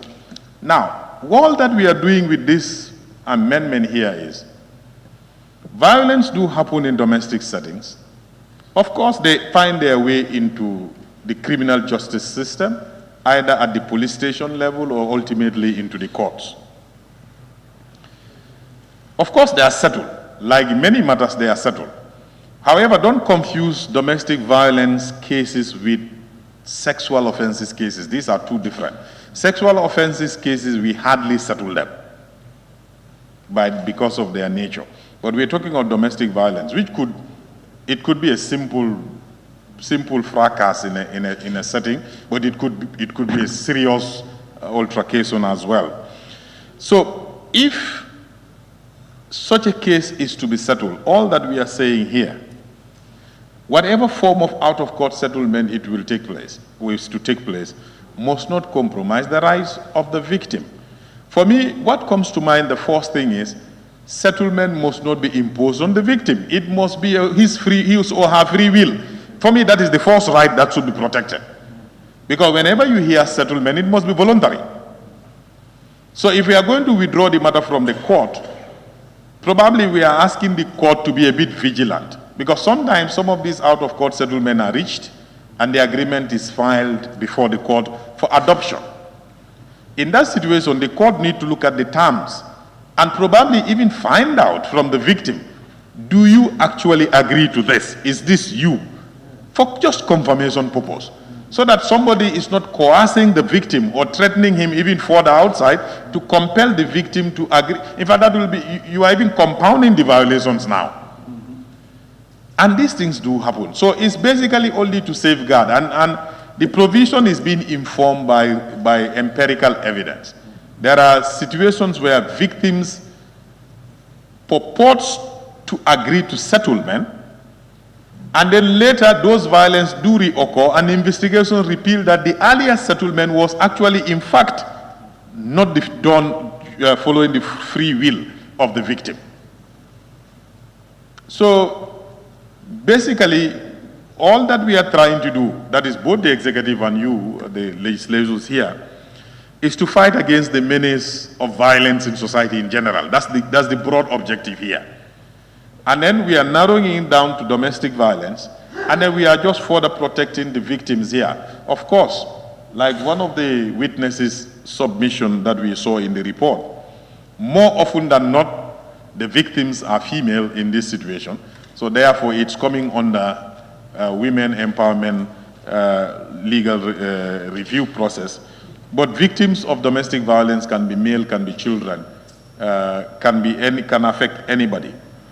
So categorizing violence as to those that are suitable for court and those that are not suitable for court, I'm afraid that will be very, very difficult. I don't even think we can even start that. All violence are prohibited, irrespective of your relationship or the relationship between the perpetrator and the victim.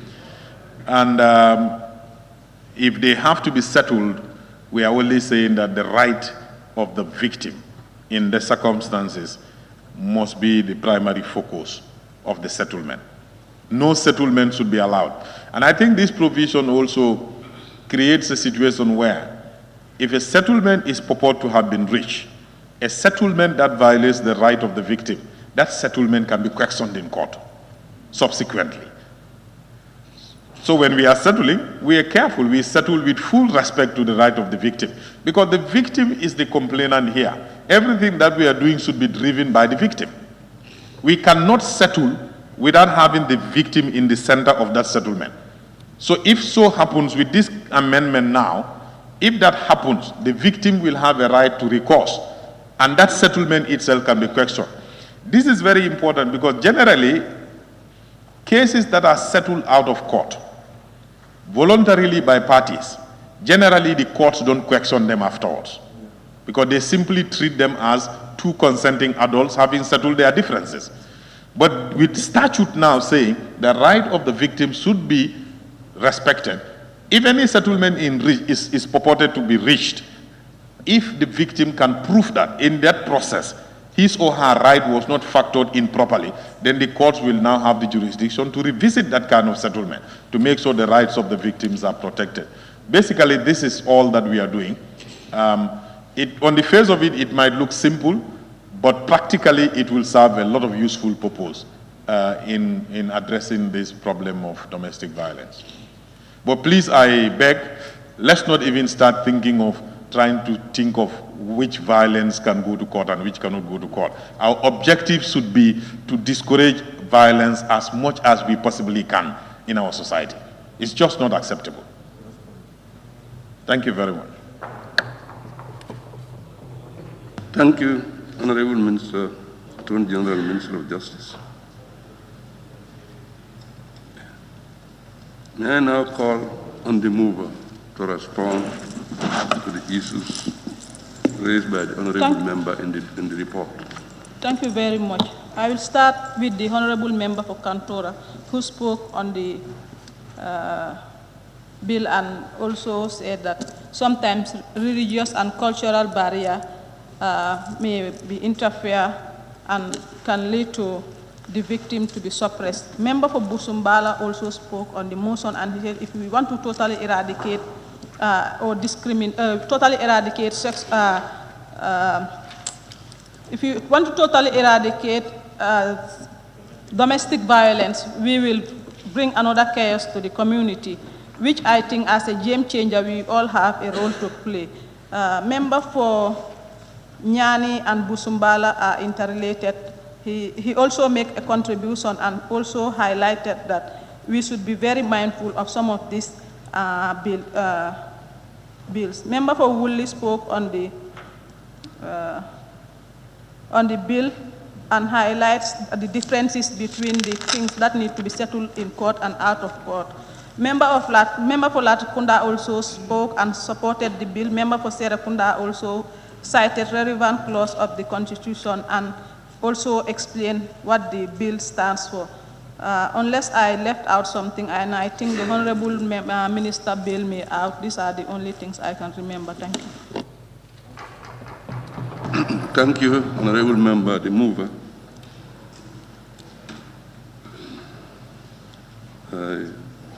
Let me thank all the honorable members for the response. Sumbala, I'm not taking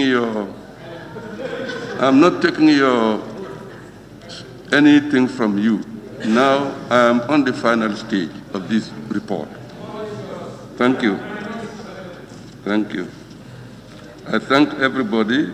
Be it resolved that this Honorable Assembly do adopt the report of the Select Committee on Health, Women, Children, Disaster, Refugees, and Humanitarian Relief on Domestic Violence Amendment Bill 2020.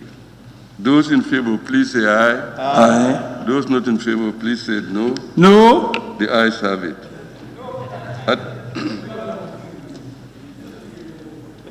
The next stage is consideration stage, and the bill will now be scheduled as per agenda of the session. At this juncture, I will now suspend the sitting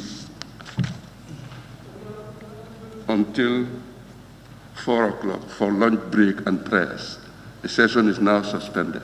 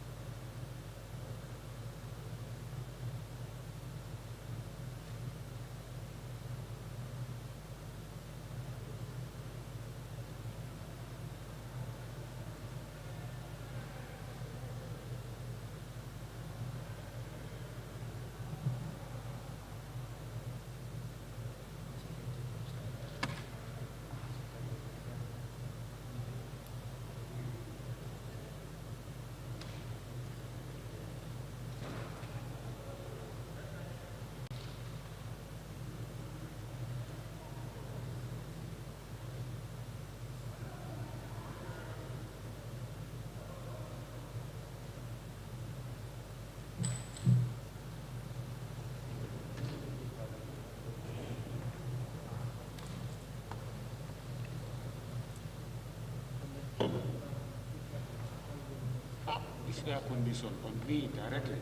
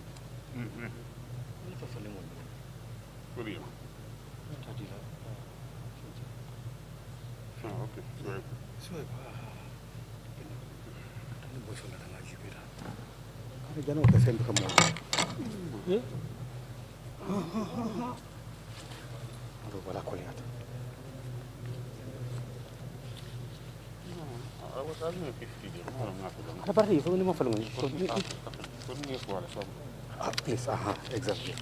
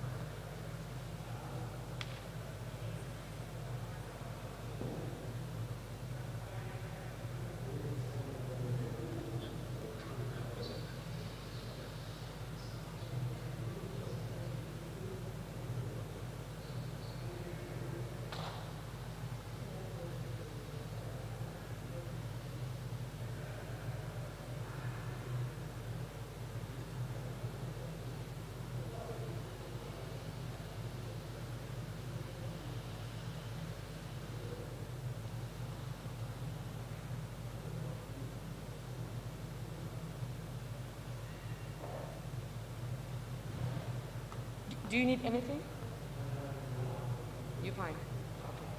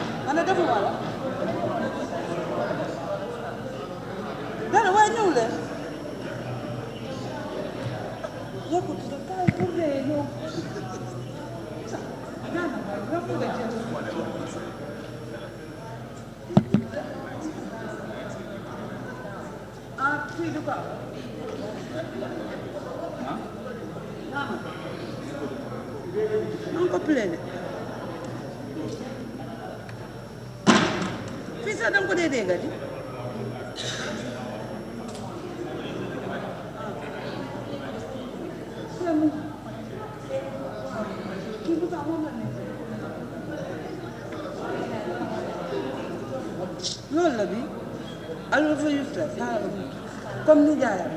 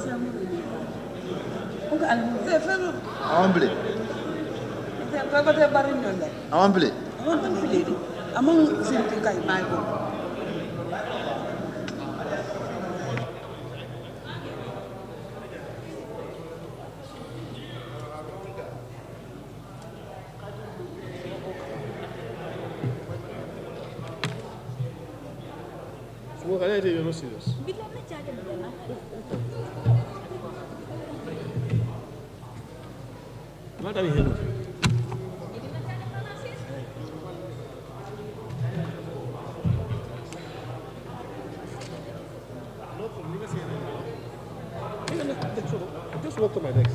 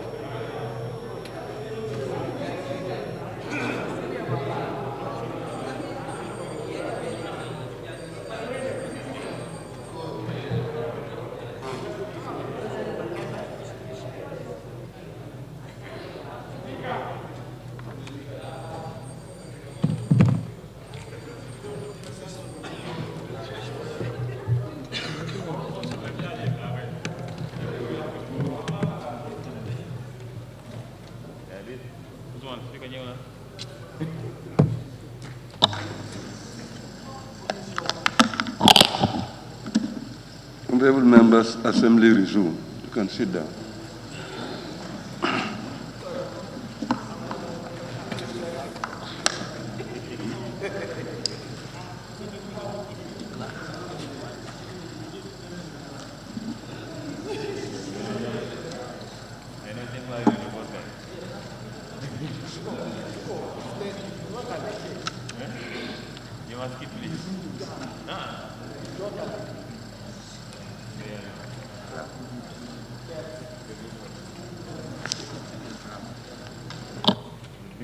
Clerk.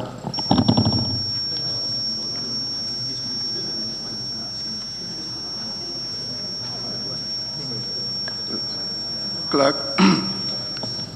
Call clerk.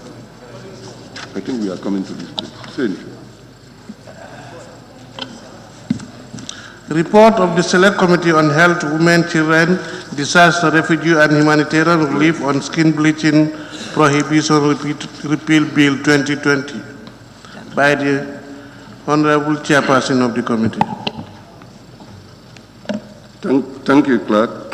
Honorable members will recall that the motion for the second reading of the bill entitled Skin Bleaching Prohibition Repeal Bill 2020 was moved by the Honorable Attorney General and Minister of Justice on Thursday, the 16th July 2020. The motion was seconded and the debate on the general merit and the principle of the bill, ensuring accordingly, therefore, the bills to refer to the Assembly Business Committee for committal to ABC Committee.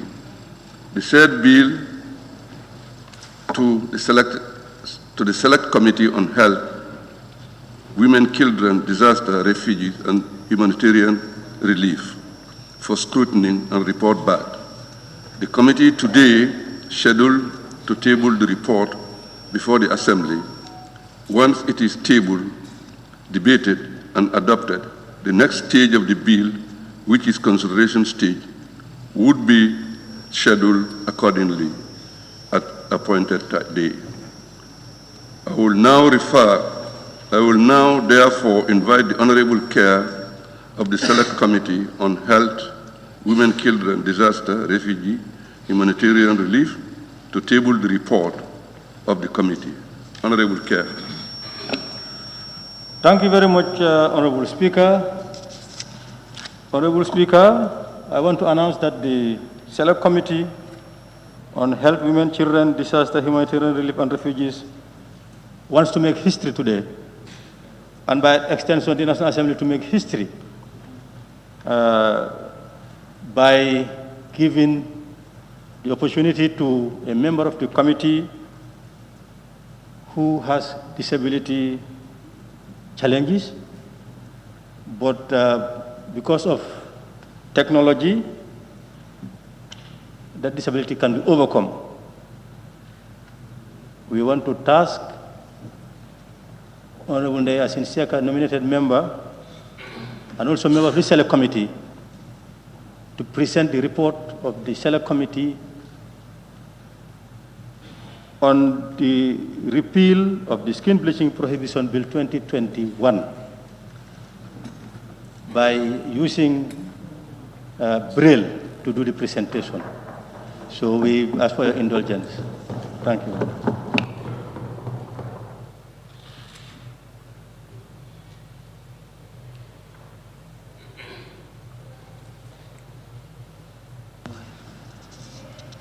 Honorable nominated member Ndeye Yassin, the floor is yours.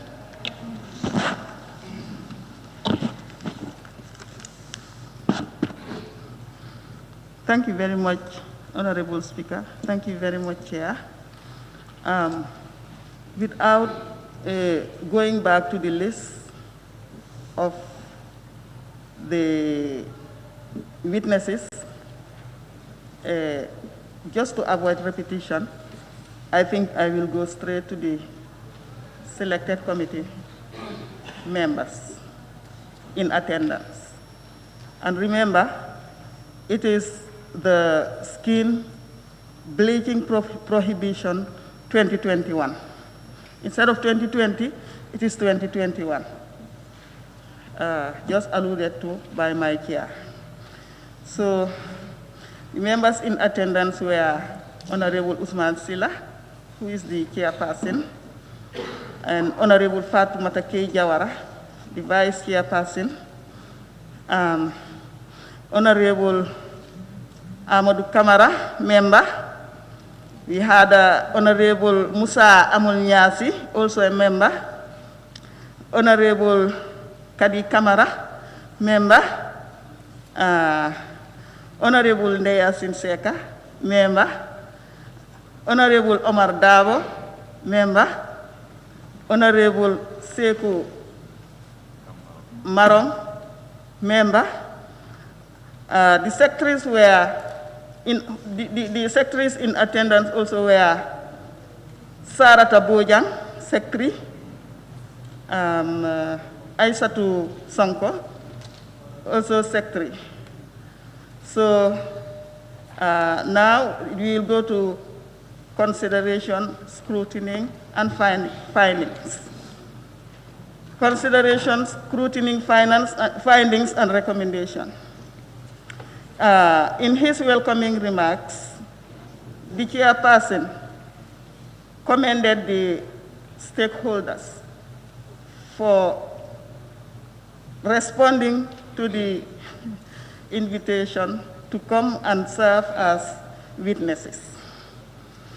He informed the witnesses, stakeholders, that Honorable Minister for Justice has introduced series of bills before the Assembly that were committed to the committee for further scrutiny and report its finding and recommendation to the Assembly for consideration and approval.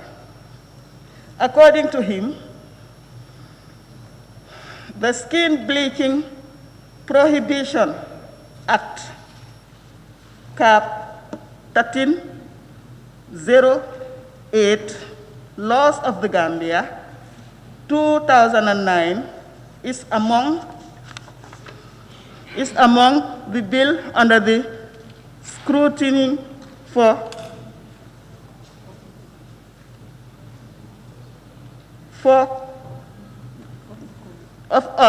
of the committee. The chair noted that although Skin Bleaching Prohibition Act, Cap 1308, Laws of the Gambia, 2009, repeal bill was rejected at the second reading, the ABC committed it to the committee at the plenary for consideration. Evidence of witness. Oral evidence. When the witnesses were invited to present their evidence, almost all of them, except the Child Protection Alliance, CPA, were in support of the repeal, emphasizing that although the practice of skin bleaching has some negative health, cultural, and social implications, it is nonetheless a matter of choice. For the CPA, its concern is the influence it can have on children to be taking up the practice for its attendant health implications. It was argued by both in support of repeal that it is a piece of legislation that can never effectively enforce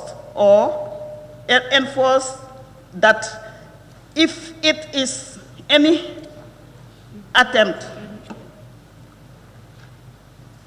if there is any attempt by the police enforcement, it would very likely be discriminatory on the basis of selective justice and can lead to social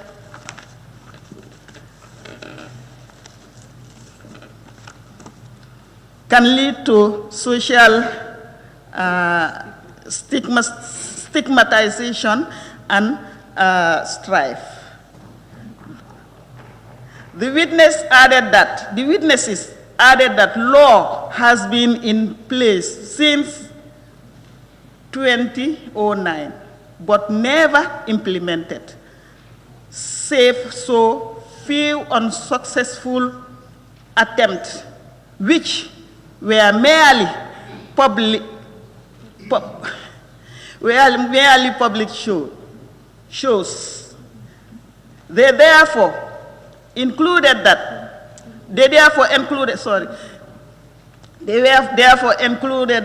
in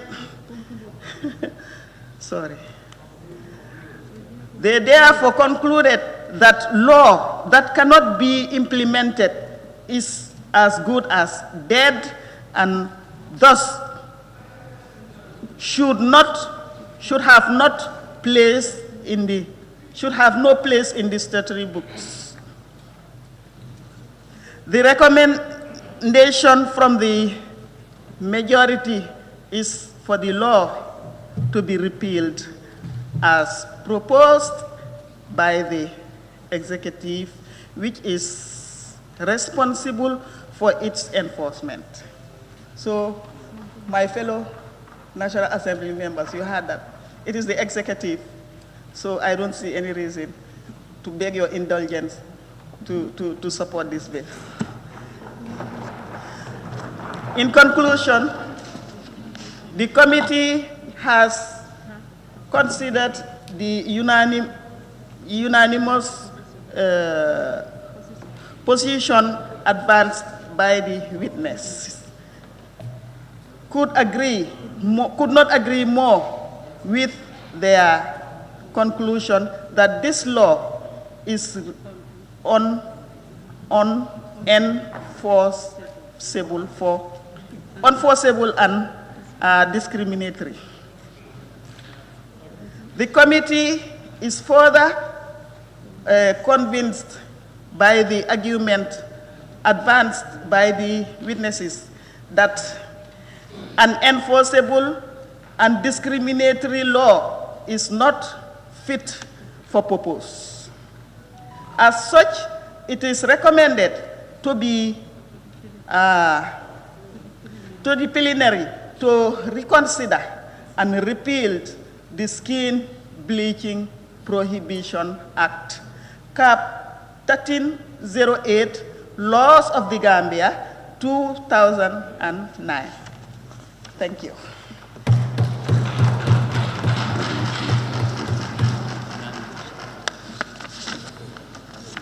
Any seconder? Honorable Member for Nyanija, please. The floor is yours. Thank you very much, Honorable Speaker, and thank you very much, my honorable colleague, nominated member Yasin Seka. I rise to second the motion, and as a member of the committee, I also want to get the indulgence of this August Assembly to let us go by the recommendation of the committee, as the tax was given to us, and we've engaged and we've consulted widely, and I think it's just better we just repeal this, as this law is definitely not enforceable. Thank you very much. Thank you, Honorable. I now put the question. It has been moved and seconded that this Honorable Assembly do consider the report of the Select Committee on Health, Women, Children, Disaster, Refugees, and Humanitarian Relief on Skin Bleaching, Prohibition and Repeal Bill 2020. Those in favor, please say aye. Aye. Those not in favor, please say no. Those in favor, please say aye. Aye. Those not in favor, please say no. No. The ayes have it.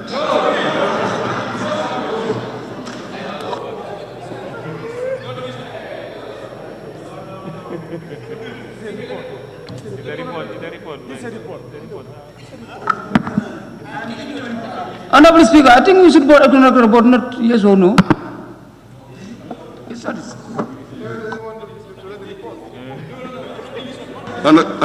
Honorable Member for Serakunda, please. The floor is yours. Honorable Speaker, the issue is a report to be reviewed. So even if people say no, because look at Standing Order 66. You see, this is different from a constitutional amendment, which has specific provision in the Constitution requiring certain steps.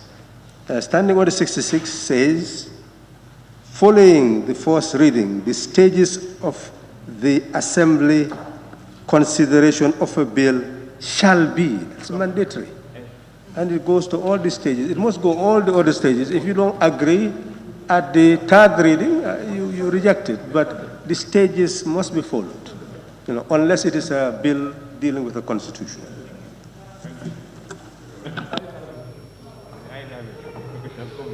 Thank you for that clarity. Honorable Member for Sandu. Yes. Do you allow us to debate now?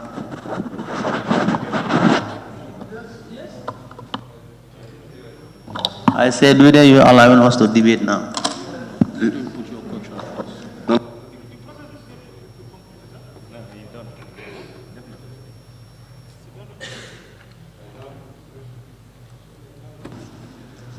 It has been moved and seconded that this Honorable Assembly do consider the report of the Select Committee on Health, Women, Children, Disaster, Refugees, and Humanitarian Relief on Skin Bleaching Prohibition Repeal Bill 2020. Those in favor, please say aye. Those not in favor, please say no. The ayes have it. Any honorable member who wishes to take part in the debate may do so by raising your card.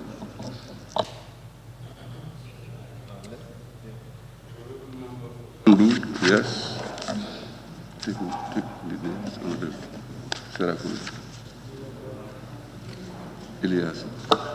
Thank you very much, Honorable Speaker, for giving me the floor. Honorable Speaker, before I start the debate proper, I just want to remind the Assembly that a similar motion like this was tabled in the Assembly in 1996, but it was rejected as the attempt to repeal this particular clause in the Act. I thank the honorable members who has voted against it to make sure that anything of such should not be entertained in this country. Honorable Speaker, there's a purpose of human being to live on the earth. This is not my word, it's word from our Creator. And that is, Allah states, I quote, said, وَمَا خَلَقْتَ الْجِنِّ وَالْإِنسِ إِلَّا لِيَعْبُدُونَ. Honorable Speaker, and this is a clear hadith. Skin bleaching to change your color from the color that your Creator has given to you to another color that will stay for permanent, Honorable Speaker, is haram. And two, it is very clear again that Allah states the act of bleaching, we all know there are so many implications. One, either you are trying to establish a relationship, or you are trying to promote prostitution. Honorable Speaker, and what Allah has said, Allah did not even say don't do it. Allah says do not go near it. And this is very clear. Allah says, wala takhrabu zina. Don't go near it. And Honorable Speaker, skin bleaching, when we look at it holistically, if you look at the health aspect, we all know when Yahya Jammeh did not promote or allow the importation of skin bleaching product in this country, it has so many reasons. One, the products are toxic, they are harmful to the environment, and also it is harmful to your health. There are so many elements that they mix to produce these products. One of them is mercury, you know, it's toxic. Again, it also damages your skin by damaging the melanin. The doctors are here. Honorable Speaker, skin bleaching. There is no religion that will promote skin bleaching. And if you do, we are going against Allah's will. That's the fact. Yes. We have the power as National Assembly, but your Creator has more power than you. If you read, says the bill entitled an act to repeal the Skin Bleaching Prohibition Act, Cap 1308, Laws of the Gambia, 2009, as it found to be discriminatory against women and girls in the Gambia in furtherance of the Gambia's international obligation. There was a time I argued about this. Honorable, if you don't have hope on yourself and you depend on others, you will dance to their tune. There is nothing more obligatory than what your Creator has assigned you to do. Our international obligation. I don't think we should value our international obligation more than what your Creator has asked you to do. Skin bleaching is against our norms and our values is against our religion. And that's the purpose why we are living. When your Creator says, I did not create you and the jinn, it's only to worship me. Then you said, no. Allah has created me black, but Allah has made a mistake. I should be white. In the West, almost if you go and make research, they only say statistics shows that skin bleaching is in Africa. So even say 40% of African women. But you will never see that the skin bleaching is in America, in UK, or what have you. They even go for a measure in some countries. Where are we getting that? There are countries who ban the importation of skin bleaching products. And if we endorse it, Honorable Speaker, as National Assembly, the only thing that I can do to show my dissatisfaction that I'm not going to support it, and if this endorsed, is collective responsibility, but not Mahanera. In the name of Mahanera, I never support, I will not support skin bleaching. Honorable Speaker, when we allow this, we are not thinking about only the elderly people, the school-going children. Honorable Speaker, you will never have any control over your child again. The child will get this product at their disposal and they will start using it at the tender age.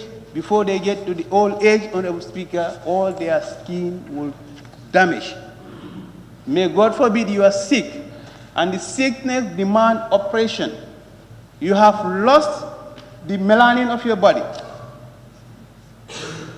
Honorable Speaker, if Allah did not help you, they will not operate again and you will die. Even if they operate again, because the melanin is lost, the thread, your body can never hold the thread again. So, Honorable Speaker, this is something that we, as Muslims, what we believe in. We should not mind whatever anybody want to say anything. But as a country that is brought to damage our society, I don't think we should allow that. International obligation is one thing, but the obligation of your Creator is superior. So, as Muslim, you will even be, you will even be suppressed in your heart that a state, a cabinet like this nature will sit over this, and a state minister who is a Muslim will bring this kind of bill to this assembly. Let us remember, all your living, you live for a purpose, and you never live for anybody. If you live on the good, then the next world you will enjoy. But when you say, people say you can never judge where I will be. But our Creator said it in the Quran. Every human being, you are born to be a Muslim, unless otherwise, or you want to take any other route. But it's very clear, even if your good deed cannot take you to Jannah, you have to try what you can. But you should not be lazy, and you should not be keep quiet when something is coming to destroy Muslim Ummah. Honorable Speaker, I want to appeal to all honorable members to look at this issue critically and make sure that let's think what we are doing. There's one thing, if you do something that annoys or anger Allah subhanahu wa ta'ala, you are destroying yourself. And we don't pray for that. And if Allah is bringing punishment, we will not look at you are a Muslim, you are a Christian, you are a non-believer, the punishment will fall on everyone. And may God forbid. Our life on in this world is very short. If you have 60 years, you thank God. Very few people who will go beyond 60 years. And we can witness it nowadays, what is happening. I think we have pertinent issues rather than this bill. If you look at the volatile situation of this country in terms of security, that should be scary. We have other things. People are here who are without water for 56 years. We have health disparities. So, Honorable Speaker, those issues will be more important to discuss than to discuss skin bleaching. Thank you very much.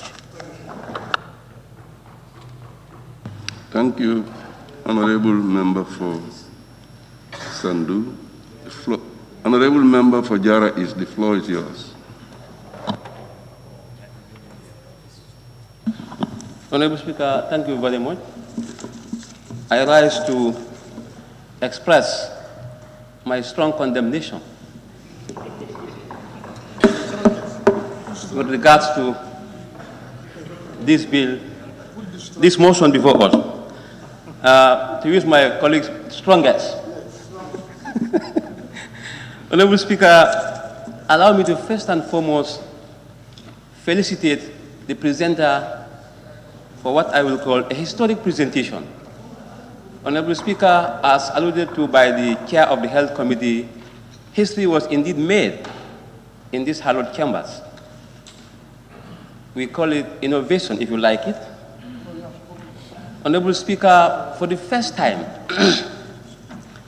since the coming into being of the 5th Assembly and that of the Second Republic, this is the first of its kind for a report to be presented via tactile application, that is braille, by feeling it through your fingers. And this is quite historic.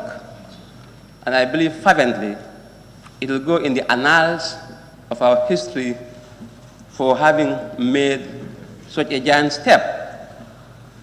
Honorable Speaker, now to come to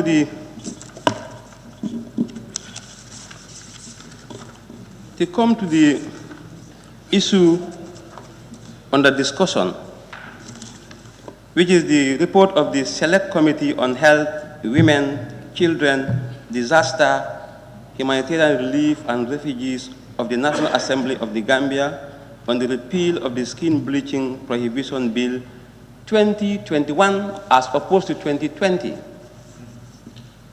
Honorable Speaker, there are lessons to be learned here. Honorable Speaker, I will not feel ashamed. Point of order, Honorable Speaker.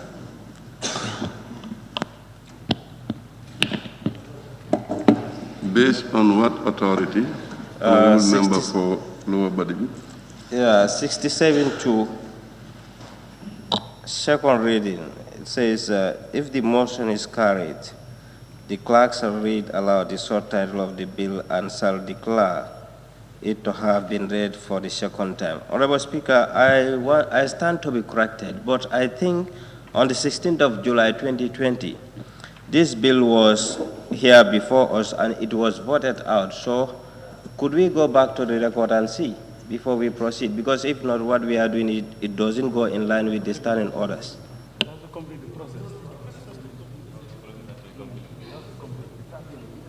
Okay, thank you. Honorable Member for Serakunda. I saw your card. Honorable Speaker, do we continue to repeat? Could all members go to Standing Order 66? Opposing the bill does not mean that it will still not proceed. It will proceed, and you can reject it at the third stage, third reading. There's nothing saying that you amputate the process. The process proceeds.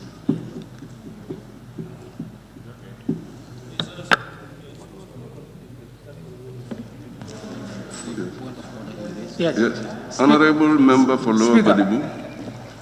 Yes, Honorable Speaker, I think the member is right, but I just want to confirm, for the purpose of record, whether this bill is voted out on the 16th of July or not. Honorable Speaker.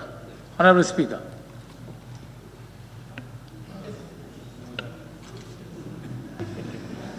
Yes.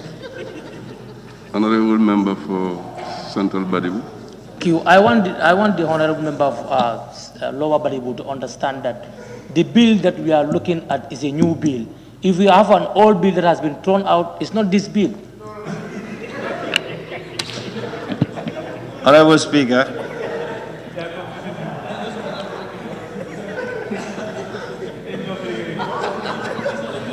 Honorable Member for Lower Badibu, I think we can proceed now. Yes, I just want to make an observation. Let's proceed.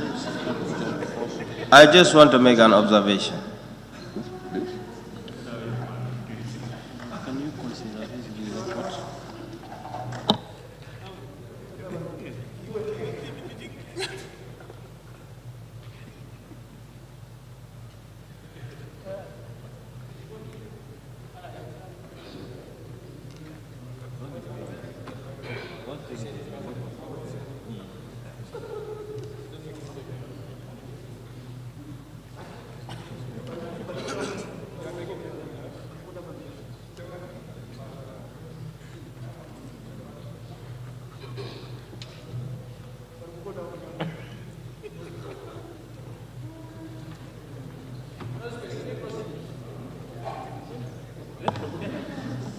Hello.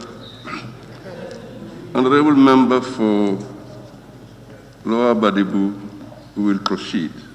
Honorable Speaker. Can I now call on Honorable Member for Sumbala?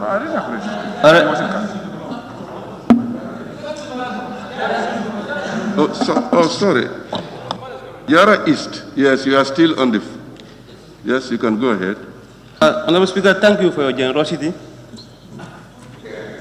Honorable Speaker, we pride ourselves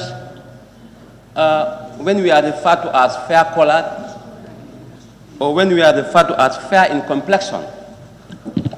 Honorable Speaker, can I observe something, please? Just observation.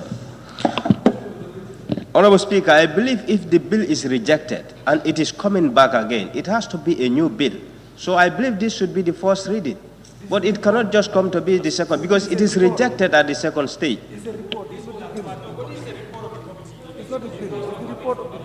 Honorable Member for Lower Badibu, what's your proof to that this bill is rejected? This bill is not rejected. Can you go to this is the sittings.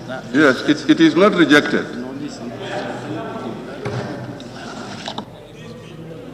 Yes.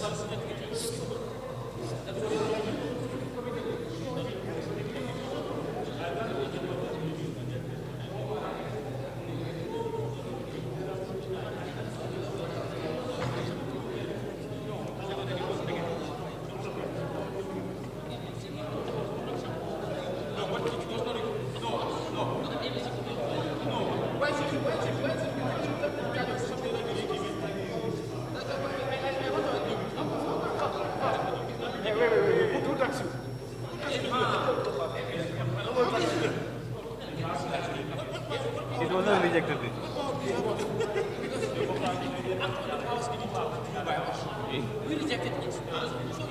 No. You rejected the second reading. Honorable Member for Woodley West. Honorable Speaker, I always say that we must be an example. We must be models to be copied. Is it logical that a bill that was rejected was referred to a particular committee to work on? How is that possible? So the committee worked on it even where it was rejected. How logical is that? My friend, let's not waste our time.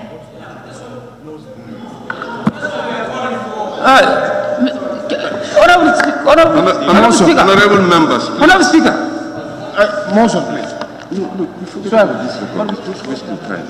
Honorable members, Honorable Member for Jara East, please can you proceed? Motion, Speaker. Honorable Speaker. Yes, Honorable Speaker, I want to make a motion, please. Please. Please allow the Honorable Member for Jara East to proceed. Honorable Member, please. Okay. Thank you very much. Honorable Chair. Chair. Speaker. Honorable Speaker, sorry. Honorable Member for Jara East. Honorable Speaker, can I come on my feet? Honorable Member for Fonyi Bintang Karanai. Excuse me. I think even the report itself said that the chairman noted that although the skin bleaching provision laws of the Gambia repeal was rejected at the second reading, the ABC committed it to the committee of the preliminary consideration. So even the report said it was rejected. On reading. Yes. And then at the same time refer to a committee. To a committee, yes. What is the confusion in that? Honorable Member for Serakunda, please. Honorable Speaker. Okay, Honorable Speaker, this procedure is very clear, and we should not really confuse ourselves. Standing Order 67 says, on a motion being moved that the bill be read a second time, the general merits and principles of the bill may be debated. And then it goes further. If the motion is carried, the clerk shall read aloud the short title of the bill and shall declare it to have been read for the second time. This is the procedure if. Now, what about if it is rejected? What do you do? That's the question. Go to 68. It says that when a bill has been read a second time, it shall stand referred to the Assembly Business Committee for committal to a committee. Now, the key here is 66. That's our guide. What should be done? It says that following the first reading, the stages in the Assembly's consideration of a bill shall be second reading, committee stage, consideration, third reading. Shall be is mandatory. Unless you have something stated here to the contrary, which says that you throw it out, then tell us where it says that when it's rejected, you throw it out. If it is not there, then we should follow the stages, and at the consideration stage, you may reject it. This is different from a constitution. The constitution specifically said at the second reading, you must have 3/4 majority. That's the constitution. It's the supreme law. It's supreme to this. It's not silent. And that's why we were able to say, second reading, get rid of it. But that's not the situation with ordinary bills. Please, unless you have something to tell us that, quote the section that says that we should throw it away. Thank you, Honorable Member for Serakunda, for that clarity. Honorable members, we will proceed. Honorable Member for Jara East, could you please go ahead? Thank you, Honorable Speaker. After a series of intermittent interruptions. Honorable Speaker, one is proud when one is referred to as fair-colored, and one is not happy when one is referred to as being black or dark. Honorable Speaker, this sounds ironic. It's quite ironical. Honorable Speaker, I'll be proud, even if I'm as black as an ebony. E-B-O-N-Y is very black. It's dark black, ebony. Because I'm African. I'll be very proud if I'm referred to as being dark as an ebony. Honorable Speaker, we have a problem. I don't know what we are going to tell the likes of Osajifo, I.E. Kwame Nkrumah, Patrice Lumumba, these great African men and women of dignity, when we meet in the other part of the world. Honorable Speaker, it is high time for Africans to value their own selves. You see, life is not about putting on beautiful dresses, but life is predicated on values. Life is based on values. It is values that makes a man. And I think it's high time for Africans to respect our own values. Honorable Speaker, I had a short stint in the United States of America, but I have never seen during my sojourn a white lady bleaching, or even thinking of bleaching, or maybe trying to apply colors that will make him, that will make her to look dark. I have never seen it. If you have seen one, you can help me. I have never seen it. But here we have our African sisters and our African brothers, and here I don't want to be biased.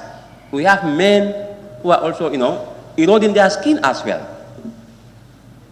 It's not limited to only women. We have men who are in the habit of eroding their skin as well.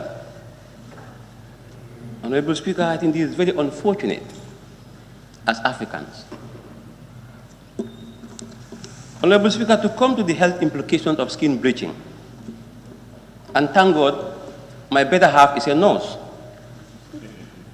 I have an iota of, understanding or some health distinct. Honorable Speaker, the skin is divided into different, regions or sections, layers. Honorable Speaker. Honorable Speaker, this top layer is what is called the epidermal layer. The epidermal layer.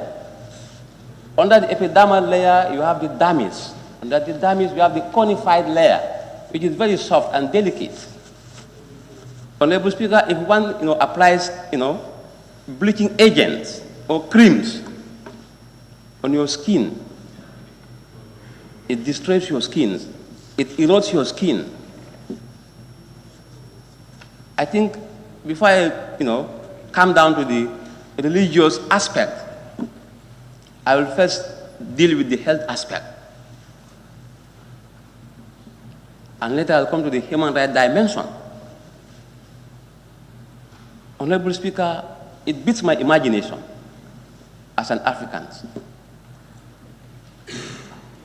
Some people, they'll tell you, oh, you are too dark, you are too black.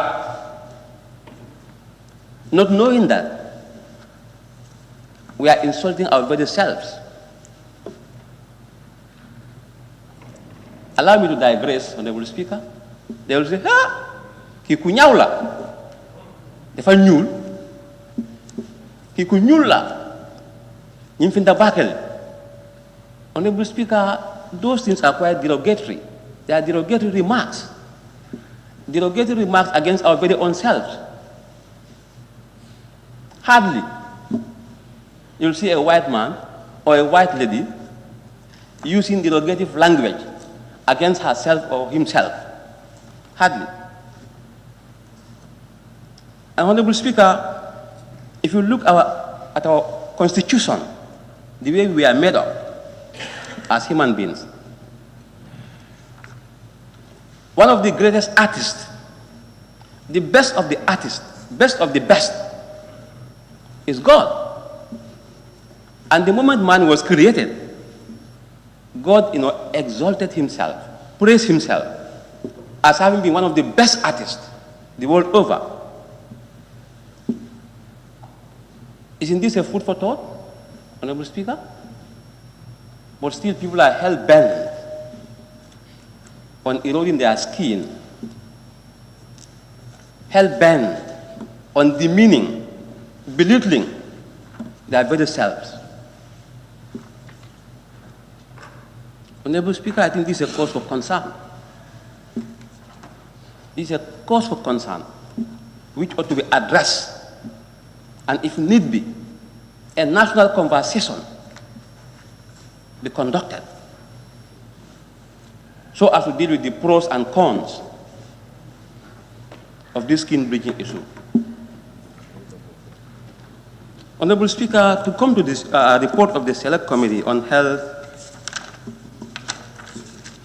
it says, with your indulgence, that oral evidence, when the witnesses were invited to present their evidence, almost all of them except the Child Protection Alliance CPA were in support of the repeal, emphasizing that although the practice of skin bleaching has some negative health, cultural, and social implications, it is nonetheless a matter of choice. I want to underline this, a matter of choice, Honorable Speaker. Honorable Speaker, there are a lot of things that are a matter of choice, but we dislike them. Honorable Speaker, stealing could be a matter of choice, but we dislike it. Honorable Speaker, if I stand here and talk loudly, or I scream here, it will be seen as something out of the ordinary. But it's a matter of choice. It's a matter of choice. But is it a good matter of choice? Or is it a positive matter of choice? You see, unless we understand and appreciate the dichotomy that exists between good and bad, and that which is appreciable and that which is not appreciable, we cannot make a headway. Honorable Speaker, there are certain things when you do in a society, sociologists or psychologists, they will define you as a social deviant. You'll be seen as a social deviant, that you are somebody who deviates from the norms and values of society. So therefore it is important for us not to be called social deviant, because it means we have done something that is at cross purposes with social norms and values. Honorable Speaker, I could vividly remember, I said it here, that when I was going to Muslim high school, I authored an article. It was captioned, "Skin Bleaching, Culture or Commerce." Honorable Speaker, no one will tell me that skin bleaching is culture. We all know it's something alien. We don't know it at all. Talk less of the health implications. Honorable Speaker, let's come to the religious dimension. Member for Sandu made a good presentation. He went on to, he quoted some, verses from the Holy Quran, which are quite good. Honorable Speaker, I can say almost all religions speak against skin bleaching. If you go to the scriptures of the Christians, they will not say skin bleaching is good. If you come to the Islamic scriptures, you will never find it good there. That which is bad, and that which is good, is good. This is the law of nature.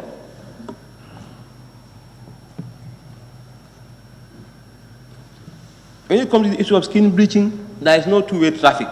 It's only one-way traffic. It is bad, abhorrent, diabolical, devilish, and dangerous. There is no two-way.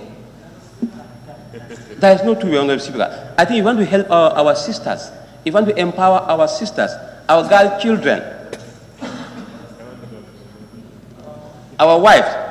We have to tell them on the face. That's not about massaging the truth. That skin bleaching is bad. It's bad. Because you are destroying your own skin. And you are making yourself look low upon. When people look low upon you, you feel embarrassed. You don't feel happy. But instead, it is your very self that is looking low upon yourself. Now, who is to blame? Who is to blame?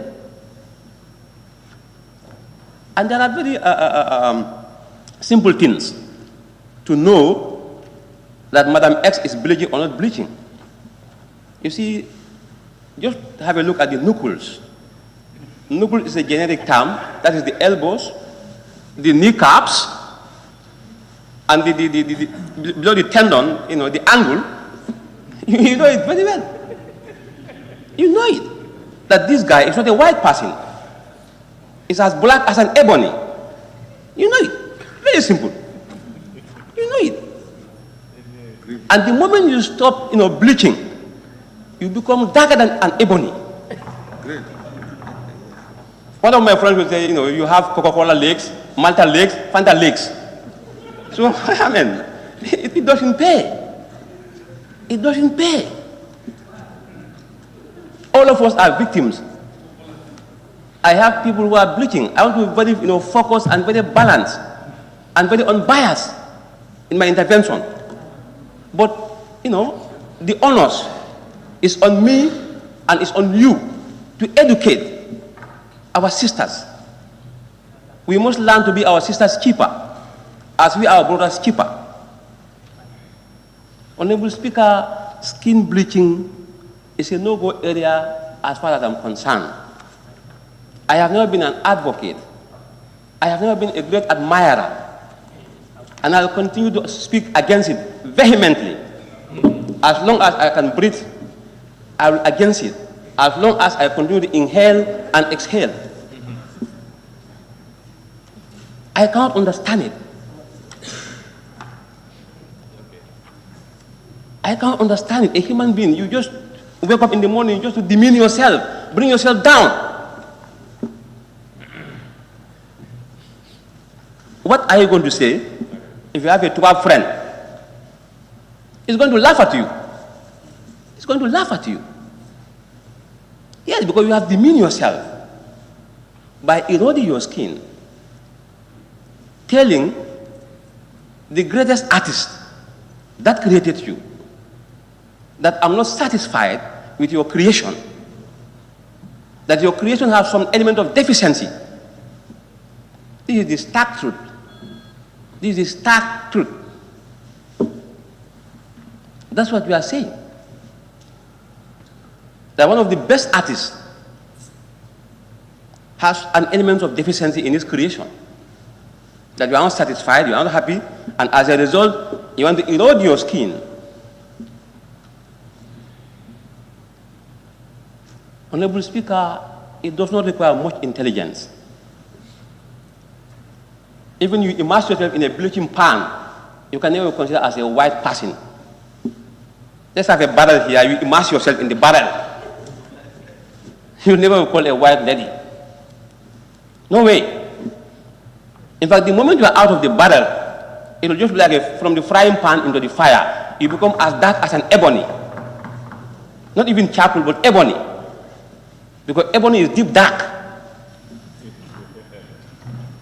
So, Honorable Speaker, I think there is need for us to help our sisters for the sake of humanity, for the sake of, sharing the same identity, for the sake of the same bondage, for the sake of, our Africanness.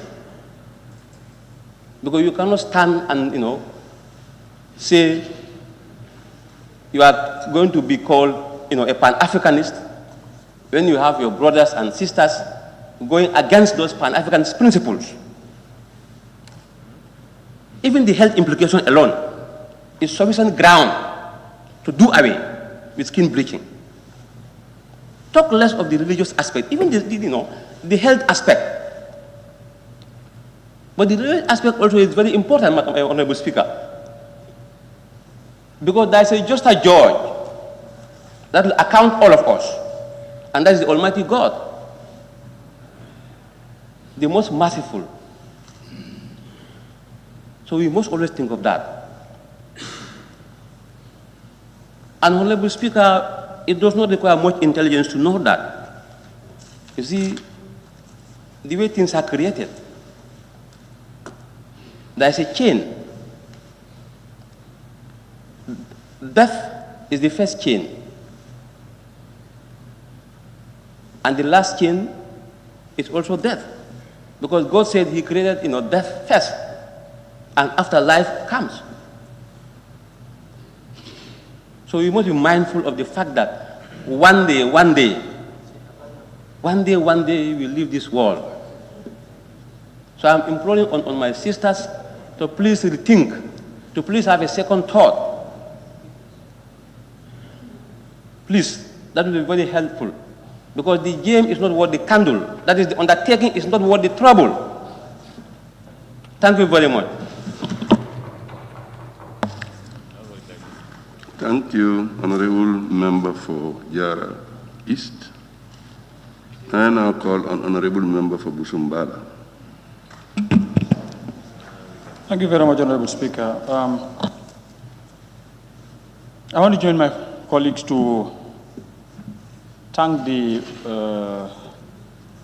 presenter of the report, nominated member Yasin Seka, that the Health Committee have made history for her to be able to lay the report. Obviously, we are very happy. We want to thank her on that. But also to tell you, the comments towards the report is not yours. It's from a clear concern that it has to be. Honorable Speaker, I think I don't want to waste the time of the Assembly. I'm still going to maintain my previous position in the first reading of this bill, that I will never support it. Based on the justification that the executive is bringing, that it is difficult to implement it. It is not my duty to implement, it is them. So if they cannot implement it, that's to them. But Honorable Speaker, I want to take the Assembly to the committee's report and compare with other reports. In other reports that we've discussed and those that are coming for us to discuss, they've listed so many institutions that they've consulted and they put their argument on the report. But on this other one, it is only the argument of CPA, only the argument of CPA that they brought. So that means if they are going to be fair to us, it was difficult to have institutions to back the repealing of this bill. So obviously, and I would want to go with the justification of the CPA that it will have an impact on our school-going children, especially girls, but it also have health implications, social implications, and more especially religious implications. So for that being the case, not to go deeper, because the religious side, Honorable Member for Sandu has talked about that, cultural health, the member for Ijara East have talked about that. I still maintain even on more on that points that I am against the repealing of this bill based on the justification being put forward by the executive, that it is discriminatory, it is difficult to enforce, and then A law that cannot be enforced is as good as dead. Let it be dead there. But I will not be part of the people who will tell the Gambian people that, yes, it's open. If you feel like you do it, if you don't feel like you do it, because of the base background that I come from, and I believe, both the health, the cultural, the social, and the religious. So for that being the case, Honorable Speaker, not to keep the time of the Assembly, I am against the repealing of it at this stage, and I will always be against the repealing of it at any stage. On that note, thank you very much. Thank you, Honorable Member for Busumbala. Honorable Member for Fonyi Bintang, Karana. Thank you very much, Honorable Speaker. Honorable Speaker, may I begin to thank the Honorable Neyasin for the good job he has done in presenting this report. But may I join my colleagues who rejected, who are not in support of the bill. I am not really in support of the bill. Honorable Speaker, I think when this bill was brought here before, we spoke lengthily and it was rejected. And now it is back again. Madam Speaker, what I've seen there, they said it is unenforceable. I think they don't want to just enforce it, that is why. It is enforceable because we have seen also there are laws that are enforceable. But why didn't they bring it here for us to repeal them? Why this one? I don't know the reason why we want to repeal this skin bleaching. Now, Honorable Sandu has quoted some correct versions here. He's wrong. He's wrong. Maybe wrong or right. For me, it's right. Which we know that Allah did not want skin bleaching. So we are saying to Allah that what we have done is wrong. Because Allah make you black, and you say, no, I have to be white. So it means I tell Allah what you have done to me is wrong. To me. So I think we should be very careful. Honorable Speaker, I think these crimes we are talking about, and they are saying that it's a matter of choice. Yes, I know it's a matter of choice, but there are many things that is a matter of choice. Even stealing is a matter of choice. Why can't they leave people to steal? Because it's a choice for them. So we have the duty to protect our people, especially our ladies, our sisters and mothers. Even our brothers, because sometimes now even some men bleach. But we have a duty to protect them. So I think we should not encourage, because you know the chemicals they use to make these creams. You will never see these white men make this cream that will make them black. And we all attest to that. They are saying black is beauty. Why can't they make a cream that is black for them to be black? It's there. It's not there. Where? In Salou? Okay. So, Honorable Speaker, I think I'm not in support of it, and I don't want to talk about it anymore. Thank you very much. Thank you, Honorable Member for Fonyi Bintang Karana. Honorable Member for Ilyasa, the floor is yours. Thank you very much, Honorable Speaker. Although I'll be so brief because the Sandu and Jara have spoken their mind, and if that being the case, I'll be so brief as much as I can. Honorable Speaker, and now I really want to ask the Justice Minister why they want us to repeal skin bleeding. That's my question. Why? Why are they very much concerned about this skin bleeding? That's my question. What is the motive behind it? Because if you talk about it, it just hard to say it's an insult. It means that we are insulting ourselves, and that we are also mocking the Almighty God that what he has done is wrong. That's the bottom line. So I think there are certain issues looking at that very important. I think the executive try to bring that to the National Assembly so that we can discuss that rather than skill building. So that being the case, I don't want to waste our time. These are only a few questions. I want to, just a minute to answer for me. Please, thank you very much. Thank you, Honorable Member for Ilyasa. Honorable Member for Latrikunda Sabiji, the floor is yours.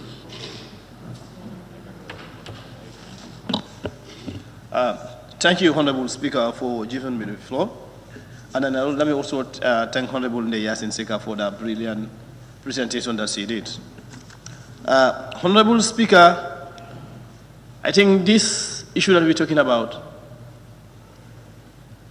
is very simple and straightforward. For us as a committee, what we are just telling you is that skin bleaching should just be a matter of a choice for our women.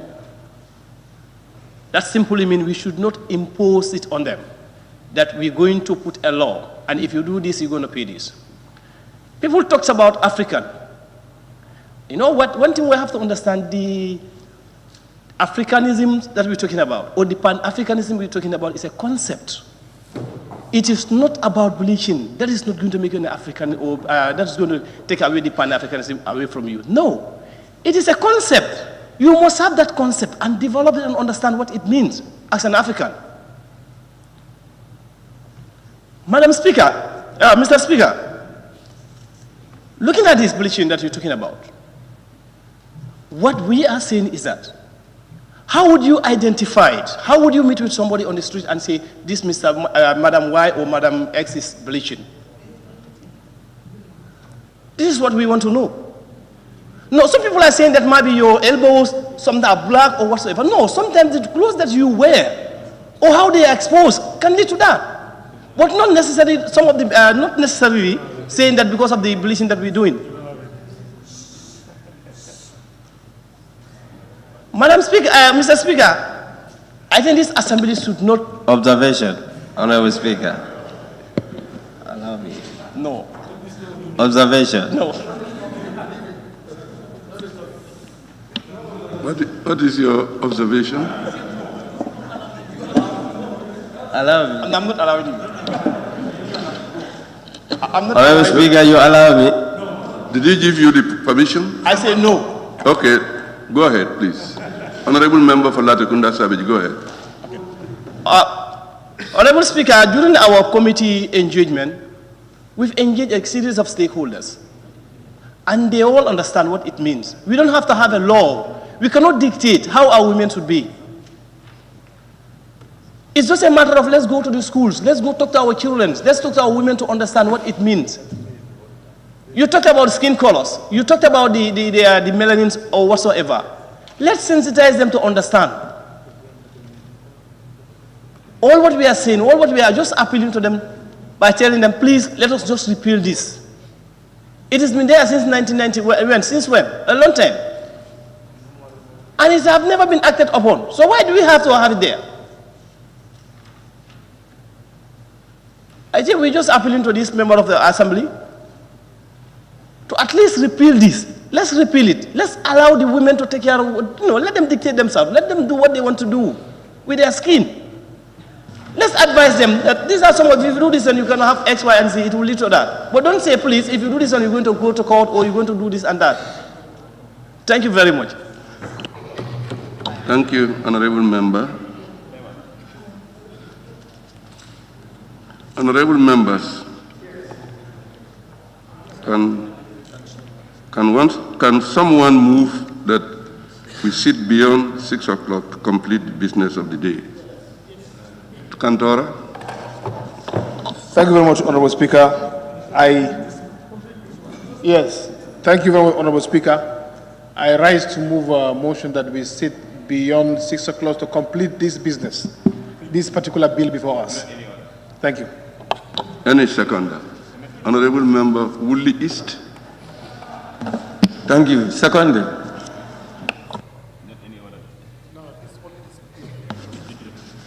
It has been moved and seconded that this August Assembly sit beyond 6 o'clock to complete the business of the day.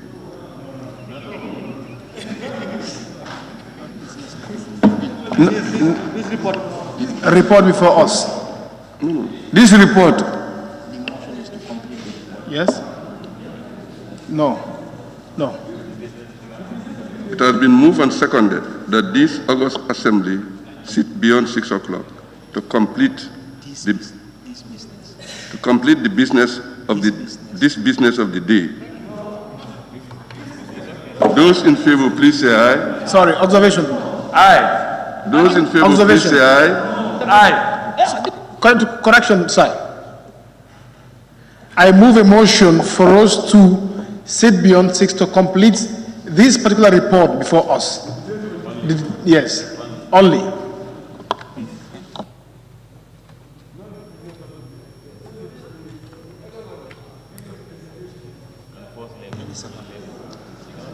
Any honorable member second that? Seconded. Seconded.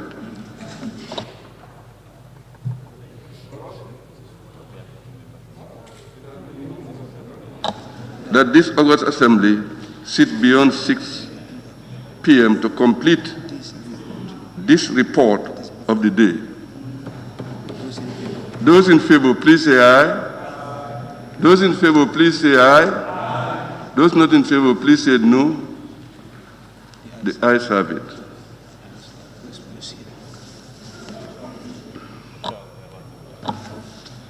Let's proceed.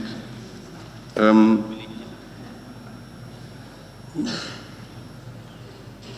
my list, Central Badibu, the floor is yours. Thank you, Honorable Speaker. Honorable Speaker, I would like to join my colleagues to thank Honorable Nde Yassin for this wonderful report being given. Honorable Speaker, before the bill was referred to the relevant committee, I was not in support of the bill at the time, but today I'm in full support of the bill. The reasons are as follows. Honorable Speaker, democracy is built on foundations, and one of those foundations are choice. Choice is essential in democracy. Honorable Speaker, we have to just, reflect back when this law was made in this country. What was its impact, the impact that it created? Because laws are there to remedy situations. Laws are there to change from worse to good. Do you understand? But here, we made a law, the law that in fact made our women to be more vulnerable and to be more harassed. They were harassed at checkpoints. Do you understand? So, honorable members are saying that from the Pan-African point of view, if you are a black man, no, this is not about Pan-Africanism. If you are taking Pan-Africanism to be about skin bleaching, then you are misrepresenting the entire Pan-African society. Yes, that's misrepresentation. And the other thing we are talking about, honorable member of Jara, is today you are not Pan-African. Today, by looking at your costumes that you put on, if we should go by Pan-Africanism, you are not an African. Point of order. So what I'm saying is... Point of order. What I'm saying is... Please, what I'm saying is... What's your point of order? Let us understand. What is your point of order? Let us understand. Honorable member for Woodley East, you call him for point of order. What's your point of order, please? Sit down. Honorable Speaker, let the honorable member address the speaker, not... Point of order. Thank you. Point of order, sir. Thank you. Point of order. Honorable member for Central Body. Point of order. Address the honorable member. I'm raising a point of order, sir. Noted. No. I'm raising a point of order. I want the honorable member to refer us to the... What is your authority? What is your My authority? point of order is... Cantora, please sit down. I'm raising a point of order, sir. On what authority? What's your authority? Good. The authority I want to know from him. The authority from the member for Woodley East. Sit down. Go ahead. Honorable member for Thank you, honorable member of Woodley is, Honorable Speaker, members of this House must understand that our women, there should be a liberty to choose. We are not saying that go for skin bleaching. Nobody is campaigning or asking women to go for skin bleaching. We are not saying that. But this law is discriminatory. There are people who are affected by the law. That's why we are saying we lift up. So it's your choice. If your wife wants to do it, tell your wife to do it. Do you understand? If you don't want your wife to do it, stop it. That's your own moral problem. So, but we cannot stay here and say we have to stop this law, this and that. What are the justifications, Honorable Speaker? I want the honorable members to understand that this particular law is discriminatory. And we have looked at the laws that we are discriminatory and we repeal them. So when we come to this kind of law also, we cannot allow it to prevail. Do you understand? Some men will complain about women bleaching. Men are bleaching. Do we talk about that? Do you understand? And what do we define as bleaching? Now, what I want to appeal to the honorable members, let us not try to go out of the context.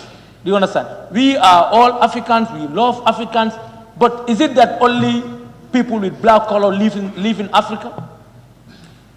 People with black skin, they only live in Africa?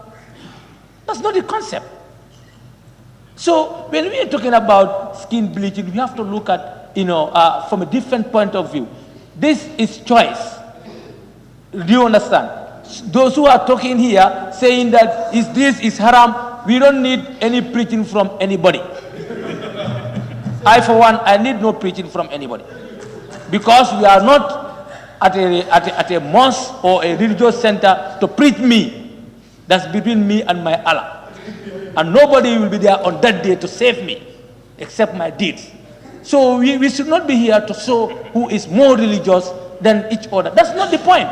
The point that we are making is how to live as as modern man and modern woman. Our thinking should be global. Democracy, you take the whole part of it or you leave it. But you cannot just take part and you want to leave the other part. No. Do you understand? If you want to be an Islamic state, go and live in an Islamic state.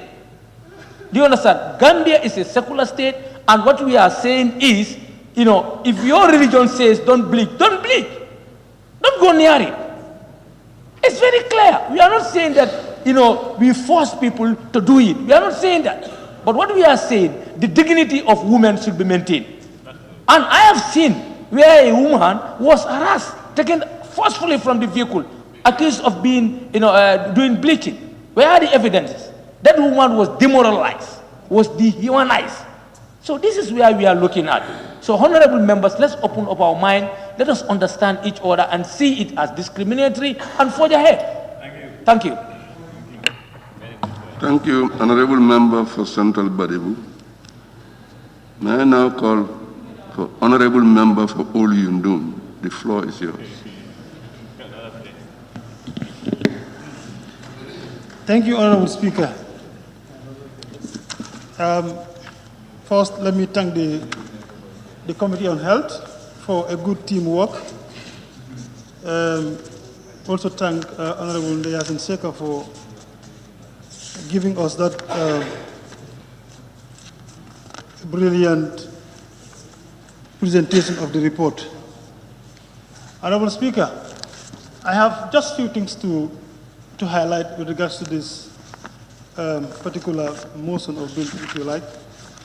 That is, if we are associating this motion to an issue of choice and the violation of human rights, yes, it could be for the violation of human rights. But if that is the case, we are violating the rights of people in this country each and every day. Because our young people in this country smoke cannabis, and that is a matter of choice. It's a matter of choice. But they have been arrested for that. So we cannot associate it to choice, to say a woman need to have the choice to bleach their skins. This is a law. It has to be implemented. That is the right thing. And I think this National Assembly will do the right thing as well. The law is the law. Whether you are the president or the vice president or the last person in Kantora who is a farmer. They are equal. We have to implement it. We cannot just come to the National Assembly and say a woman has to be free by way of choice to bleach their skins. I think that is out of order. It should not be done. If we are associating it to choice, and that is the reason why we're going to repeal, then I think they have to stop arresting young people for smoking cannabis, and that is choice as well in this country. Honorable Speaker, I think we don't have to waste much time on this bill. For me, I am not supporting it, to be honest. I want it to be the way it is, because in this country, we have seen women bleaching. Even if they are not implementing the law, I mean, they are doing it. It is not discriminating anybody. Let it be like that, and then we forge ahead. But talking about skin bleaching in this National Assembly, as it now, I mean, is creating another, problem outside this country. So I think we have to take the right decision not to repeal this particular bill, leave it as it is, and then we move as a country. Honorable Speaker, thank you so much. Thank you, Honorable Member for Uli Yundum. Honorable Member for Serakunda, it's your turn. Thank you very much, Honorable Speaker. We are here to carry out a task for our people. And whatever we do must be in the interests of the people. We cannot defend the indefensible. And we must look at all issues on the basis of context. We assign the committee responsibility to review the bill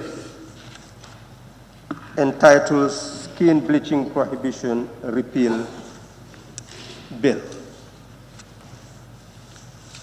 The objective is to repeal a law that prohibits skin bleaching, and the way to enforce it is to be able to arrest, charge, and convict. And therefore the person you convict becomes a criminal. That is the implication,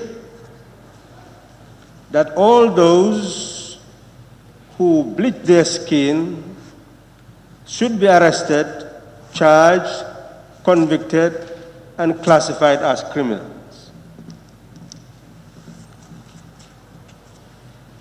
Is that what we want? Why has it been impossible to implement it? Because the wives of the VIPs themselves, wives of religious leaders, venerable leaders, people that you classify to be very much respected, have been bleaching their skins.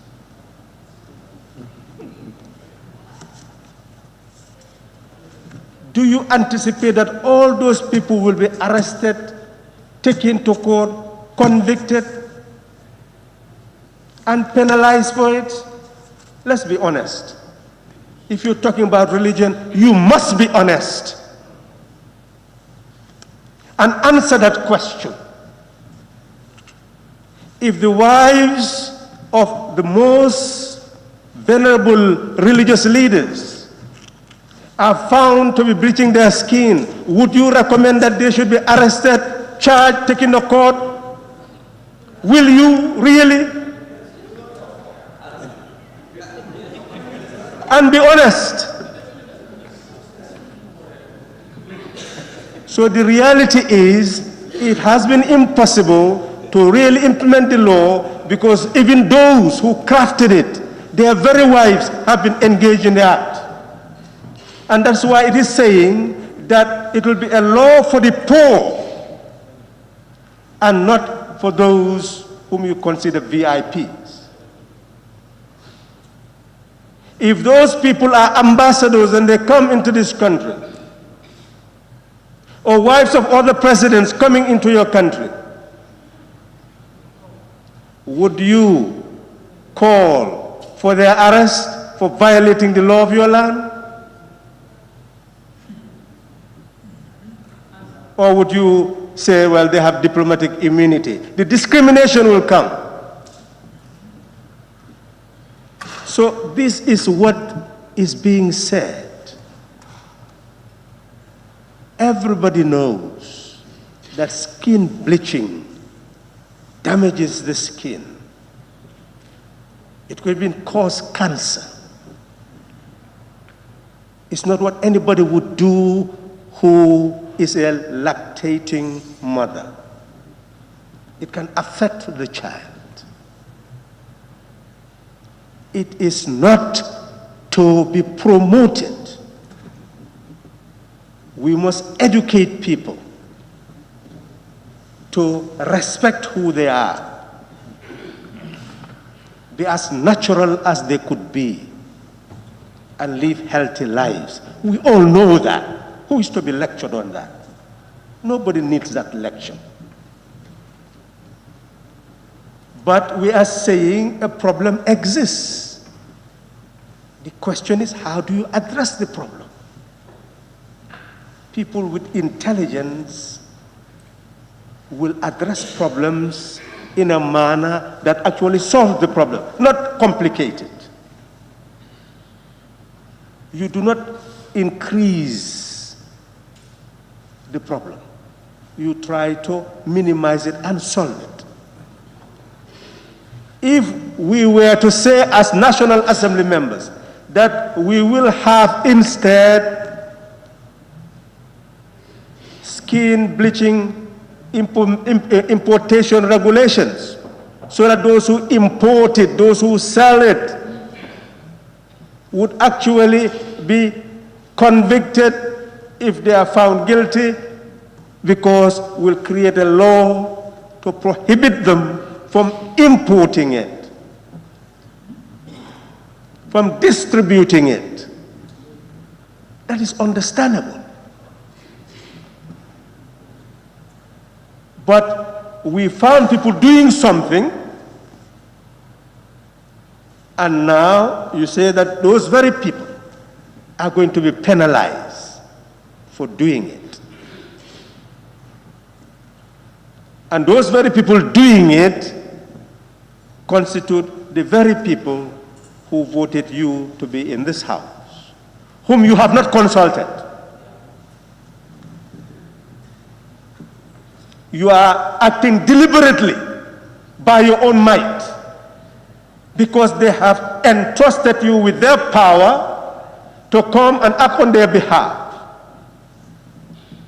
And when you are seeking their vote, you did not speak conscience to them, that if you elect me, this is what I'm going to do. So then, most likely, those people would not have elected you to come up with a law that will ensure that they are persecuted. So what is important... Sorry, Honorable Member for Serakunda, sorry for interruption. Honorable Member for Ilyasa, please stop disturbing. Honorable Member for Serakunda, you can go ahead. Yes, Honorable Member, Honorable Speaker, I am speaking on these terms that we selected National Assembly members so that they come here and look at our genuine concerns and help us to address them. I'm sure if members were to come up with a legislation, and they can come up with private members' bill, that we should ban the importation of skin bleaching creams, most likely you will get 100% support, because you are attacking the problem at the root, but you are not attacking the person. Because that person is a victim who is told that she is beautiful by having that appearance. You have people who have white skin using cream so that they can darken it and be under the sun so that they can tan their skin, because that is considered to be beauty. Beauty is cultural. It is conceptualized by society, and therefore people adapt themselves to what is considered to be beautiful. That is a mindset. You change it through education, not through force. Because sometimes we are not even really honest, because sometimes those people will engage in those practices because those very men love them like that. They seek for them, sought after them because of those very appearances. Sometimes they even take from their pockets and give them that money so that they'll be like that. Because it is when they are like that, they are revered. So where does the problem lie? The victim? So we're saying let's consider those people doing these acts that harm their bodies as victims who need to be rescued. But we do so in the right manner. And my intervention, I touch on this, Honorable Speaker, because of the input of the members. I'm not aware anywhere where you say that it is this religious edict that says that if you bleach your skin, you are going to hell. Or you can be taken to a court that is religious and then punished for bleaching your skin in any republic that calls itself Islamic. I'm not aware. And if the religiously oriented members know of countries that declare themselves Islamic and carry out Sharia, that if our women go there and they bleach their skin, there is a court where they can be taken and tried and convicted, then tell us. So where is your law? Are you making it, or is it real there? Now, if it is not there, that a skin bleached can actually lead to conviction in a country where Sharia operates, how much more a secular state? That you want that law to operate in that manner. So we must be very careful in linking our convictions to law. Otherwise, we'll mislead the whole nation. Because we're not talking about promoting skin bleaching. We're not promoting those values. We are saying that a government decided to promulgate a law, enact a law, and found itself incapable of implementing it, and was implementing it selectively, where wives of immigration officers and immigration officers were once arrested all and kept for days, and they were being searched, and their husbands were going helter-skelter to try to rescue them. Eventually, when the person saw that they could be left, then they were left, never taken to court. Those were the types of selective justice that must be combated, because who's going to be there tomorrow in that position? And how will you utilize the position? So it is that vulnerability that we must eradicate. That is why it is said, let us repeal this law and let us look at the problem And if members have private members bill that they want to bring here so that we can attack the root, bring them. And we will support you in doing so. But let us not support what has brought about injustice, what has been implemented selectively, which could be implemented selectively. We should get rid of it. That is what the state is saying. It cannot be implemented.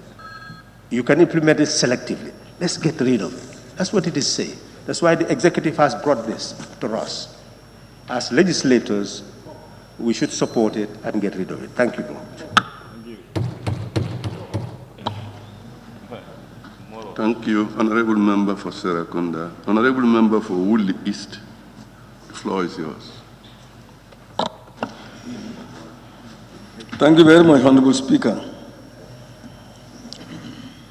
Honorable Speaker, we are already told that this is law which has been here for many, many, many years, but it could not be implemented. That is what we are told. Law that cannot be implemented. And if you want to implement it, you have to do it selectively. And if we do it selectively, you are going to do it in a discriminatory manner. And that's what we don't want. We don't want law that will punish others and leave others. And that is the objective of this amendment, this repeal. We want to repeal it because we cannot implement it. We don't want to discriminate others. That is it. The root cause, in our first debate, I emphasized that somebody was talking about marijuana. Yes? But there is a law that prohibits production of marijuana, farming of marijuana, processing marijuana, possessing marijuana, and distributing marijuana. Where is the law that stops production of bleaching products, importing bleaching products, possessing building products? Why are those laws? So once all those laws are not there, you just want to punish the person who uses the product. That is not fair. Because that person is a victim. If there is no bleaching product in the market, it's not anywhere being produced in this country or imported to the country, these victims may be saved from the product. But that is not the case.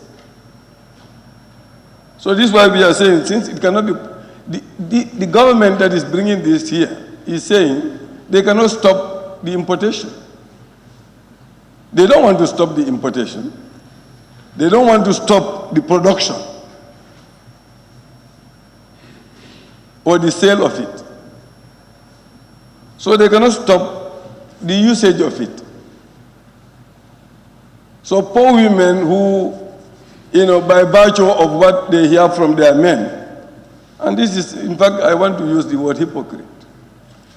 Because, no, this is my position. Double standard. Or double standard. Let me use double standard. It is us men who should change our behavior. It is us men who tell the women that being white or fair is what is beautiful. Musukoyo, Sasaboro, it's not the women. The women feel the way they are. But when you bring certain standards to them and encourage them to do it, in fact, it is some of these men who are buying these products for these women to use it. Yes. Some of the men are buying, using their money, giving it to women, buying it, and asking them to use it. So this is the situation. Do we need to criminalize such a thing? That is the issue. Do we need to criminalize such a thing? The state has allowed the importation. Do we need to criminalize it? If we criminalize it, are we fair to those who are using it, those innocents? Or should we use media? Should we use moral methods to educate them, enlighten them, so that they know that this is harmful to them?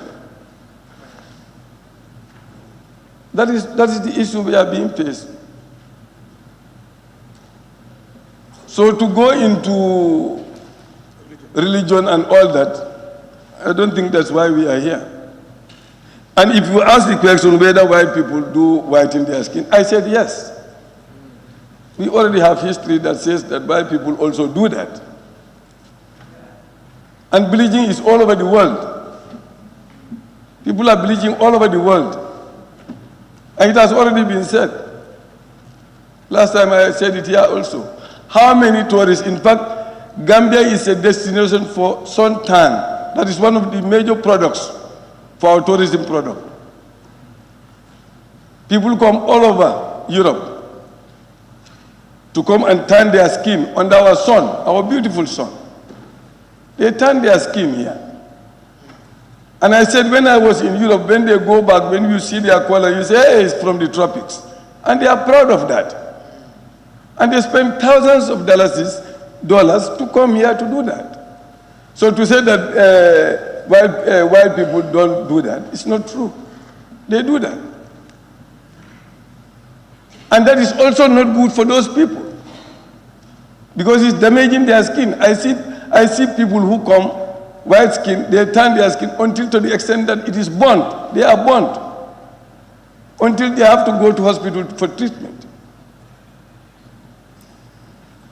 Because that's how they see it. It's beauty. Beauty is being promoted everywhere. Whatever people see as beauty, they will do it. So it's only education that can actually minimize this or eradicate it. Not coercion or selective coercion. And the government in place is saying they cannot do that. They cannot implement it. It has also been said, how many people consulted your people to say whether we should maintain it or we should remove it without using these moral values or moral preaching? So for me, that's all that I have on this. We should use our brain, know that we are not doing this for ourselves, but we are doing it for our people. And repeal this discriminatory law against women. Use every means to enlighten them. Use every means to persuade them. Encourage them to understand that bleaching is not good for them. Not talk about their children. And then, we'll promote health through that. Thank you very much, Honorable Speaker. Thank you. Thank you, Honorable Member. Cantora, the floor is yours. Thank you very much, Honorable Speaker, for giving me the floor.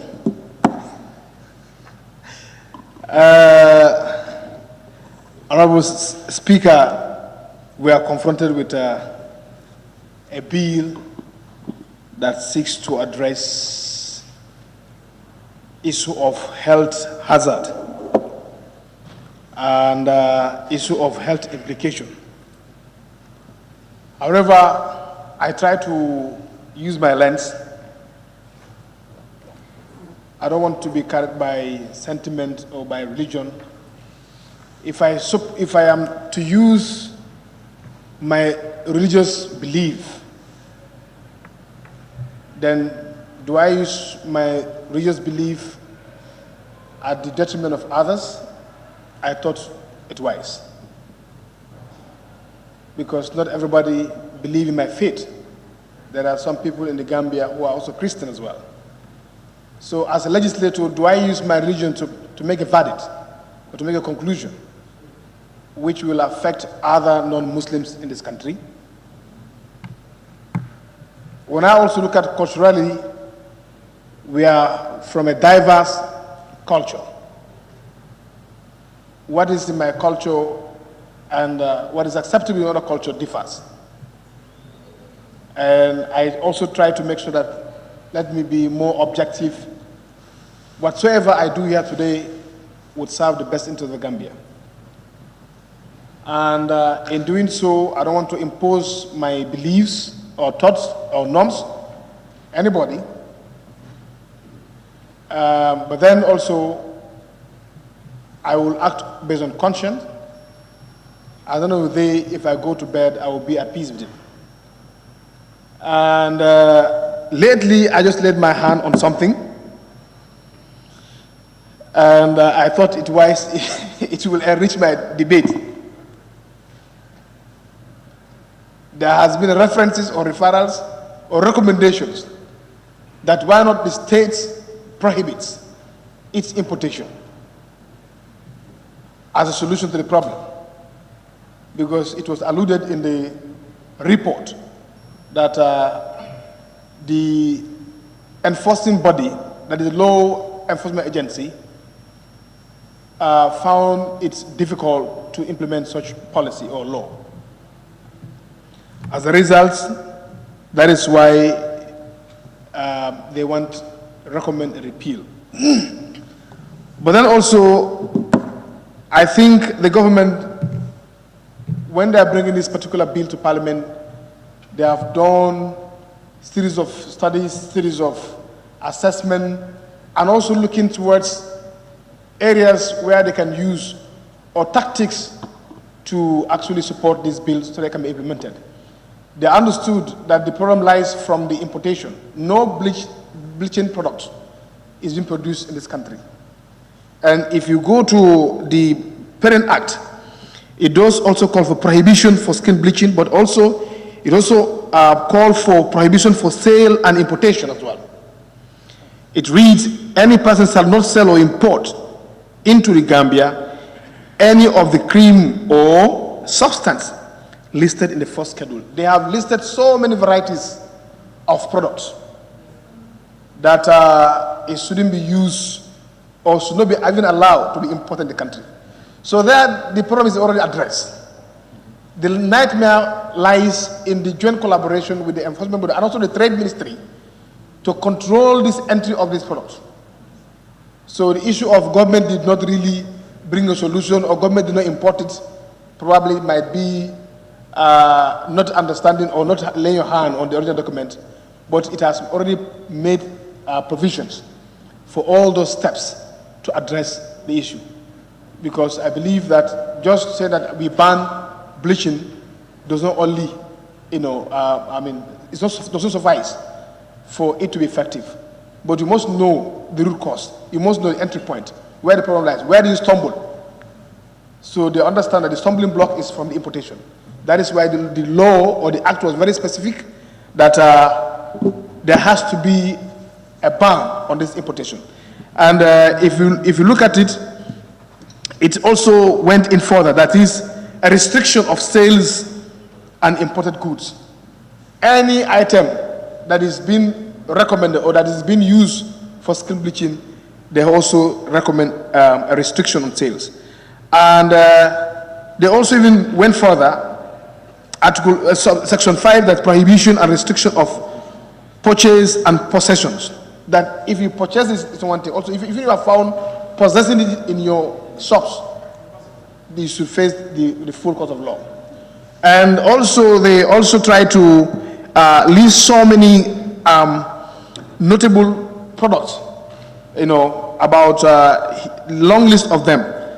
The Color Extra, Mat Care, Tonight Cream, Chura Cream, Zarian Cream, so many listed of products that are associated to this skin bleaching. So I think there is no problem for us to do, there's no big problem for us. What we need to do is that to talk to them, to make sure to really implement this particular law. There is no need to repeal it. Let us maintain as it is, create more advocacy, talk to the custom officers at the ports, talk to the Ministry of Trade to really, to really double the effort in terms of, intercepting these products. And also make a rigorous tour in shops, wherever they are found, these crimes or items that are found, you can seize it because you have a legal backing as well. So it's more of we to acquaint ourselves with the legislations that are made in this parliament, and then of course help in that advocacy. So for me, I wouldn't really recommend for that because already there's a problem, and already the government has already given a solution to a problem. So the solution is to still enforce the ban or importation of these products. Point of observation. So for that reason, point of observation. For that reason, I would recommend us to leave the primary legislation, that is the primary act, as it is, and forget about repeal. Thank you for your indulgence. Honorable Speaker. Thank you. Honorable Member. Yes, I want to make an observation before you proceed. You want what? I want to make an observation before you proceed. Observation? Yes. Yes, thank you. I want the Honorable Member of Kantora to understand that this bill in front of... Who are you observing? From? No, I'm making an observation. From who? The entire procedure. It's not out of order.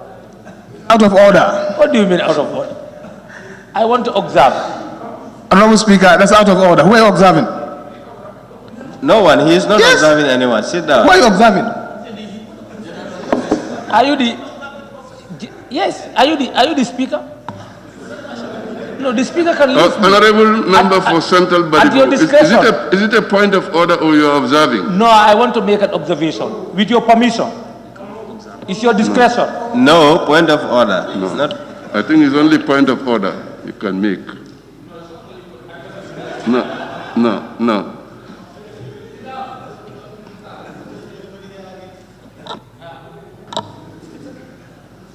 Honorable Member for Upper Salum, the floor is yours. Thank you very much, Honorable Speaker. I want to equally thank the committee for coming up with this report, which is really going to help our committee or the plenary to make an informed decision. Honorable Speaker, I want to just give a brief, if I may call it, to lay a foundation. Because in the 1997 Constitution, Section 100, it tells us exactly who can bring bills or motions in this parliament here. If you go to also Section 76 of the 1997 Constitution, it also tells you who is responsible to oversee when bills are enacted here, which is the executive, primarily. Our role really is lawmaking. And once bills are enacted and assented by the president, then it's the responsibility of the executive to enforce those laws. Honorable Speaker, we are sitting here today, a member of the cabinet or the executive coming back to us, telling us this law that we have enacted, we are unable to execute this law. Essentially, that's what they're trying to tell us here. The law is there, but they say they cannot. Our responsibility essentially was to make the law. But they're coming back to us telling us, you know what, this law that you've actually enacted, we are unable to implement this law. So we need to change it. Essentially, that's what they're telling us. So the issue we have here on the table, Honorable Speaker, is very simple, because the committee actually came up with a report. They said, based on the consultations they've made, the majority of the people said, you know what, this needs to be repealed. We understand that this is a choice. We understand that. We also understand that the issue of skin bleaching, we understand the medical implications it has. But we also understand the medical implications drinking alcohol also has. We know that. So if we have a law about skin bleaching, then we don't have any law about drinking alcohol. So when somebody stands to tell me, well, my religion, I respect that. But let's understand one thing here. We have more than one religion in this country. We have Islam, we have Christianity, and we also have non-believers in this country. Are we making laws for a particular religion? I don't believe so. Essentially, when we are making laws, we must be cognizant of the fact that we live in a society that consists of both Muslims, Christians, and non-believers. We must not make laws particularly for a particular religion, but we must embrace all the religions we have in this country. Honorable Speaker, I think the report is very clear. This is about choice. But the implementation is a problem. So if you have a law that you cannot implement properly, why do you have to have it? Why do you really need to have a law that you cannot implement? So I think that's exactly what the issue is. I would agree with those that said maybe the minister should go back, create another law that is actually enforceable. I don't have a problem with that. But the way it is right now, they cannot. And I think it's very clear, if we don't play double standards here, we know exactly what's happening in this country here. Some members will be in trouble today when they get home. We know that. No. They will be in trouble. Let's not play double standards here. Now I'm telling you a fact. It's not to them now. See, when we are doing things, let's say the way it is. Let's say the way it is. The reason why some of these women are doing discrimination, you know why? It's because of you men. I'm telling you, it's because of you. Do you think they're going to do that for themselves? No. So let's really be very fair to our own people, and let's be fair to ourselves, and let's say the way it is. Let's say the way it is. Okay? So I think it's very important that we really listen to the minister, because if I remember the last time when he said this thing came by way of decree, if I understand it right, by way of decree. That's exactly what he said the last time.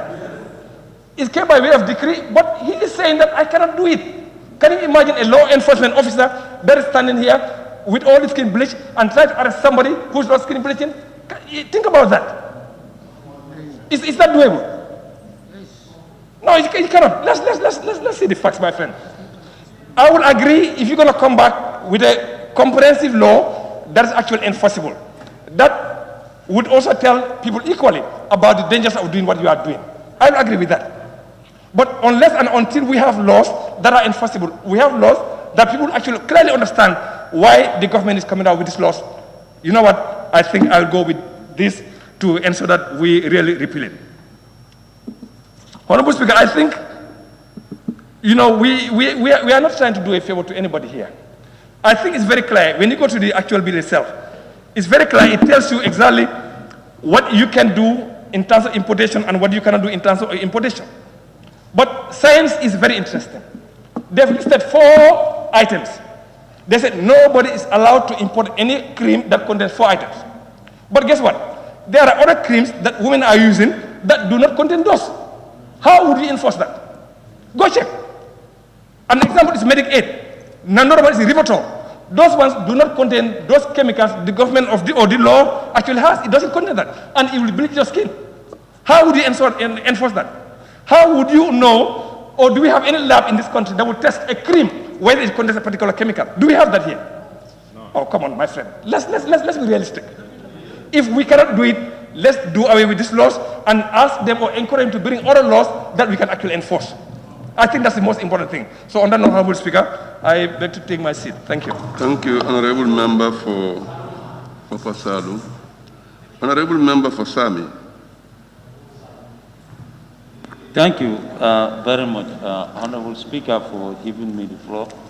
Honorable Speaker, I don't in fact want to talk on this issue for the simple fact that I had made my decision the other time. But notwithstanding, I have heard from various speakers, there is nobody here who is saying that skin bleaching is good. Health-wise, you all agree so that it is not good. So, something which we know that it is not good, it has health implications. And there is no religion here which will tell you that skin bleaching is good. No religion. Let us not try to speak and say that certain religions say this or that. No, there is no religion. Who will say that skin bleaching is good? I, for one, will not be a party to say that it has to be repealed. It has so many implications, Honorable Speaker. When we make it open, our students, they will be at disadvantage. There are so many issues here. Other speakers have mentioned it here. Smoking cannabis and stealing. They don't repeal those things. Why are they specifically saying skin bleaching? Why? There is nobody who is above the law. And if you look at the report, they said they cannot enforce it. All of us here, in hereafter, the Almighty Allah will ask us how we execute our duty. There is nobody who is above the law. If my wife happened to do skin bleaching, I'm the one responsible for it. I will set example from that. You see that others will follow. As a leader, you have to show good examples. But if you don't show good examples and you want to make others straight, they will not. That's why some of the laws will not be implemented.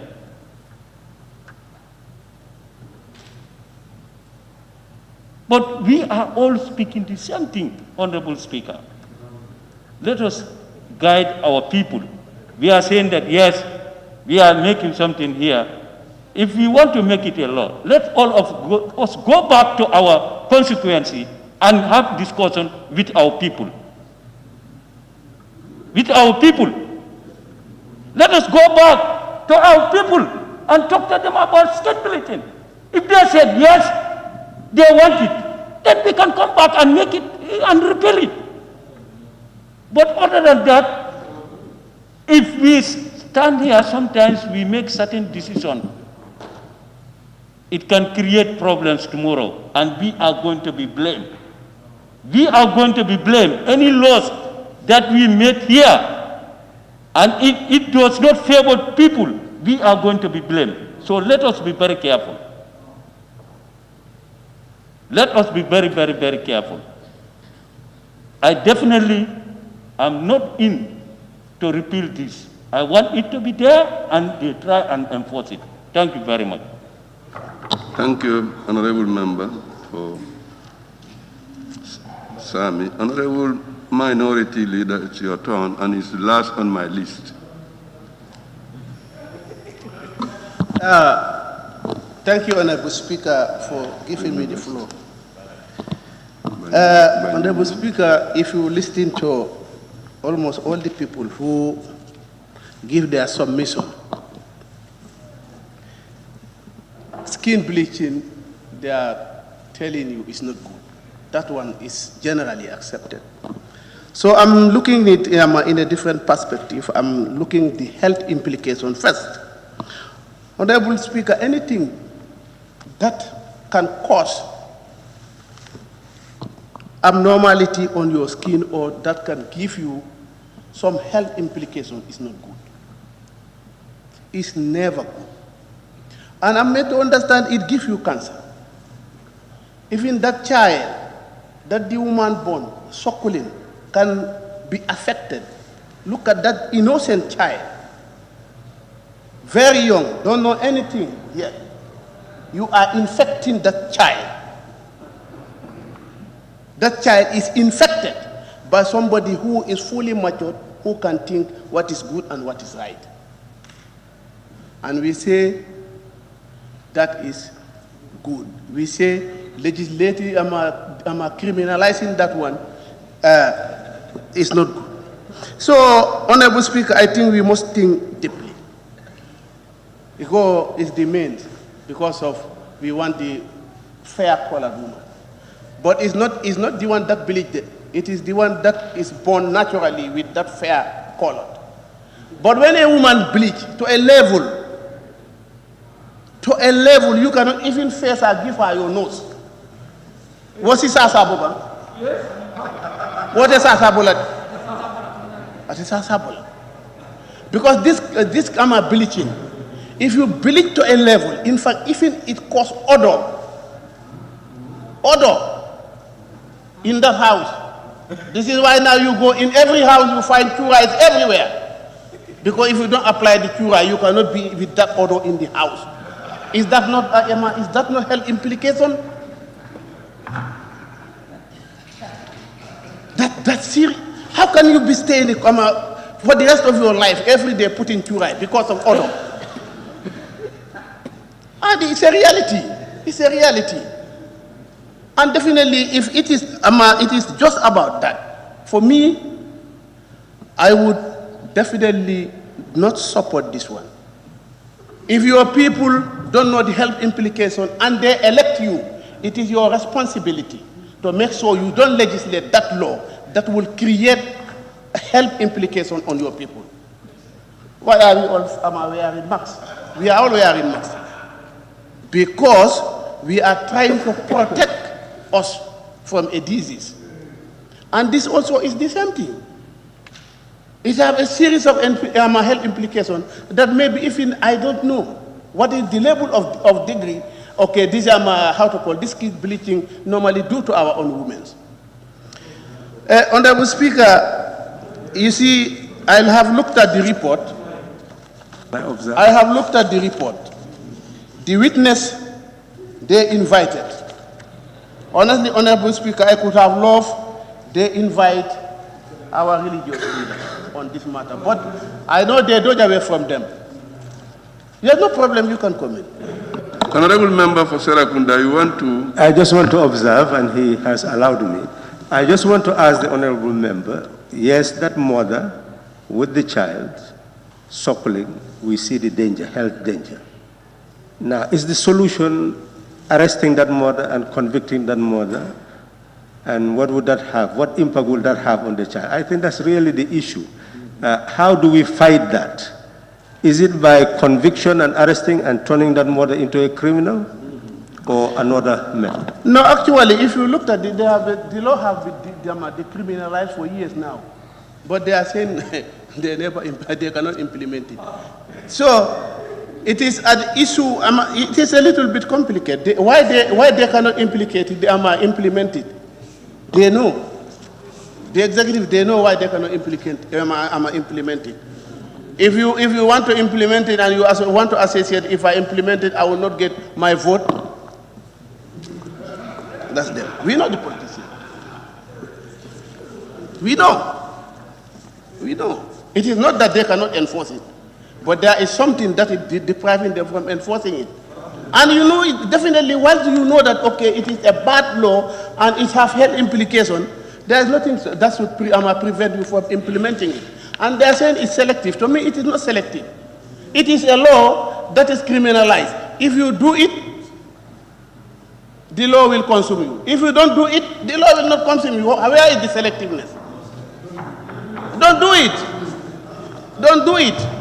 If you don't do it, no police officer will come and arrest you because of you don't do it. It's when you go against the law. And Honorable Speaker, the other issue is schools are sending school children from school because of if they bleach. That's our schools. And our entire daughters are going in this school. So legalizing this one now, you are giving them, the children the right to be applying it, and then they will go to the school and they'll be sent back to home. Yes, it is happening. So what are we trying to create now in the society? Are we trying to create a confusion? We are trying to create a confusion within the society then. And I think we must look at this law critically. Definitely, skin bleaching, my God. I sometimes it surprises me when people are saying, you know, it's because of beauty. The skin bleacher is never beauty.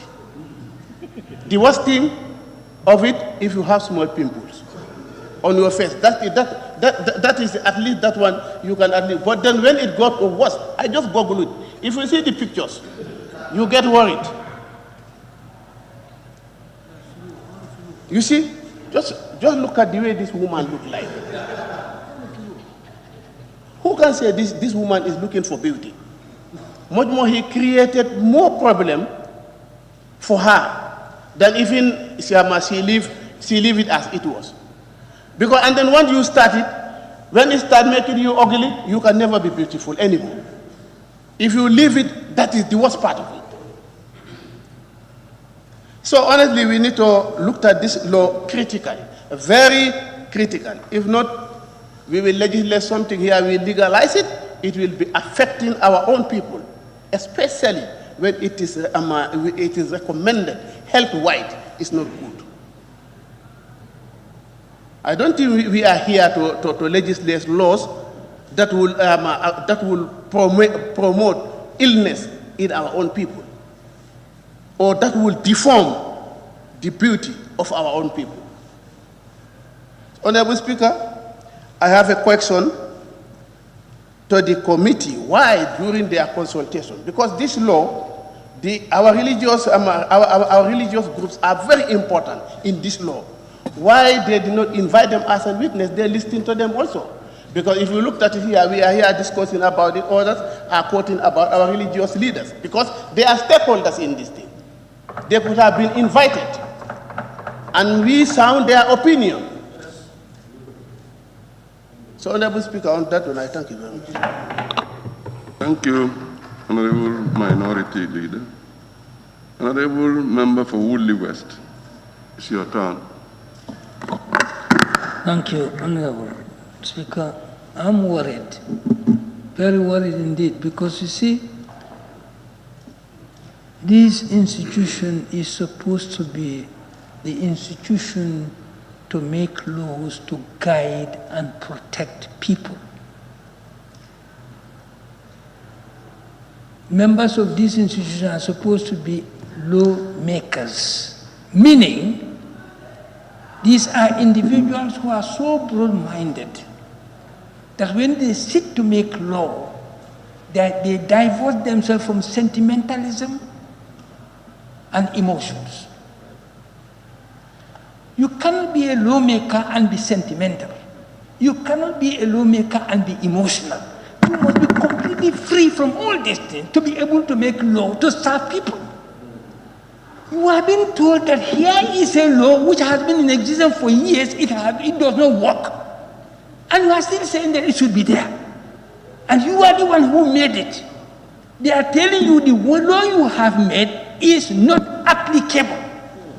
It is just there like a photo. In fact, a photograph is being picked because you can look at it and enjoy it.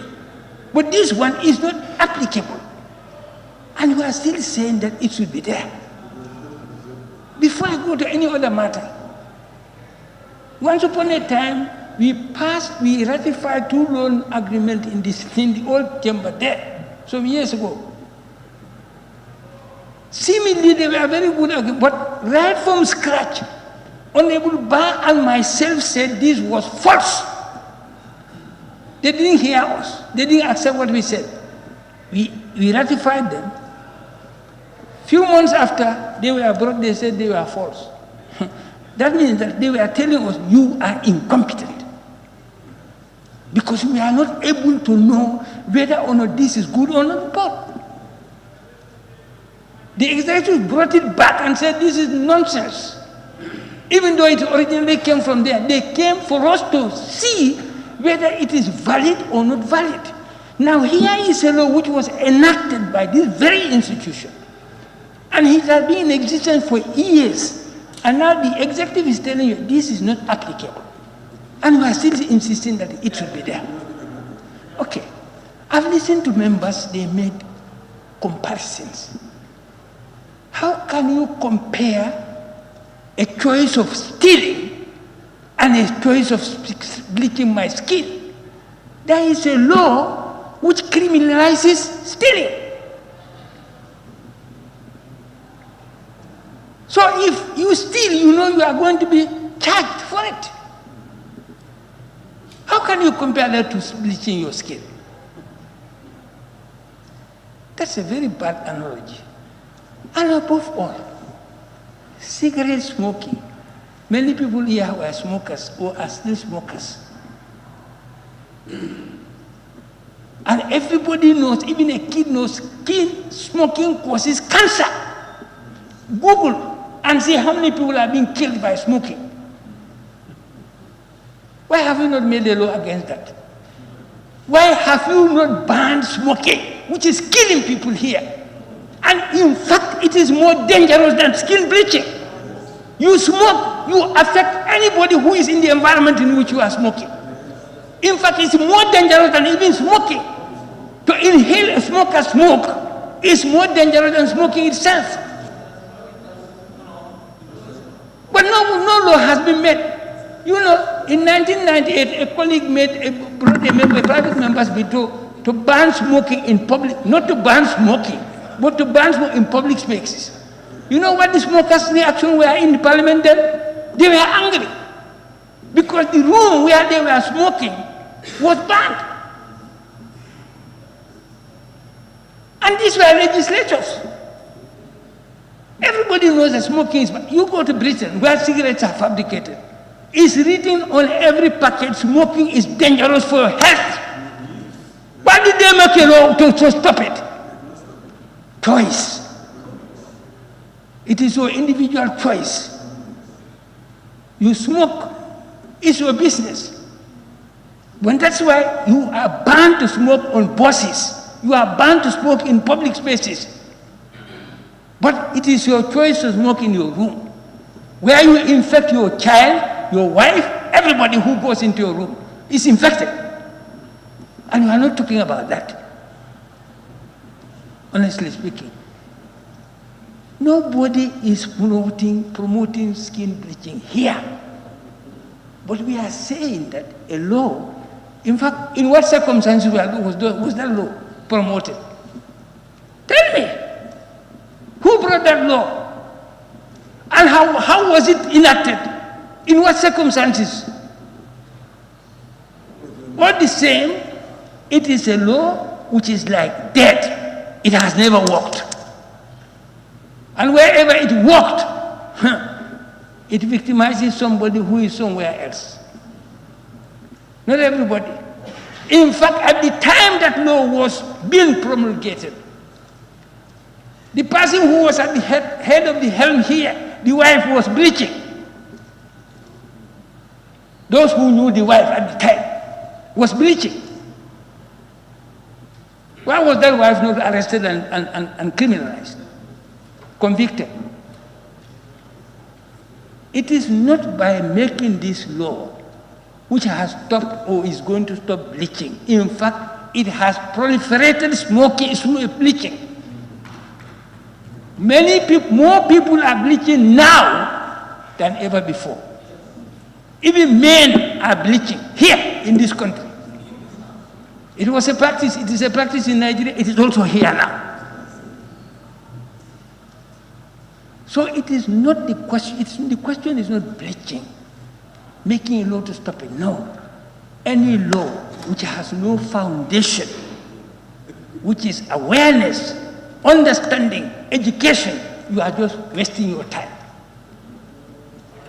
And of course, this room, me, I'm not elected to come here to defend any religion. I'm not elected to come here to promote any religion. I'm elected to come here to speak on behalf of those who elected me, to serve the people, to talk about what serves their supreme interest. And if you talk about how many religions are there in the Gambia, what about those who don't believe in religion? They are Gambians too. There are many who don't believe in any religion in the Gambia. They are also Gambians like me, like you, Christians, non-Christians, Buddhists, and all the rest. They are all here. So you just stand here and talk about just one religion. These are not the issues that we should be talking about. We should be talking about what serves the people we are serving here in this country. That's what is it. What serves them. And nobody should go out and say somewhere promoting skin bleaching. No one. We all know it is bad. Because we also know that smoking is bad. And who are smokers? There are smokers here. I know a clerk who smokes is sitting here. I know an MP who is smoking is sitting here. And that clerk and that MP are affecting their kids and their wives in their homes. What's the problem? You cannot make a law to impose law on people. Laws are not oppressive in intent. No law is oppressive in intent. The intent of every law is to protect and to deter, to guide you, to do what is good for you and for others. So don't think that this law is just, if we leave it here, that's, you people are funny. The law has been here for more than 10 years, and it has served no purpose. What is the problem now? Okay. Honorable Speaker, thank you very much for giving me this. Thank you, Honorable Member Woodley West. Honorable Member for Lower Salum. Honorable Speaker, I wanted to make my intervention, but now I will reserve my opinion because both the veterans has already spoken.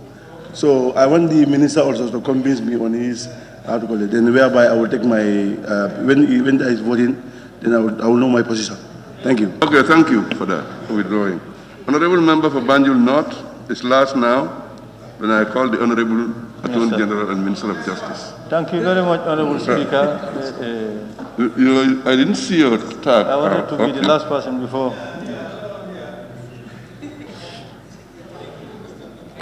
Honorable Speaker, thank you very much. Honorable Speaker, I don't think there is much to debate about, because those who are really in support of the repeal of this law have made the case. The presenter too, in presenting the report, had made the case. There is nobody here who is promoting skin bleaching. It's very clear. And it would be very dishonest for any National Assembly member to go outside to say that some National Assembly members were promoting skin bleaching. That is not the issue here. This is a law that has been in place, and is still in place. Is skin bleaching stopped in the country? And that's the double standard they are talking about. The law is still in place. And people are still bleaching their skin. For 25 years. And there are those who are supposed to be enforcing it are telling us that this is something that we cannot enforce. In the previous session before this, during the second reading, in fact, proposal was even made that if we even want to stop it, let's increase the taxation on the products. This is one way of doing it. And that's the root cause, addressing the root cause. Let's introduce taxation. Let's increase the tax on these products. Identify all the products. The honorable member is saying there are even some products that are not even included in the act, the decree, the law. Let's identify all those and then impose high tax on them. This can help. But that's how to fight skin bleaching. Gambia is a secular state. No one should also come here to pretend as if you are more religious.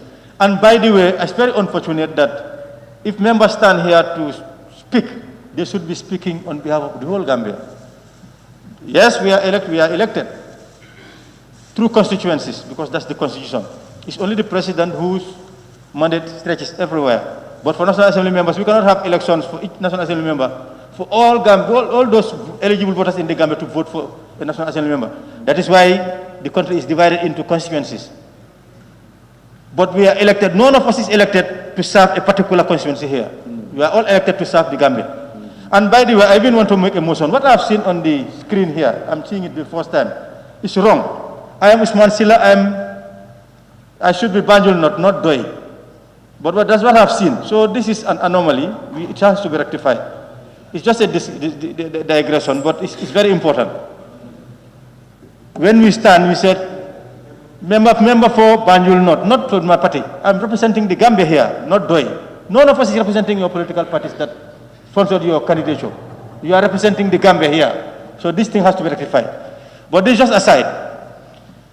We are here representing the Gambia. We are representing Muslims, people who are Muslims. We are representing people who are Christians. We are representing... Honorable Member for Banjul, North, your point is noted. Okay. Observation, I think the technicians will take care of that. Okay, thank you. Thank you. We are representing even those who do not believe. That is the oath we have taken. We were sworn in to serve the Gambia and serve Gambians. So it is a double standard for someone to come here and stand as if you are promoting what particular religion. You are doing a disservice to the people of this country. And you are not even worthy of being called a National Assembly member. National Assembly member. So we really have to stop playing to the gallery and be really committed to serving our country. And the unfortunate thing also is that you will stand here and seek your position, state your position. It is also courteous. It's also expected of you to sit down and hear our arguments. Because we are here to be convincing each other. We shouldn't be conservative. We shouldn't be patriarchal. We shouldn't be anti-women. Sometimes that's the posture one can see here. Anti-women postures. And then they are the ones who constitute the majority of the electorate. We go for their votes. It has been said we shouldn't be sentimental. We shouldn't be allowed to be controlled by emotions. Let us be objective in our position. And the objectivity is that this is a law that cannot be enforced. It is in place, yet the practice that it seeks to criminalize is proliferating. It's still intensifying in terms of, application of the chemicals, in bleaching, the practice. The practice is intensifying, it's unabated. What should we do? The committee consulted. Somebody asked whether the religious leaders were invited. Yes. Because the committee was given a series of bills to consider. And in fact, the witnesses that we've identified, we are witnesses that we identified for all the bills that were before us. The Christian Council was before us. The Supreme Islamic Council was before us. They came, they were witnesses. And for some reason, they did not come when we were considering this. But they were invited. And in fact, this is not even religious. Why should we peg it on religion? That if they don't come, they are not present, so it's not legitimate. That's misleading.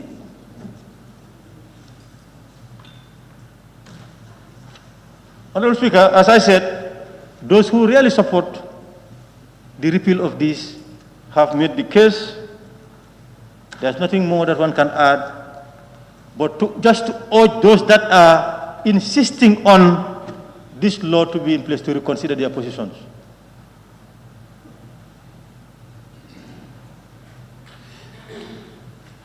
It is pointless to have a law,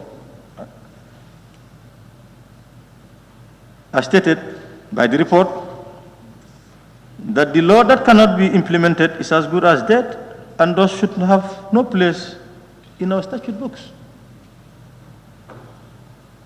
It's there just for cosmetic purposes. It's just there, occupying space. But it's not effective. Why should we leave it to be there? And the concerns are human rights, because once they are there, if we start enforcing it, we'll be violating rights. Because what will happen is that it's going to be selective justice, as it has been stated very clearly. You'll be going after those who do not have high-profile people in courts, of course, who protect them. You'll go to the Bana, the woman who's at the market woman, the clerk, the secretary, the low-ranking, the non-commissioned police officer or security personnel. Those are the ones that we would be going after. And not the high place, those who are connected to the so-called high place. And this is the double standard we are talking about. This is the selective justice. And this is the hypocrisy. I can use that term.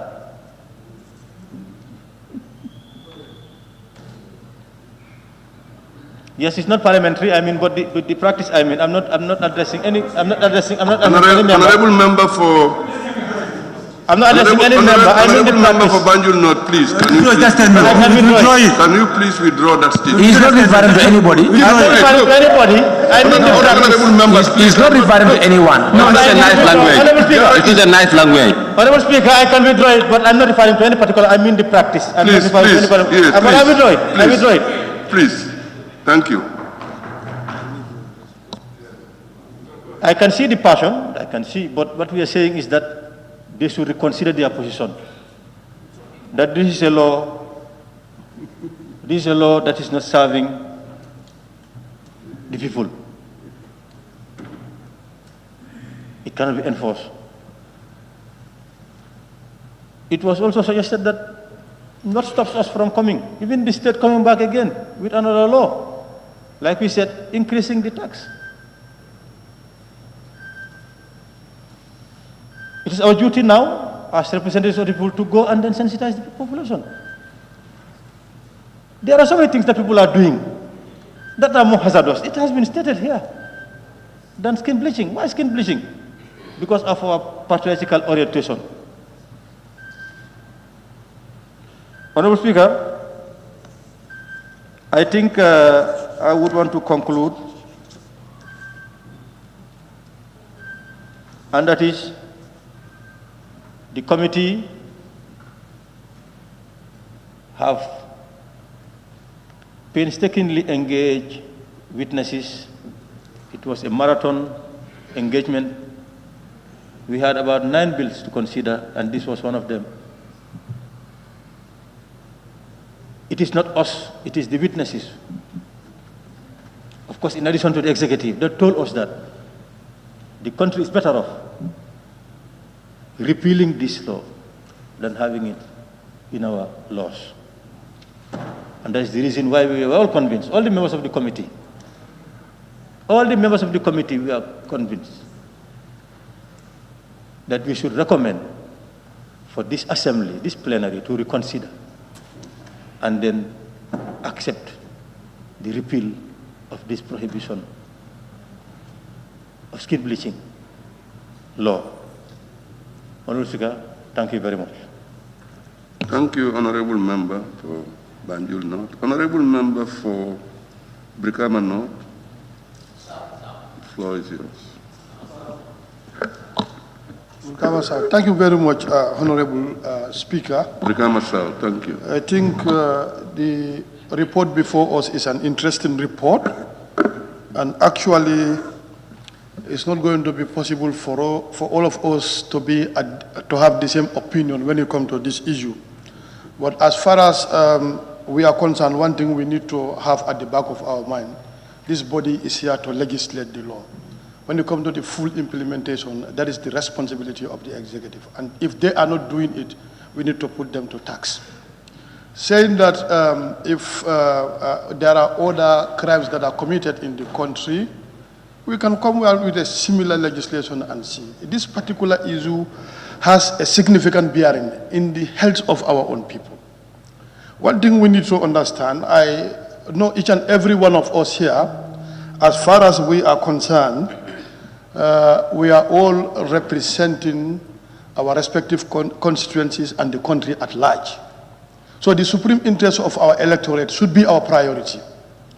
What is important here, and I want to emphasize, we have to understand the dimension in which we come from. We are from a society.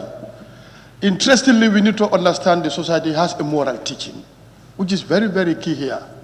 It's not only about the immorality of this act, but also we have to understand, we have to know that this also has health implication as far as this act is concerned. And there, in fact, even if you go, even from the faith point of view, it also has that dimension. It is shaping us morally. So this is a very simple matter. The executive, this bill was enacted by the parliament before with the intention for it to be implemented. Even if it is not done, I think we should have maintained it and push the executive to implement it. This is what is important, rather than creating an avenue where this can go out of hand. We have to understand there are a lot of issues surrounding this thing, not only limited to our senior women folk, but even at school level, this could be a big problem. So this is what we need to understand. The law we are making is not for the assembly here, but it's for the entire country. Let us maintain this law and make sure that we reject it in totality, and put the executive to task to make sure that let them enforce it. If anybody feels that there are other issues that are really affecting them, let's come out with a bill. That's the essence of this National Assembly. To legislate laws that will preserve us as human beings, better human beings. That's our moral responsibility. Not to say that, is not enforceable here and there. There are a lot of things that are even, you have a lot of legislation that people are breaking. So that should not be an issue here. As far as I am concerned, I am totally against this bill, this particular bill, and I'm urging my National Assembly members, let us not be used as a scapegoat. The National Assembly members who came out with this bill and make it a law has been. So it's our time. Let's be in the positive side of the history. Thank you so much, Honorable Speaker. That's my end. Thank you, Honorable Member for Serakunda West. It's your turn and it's last on my list. Thank you, Honorable Speaker. I first want to congratulate the nominated member for presenting the report before the plenary. But, Honorable Speaker, I want to be on record that I am against the repeal of this bill. Having said that, I also want to express my disappointment in the committee, the health committee, because the matter before them, I would have thought they would have put on their health lenses to look at the issue properly. But unfortunately, their health lenses may have been misplaced. Otherwise, this is a health committee, and that is why we felt it should go to them. This is not a matter of religion or any other thing. Basically, it's on health reasons that I am opposing the repeal of this bill. Yes, there are other things that people are doing which are also anti-health. For example, smoking. I agree with most speakers. But there were some efforts done in that. Late Honorable Sambasala had come to these chambers with a private member's bill. And that is working well for us. If there is any other member that feels that there can be another approach to this, which might be a better solution than repealing it, nobody is stopping anybody from doing that. Members can come with their own private bill. Or, better still, the executive could have come with that as well, parallel to the repeal. But they're not doing that. The only reason advanced by the state is they cannot enforce it. That is not our problem. That is their problem. Our mandate is to make laws, not to enforce them. It's clear. We have two different clear mandates. So they cannot come back here and tell us that we cannot enforce it, so therefore we want to repeal it. They could have come with other things as a solution. So personally, I am not taking that, and I'm against the repealing of this bill. And I urge my honorable colleagues to vote against it when it comes to the right time. Honorable Speaker, this parliament is not a classroom for lectures.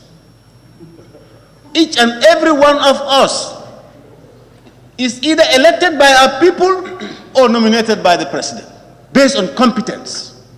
We cannot all see things the same way. So if we express our divergent views on issues, There is no need for lecturing anybody that you should do this, you should do that. No, just put your point across and leave the rest whether you'll win our support or not. Honorable Speaker, I don't need to really prolong this debate. I will conclude that I am against the repeal, law for one, law for all, because I disagree with some comments to say that because they cannot reinforce it because some of their wives or their family members or their high-ranking people, that law is a law, whether you are president or whether you are a farmer. When it becomes a law, it should be respected. Thank you. Thank you, Honorable Member. The Honorable Member for Serakunda West is last on my list. Now, I will now call the Honorable Attorney General and Minister of Justice to answer concerns raised by the Honorable Members. Thank you very much, Honorable Speaker.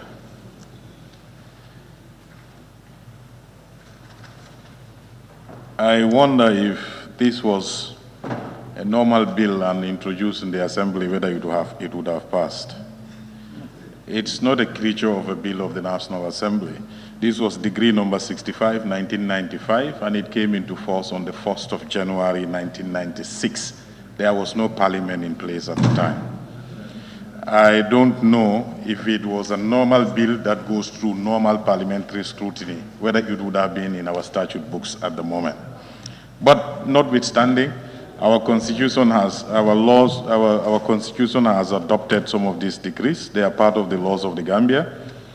And we are here trying to repeal it. One other thing,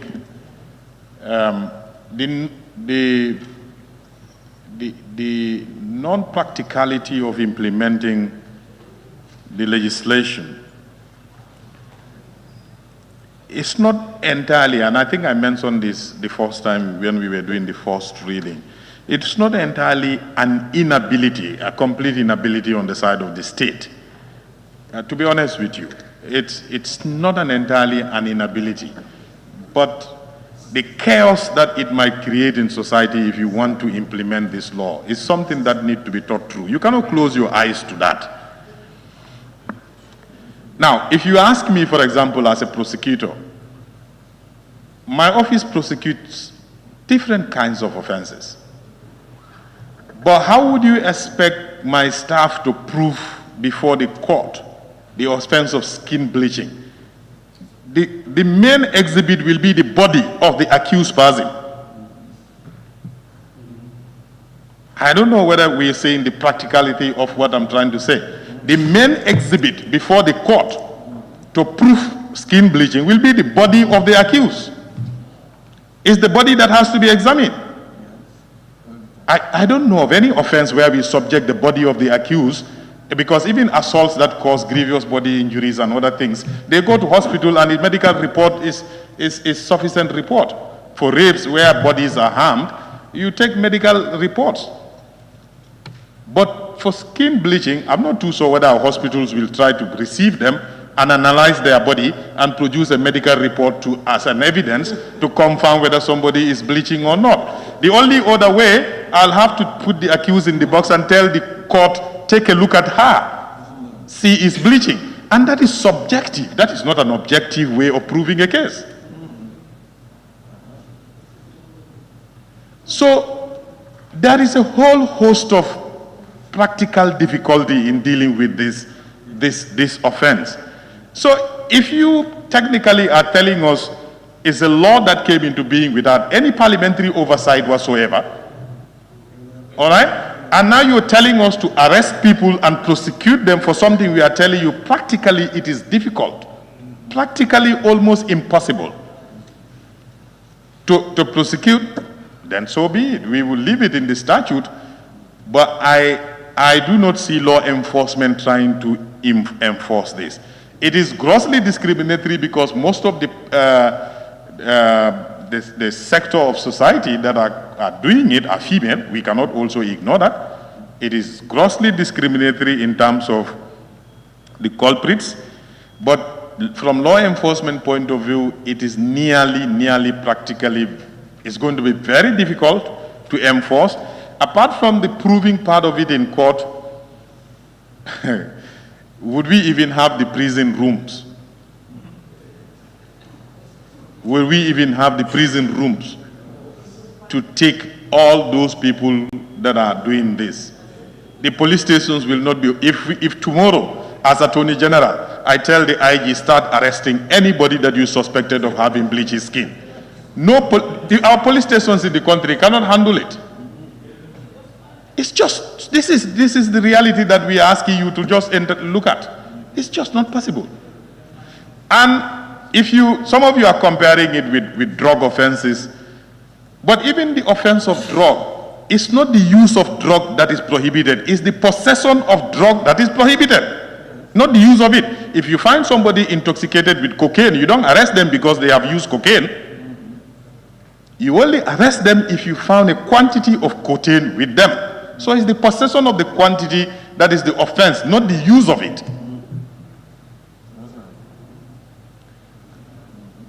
But like the tradition dictates, when we come here, we are bound by your decision. We will respect both sides of the debate. My tone may be strong, but I don't mean any disrespect to those who are opposing the bill. You are all entitled to your opinions, whichever side of the debate you stand. But it is a law that is just existing for the sake of existing. It's nearly practically impossible to enforce. It is grossly discriminatory against our sisters.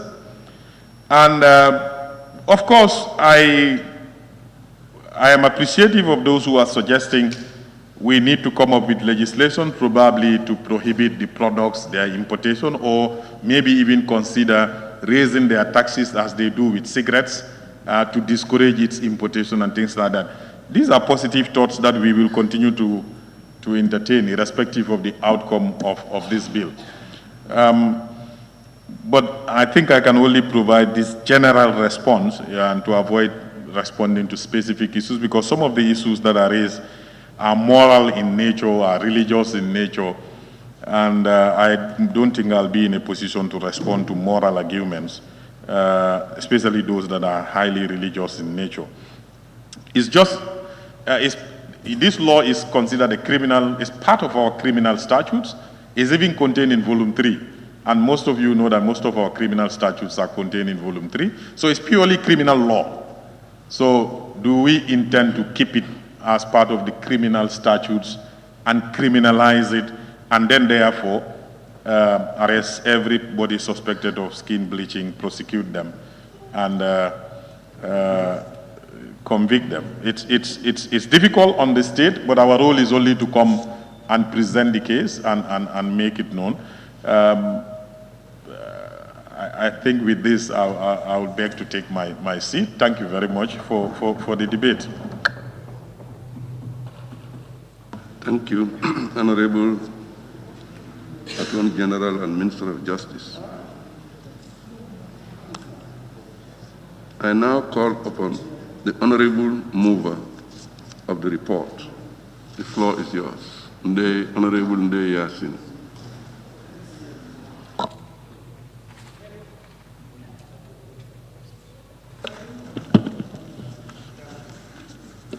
Thank you, Honorable Speaker. Thank you, Honorable Minister. Thank you, all my colleagues, for this debate. Although it is not somehow favorable to some, but I thank those who support it and hope that at the end, most of my colleagues will support this. Because looking at it, some are talking about religion. And there is a word that Allah subhanahu wa ta'ala said, that if you wish, you believe. If you wish, you disbelieve. Allah is waiting for us. So it's the same thing like the skin bleaching. We all know that skin bleaching is not good. But it is in our statutes, and we don't want it to be there, and we all heard what the Honorable Minister said. That When it was legislated, it even did not go to the National Assembly members. So why do we have to waste our time? You should not waste our time. I think these are really issues that nobody is saying that skin bleaching is good. It's not good. Even me, if I wish, I will bleach my skin. And it is on the statutes. What will happen to me? Nothing. I will not be arrested. Nothing absolutely will happen to me. So that being the case, something that is of no use, there is no need, I think, we say yes to it. Let us sit and think about what we are saying here and what should be done, as the saying goes. If we say that we are going to pay more tax on the products, there are some products that are not meant for skin bleaching, but people are using it. People are using it for skin bleaching. So if we say we want to increase the tax on eau de javel, we want to increase the tax on some medicated cream that we all know what is the prescription, how do we use it. But people are exploiting it. Some will use it and say, I am using this, use it. You will see it is good for skin bleaching. People are even using hair shampoo. People are using mentholatum, this rock. They add all those, medicated, they mix it together, and at night they apply it to their skin and put on nylon bags. So how do you expect their skins to be? There are really medications that are really good for the body, that if you have these rashes, you can use it. But people are using it for skin bleaching. And many other creams. There is this cream that the albinos are using it. We call it sunscreen. People are using it for skin bleaching. People are using it for skin bleaching. I don't bleach, but I know because I live with them. Sometimes I tell them, what you are using is not for skin bleaching. And they are using it. So my fellow August Assembly members, let us sit and think. Nobody is saying that skin bleaching is good. Nobody. But we should tell our people that skin bleaching is not good. So they will use it, and we use those products for other purposes. I think this is what we really, because all what they are saying. There was a time when I told one, because some people are saying, why didn't we invite the religious leaders? I was talking to one religious leader, and he said, you know what Allah said? He said, if you wish, you believe. If you don't wish, don't believe. He is waiting. So we all know that skin bleaching is not good. I ask people, sometimes I ask them, why do you skin bleach? He said, even me, I don't know. Pray for me so that I can leave it. It's the same thing that happens to smoking. Some people want to leave smoking, and they are still smoking, as the honorable member for Wuli has said. So these are issues that we really have to sit and think. As legislators, I think we should think wisely and act wisely and do what we should do so that tomorrow we will leave a good legacy. Thank you. Thank you, Honorable Member, the mover of the report. Let me thank each and everyone. I now put the question on the report. Be it resolved that this Honorable Assembly do adopt the report of the Select Committee on Health, Women, Children, Disaster, Refugee and Humanitarian Relief, on Skin Bleaching Prohibition, Repeal Bill 2020. Those in favor, please say aye. Aye. Those not in favor, please say no. No. The ayes have it. No, that is the reason, I think, Honorable Speaker.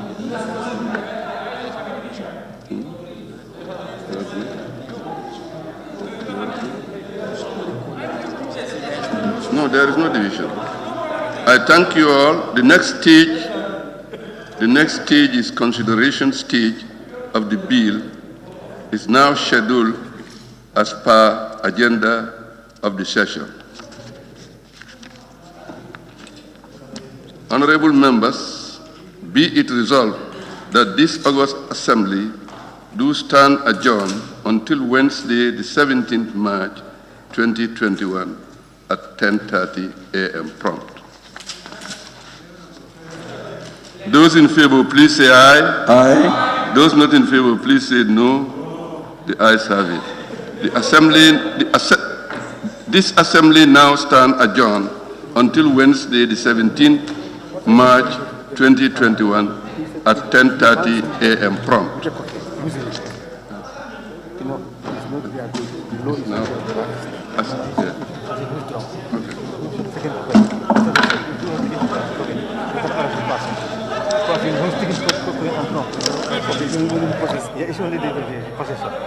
So that's the line that was the